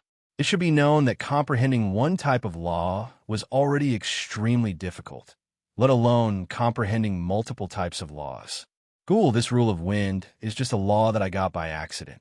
My main law is not the rule of wind. David understood Chairman Gould's meaning and said with a smile.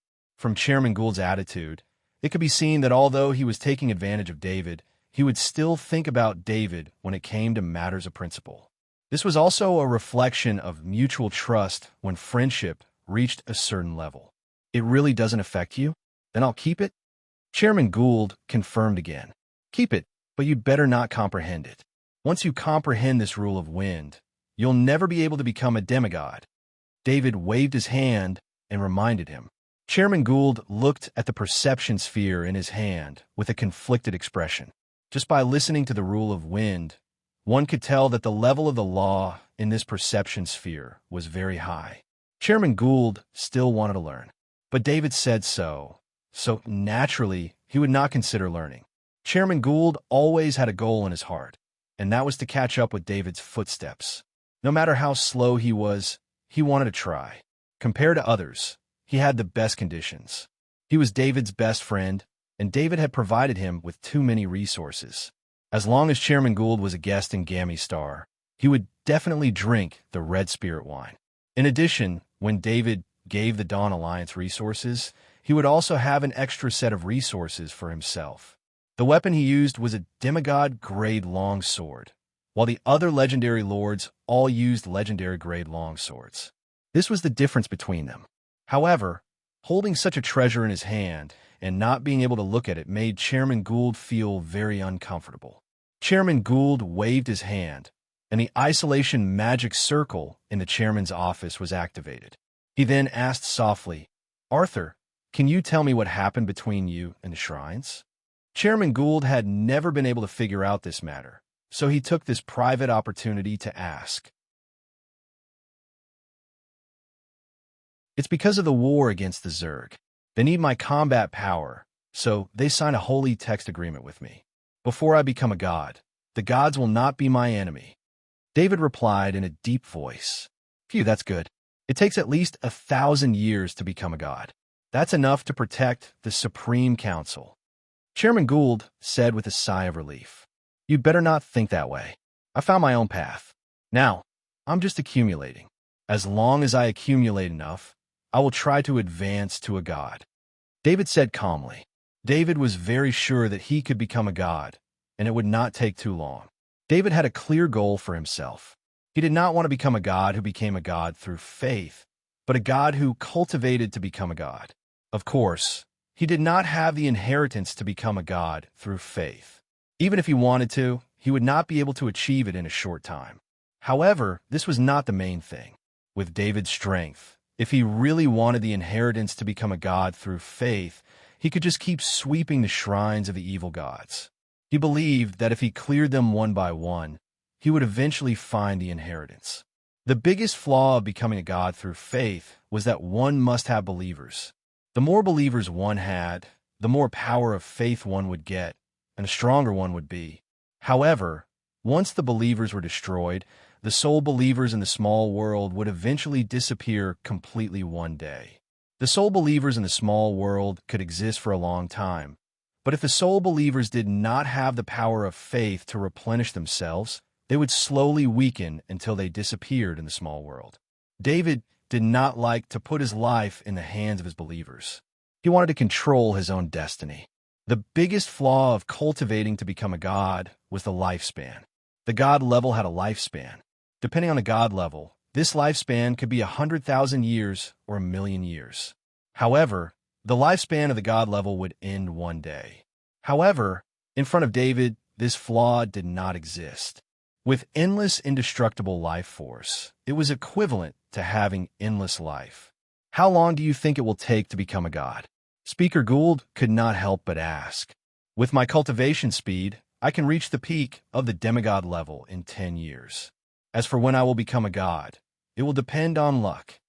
David could not give an accurate time, so he replied. Speaker Gould really did not know what to say. Since when was it so easy to reach the peak of the demigod level? According to David, that meant that any day after 10 years, David could become a god.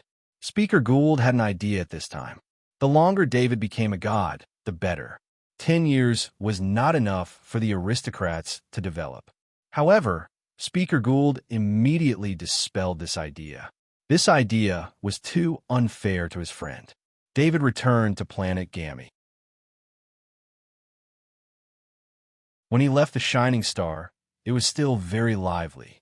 Many aristocratic knights stayed on the Shining Star and did not leave. Among them, almost all the aristocratic knight who obtained the Fey fruits stayed on the Shining Star. The main reason was that the Fey fruits were too precious. A level 4 Sky Knight could not keep such a treasure. Only on the Shining Star could they ensure their own safety. In the following period of time, the Shining Star was very prosperous. These were all things that Speaker Gould should be worried about. The first thing David did when he returned to planet Gamma was to take out some more Fey fruits and give them to Legend Annabelle. Legend Annabelle's strength increased very quickly. It was almost comparable to David's 14 legendary knight avatars.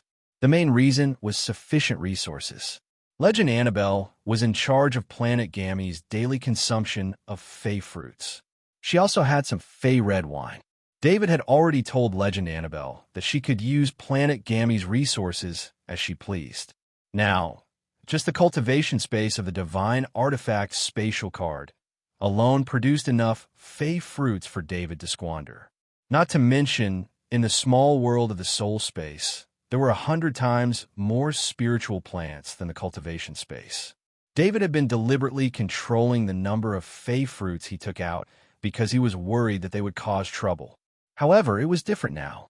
Why did Speaker Gould dare to reward so many Fey fruits? One had to know that David had a lot of Fey fruits. Speaker Gould didn't know about this recently. In the past, Speaker Gould didn't think of giving out Fey fruits on a large scale. The most important reason was David's status. In the past, Speaker Gould only dared to give out Fey fruits and Fey red wine in a small area because he didn't want to cause trouble for David. However, now that David had the same status as a god, Speaker Gould no longer had any scruples. That was why he took out a large number of Fey fruits as a reward. As an old fox, Speaker Gould knew very well how to make the most of the resources in his hands. Legend Annabelle took the space ring full of Fey fruits and said embarrassedly, "Sir Lord, you won't blame me, right? Don't give them away this time. You've seen it for yourself. Gould doesn't care about the Fey fruits you've given away. He just casually gave them away to others." David said in a mocking tone. Legend Annabelle blushed. She put away the space ring, bowed slightly, and left quickly. David looked at Legend Annabelle's back and said, "Annabelle, I need to go into seclusion for a while. You are in charge of everything." David shook his head. He didn't intend to ask about the relationship between Legend Annabelle and Speaker Gould. It was better to let nature take its course. His figure flashed, and he appeared in the castle with the Void Break talent ability. David sat in the training room, got rid of distracting thoughts, and began to fuse the energy of the speed law and the power law into the destruction law every day. Every time he cultivated, The amount of law of destruction produced was extremely small. He didn't have the slightest bit of rest, and after that, he would cultivate at full capacity every day. The intervals between cultivation were time for recovery, and during this time, he would also learn the knowledge he obtained from the space temple of destruction. Unlike the knowledge obtained from the knowledge orbs, the knowledge developed by the cube's super AI system required David to learn. Since David's spirit was very strong, and he had many soul avatars to speed up his thinking, his learning speed was very fast. David didn't plan to go to the insectoid world immediately. Even though the shadow attendant had finished purifying a small part of the soul of the Queen Mother's battle body on the third day, he still let the shadow attendant continue to purify a small part of the soul. Now is not the time to go to the insectoid world. At least, he had to wait until the Queen Mother's anger from losing her battle body had subsided. Only then would David reactivate the 2 Emperor-level inheritance patterns and let the 2 insectoid gods and the 5 cloned demigod avatars start training again. The resolution of the Supreme Council of the Great World of God regarding the shrine's missions was sent to the 5 shrines. The 5 shrines were very dissatisfied with this resolution, and the 5 shrines wanted to use their influence to influence the Supreme Council. Unfortunately, even the Lord closest to the shrines did not agree to persuade the shrines. The Great World of God had never been peaceful, especially recently when the evil gods had awakened one after another, and their believers had been causing trouble. When the shrines needed the help of a noble knight, this resolution was passed, and the shrine's missions had to be solved by the knight of the shrines. During this period, many shrines' knights had fallen, and the shrines urgently needed the help of a noble knight. The Great World War had a great impact on the 5 shrines. The fall of a large number of shrines' knights had also greatly reduced the strength of the 5 shrines.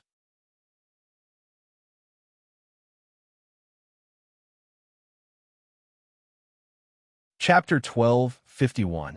In Death's small world, there was an illusion in front of the throne. There were 11 strange-looking figures there. These were the shadows of the 11 evil gods. They were having their first meeting after awakening in their own small worlds. Death, is this the best opportunity you were talking about? The barbaric strength god asked in a deep voice. As the last god to awaken, the barbaric strength god immediately understood the current situation in the great world of God through various means after awakening. He realized that although the great world of God was in turmoil, the rule of the 5 gods was still unbreakable. As for the shrines, they were not very useful to gods. If the 5 gods wanted to, they could solve the problem of the nobles through divine prophecies at any time. Currently, the nobles in the great world of God were dissatisfied with the actions of the 5 shrines. However, their faith in the gods had not changed. Of course, the more powerful the noble knight, the weaker their faith. Unless it was a knight trained by the gods themselves, only then would they maintain a devout faith in the gods. Mastering great power would allow one to understand the world better. Barbaric strength god, stop complaining. No one would have thought that the war between the bug race world and the great world of God would end so quickly. Death shook his head helplessly. Indeed, the reason why Death dared to awaken all the evil gods was because of the war between the great world of God and the bug race world. From Death's point of view, this would be a long and drawn-out war, especially the space portal that he had created, which connected the great world of God and the bug race world. As long as the space portal did not disappear, the war would not stop. Death would never have thought that the bug race would desperately squeeze the power of the space portal in order to increase the capacity of the space portal. In the end, the space portal collapsed prematurely. He also did not expect that the powerful bug race world, with so many god-level bug race experts, would almost be killed by the 5 gods of the great world of God. This is actually not bad. At least the war between the bug race world and the great world of God gave us a chance to awaken safely. The god of fire said in a deep voice, with the great world war between the insectoid world and the great world of God, the twilight of the gods could awaken the evil gods one by one at a lower cost. What are we going to do? The shadow god's figure seemed to be faintly discernible, and his voice was deep and serene. Shadow God's question made most of the evil gods look at Death God. After all, Death God was the one who had awakened all the evil gods. Let me first talk about the current situation in the great world of God, and then give a few feasible directions. Then, we can discuss which direction to take. The 5 shrines of the great world of God and the Supreme Council of the Nobles were at odds with each other. Although there was no war between them, it was not easy for them to cooperate. Demigod Arthur, on the other hand, is a rising force in the great world of God. The Black Dragon Alexis has always been by Arthur's side. The Grim Reaper's expression turned gloomy when he mentioned the Black Dragon Alexis. Most of the evil gods present knew that the Black Dragon Alexis was imprisoned by the Grim Reaper, and they understood how the Grim Reaper felt when he lost a god-tier puppet. For some reason, the gods of war actually accepted the existence of Demigod Arthur and even allowed the Black Dragon Alexis to move freely in the great world of God. The Black Dragon Alexis also played an important role in the Great World War, the Grim Reaper continued. Isn't that obvious? Of course, we need the combat power of the Black Dragon Alexis. At the same time, the Black Dragon Alexis is only a god tier who is cultivated to become a god. He doesn't need faith, and he won't steal the believers of the gods of war. The god of fire said in a low voice. Currently, we have a few options. One is to cooperate with Demigod Arthur. Rumor has it that Demigod Arthur once mobilized 3 god tiers to fight the god of war's main body, and there was no winner in the end.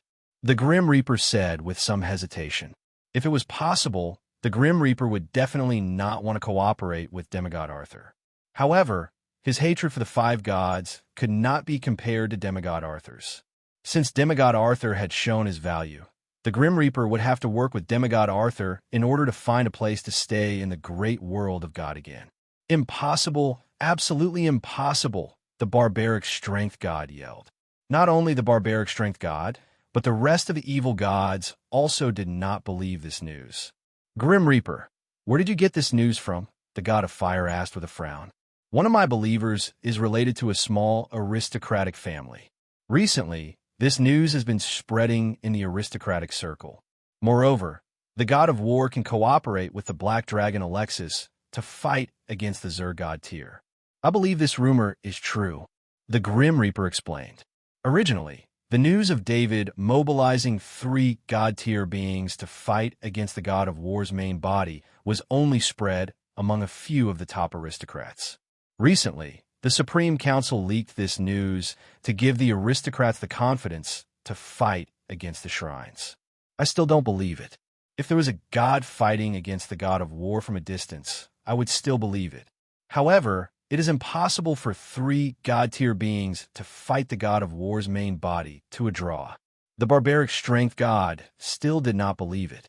The barbaric strength god was a close combat god that was as rare as the god of war. He had fought against the god of war before, so he naturally knew how terrifying the god of war's close combat skills were. The feeling of not being able to use all his strength and being targeted during the battle almost drove the barbaric strength god crazy. Even after tens of thousands of years, the barbaric strength god would still feel a chill from the bottom of his heart whenever he thought about the battle with the god of war. However, the barbaric strength god also understood how proud the god of war was. If his strength was not recognized, the god of war would not cooperate with the Black Dragon Alexis to fight against the Zer god tier beings. Whether or not to cooperate with the demigod Arthur can be discussed later. The other direction I want to take is to cooperate with the giant dragons. The death god waved his hand and said. The death god's words made all the gods in the illusion stop. All the gods here had participated in the divine war with the giant dragons. They were also the survivors of the divine war that had lasted for tens of thousands of years. During the era of the giant dragons, humans were enslaved, and the gods had to live carefully under the pressure of the giant dragons. Until the gods could no longer tolerate the rule of the giant dragons, they raised their weapons and attacked the giant dragons. During that war, many planets were completely destroyed, and many gods fell into an eternal slumber. That was an era where there were many gods. During that era, every human genius was valued and nurtured by the powerful gods to become a new god. It was also because of the cooperation between the gods during the era of the giant dragons that the number of gods increased significantly. At the end of the era of the giant dragons, it was a long and drawn-out divine war. The entire world was filled with battlefields. The greatest advantage of the gods was their immortality. As long as they had believers, the gods could hide their bodies in the small world and rely on their divine thoughts to carry out divine descent to attack the giant dragons. Even if the divine descent died in battle, at most, they would lose their divine thoughts. The damage to the gods' bodies was limited. In addition, the cooperation between the gods made it so that even if the gods were injured, their believers would not be snatched away. They had enough believers to provide the power of faith to restore themselves. No matter how powerful the giant dragons were, they could not withstand such a war of attrition between the gods. The giant dragons were indeed powerful. They were the favorites of the large world and were favored by the gods. However, because the giant dragons were too powerful, they were limited by the large world. Their fertility rate was extremely low. On one side, there was almost an endless supply of divine descent. On the other side, there were fewer and fewer giant dragons. The giant dragons abandoned the large world. They paid a huge price to break the space barrier and migrated the entire race to another large world. It was also because the giant dragons were expelled that the inferiority of humans was exposed. Even the gods were raised by humans and had the same inferiority. After losing the common enemy, the large world did not usher in peace. The gods began to attack each other for the sake of their believers. Many gods who did not fall during the age of the giant dragons fell at the hands of other gods after the end of the age of the giant dragons. It was a chaotic age of the gods. The war between the gods became a war of attrition. Resurrection and divine descent made the gods weaker and weaker.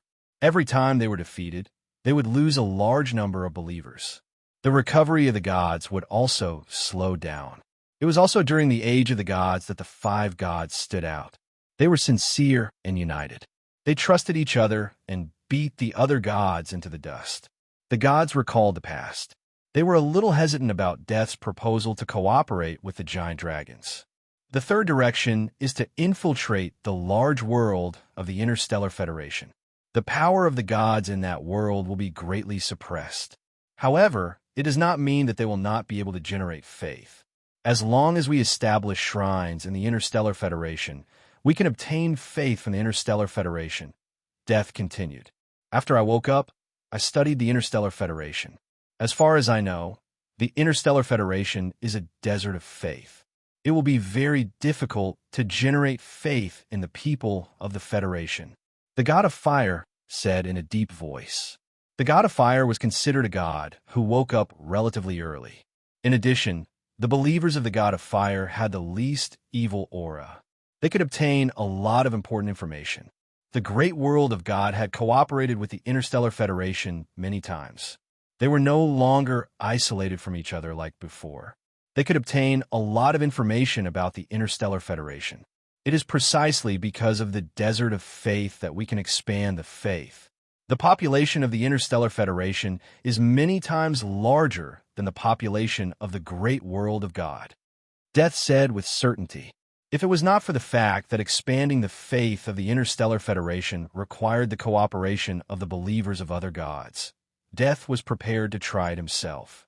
Too many of his believers had died, and he was unable to expand. The third direction is to infiltrate the large world of the Interstellar Federation. I don't think it will work in a short period of time, right? The god of blood asked in a deep voice. Yes, but as long as it succeeds, we will no longer have to worry about the believers. We can focus on the long war with the god of war. Death nodded. If this can be done, it will be worth it even if it takes 1,000 or 10,000 years, the god of shadow said quietly. Who will contact the demigod Arthur? The god of fire asked. The god of storm slightly shrank his body. He did not want to face the demigod Arthur at all. Furthermore, he did not even have a god's messenger. It was impossible for him to descend. I will not go, the god of blood said in a deep voice. He had fought with the demigod Arthur before. Although the demigod Arthur's combat power was not considered strong, the god of blood did not want to fight with the demigod Arthur. We need to find a god without any evil aura. It will be easier for the demigod Arthur to accept. Death suggested. Among the 12 evil gods, only the god of fire and the mother goddess of forest did not have any evil aura. The god of storm could also be considered evil. However, the awakening ceremony of the god of storm required the believers of the demigod Arthur. If the god of storm dared to appear in front of the demigod Arthur, the demigod Arthur would probably attack him. I will go and meet the demigod Arthur, the mother goddess of forest said calmly. Although they were evil gods, it did not mean that all gods used evil methods. Evil gods were gods that were not recognized by the great world of God. However, most of the gods who did not use evil methods had fallen early in the age of gods. Gods who used evil methods had a higher chance of surviving. That was why there were so many evil gods among the 12 evil gods. Of course, that did not mean that the god of fire, the mother goddess of forest, and the god of storm were good gods. Sometimes, kindness was not related to one's own ability. For the gods, the standard kindness of human beings was not suitable for them. In the eyes of the gods, ordinary human beings were only tools and sheep. The gods often called the appointed bishops as shepherds. How about contacting the dragon race? Death asked. I don't want to see the dragon race again unless it is absolutely necessary, the god of fire said in a low voice. Me too. Although my name is Fear, when I see a sky full of dragons, I will turn into fear. The god of fear said bitterly. No one likes the dragon race. They are arrogant, rude, crazy, and greedy. If we cooperate with them, we will inevitably have to fight with the dragon race again. I don't have the confidence to defeat the dragon race with the help of the 12 gods. The god of blood said. After experiencing the age of dragons, the gods had a deep-seated fear of the dragon race. That was a dark time. The gods did not want to face that era again. The return of the dragon race was likely to be worse than now. The god of death's eyes flashed slightly, and he said in a low voice, Then we will discuss the matter of the dragon race again. The gods did not ask how to contact the dragon race. That was because when the dragon race left, they still left some traces of the dragon race, and there was a magic circle to contact the dragon race. However, that was also one of the last means of the gods. The gods thought that contacting the dragon race to return was equivalent to dying together with the 5 gods. Until the last moment, no god would use this means. Of course, no one knew the current situation of the dragon race. Their judgment was based on the combat power of the dragon race when they left. When the dragon race left, they still kept enough god-level dragons to protect themselves. That was a power that was enough to make any big world afraid. The gods did not think that the dragon race could not survive and reproduce after arriving in the new big world. You're tuning into the Warrior Lore YouTube channel. Don't forget to subscribe and join us on this journey to catch the most captivating stories.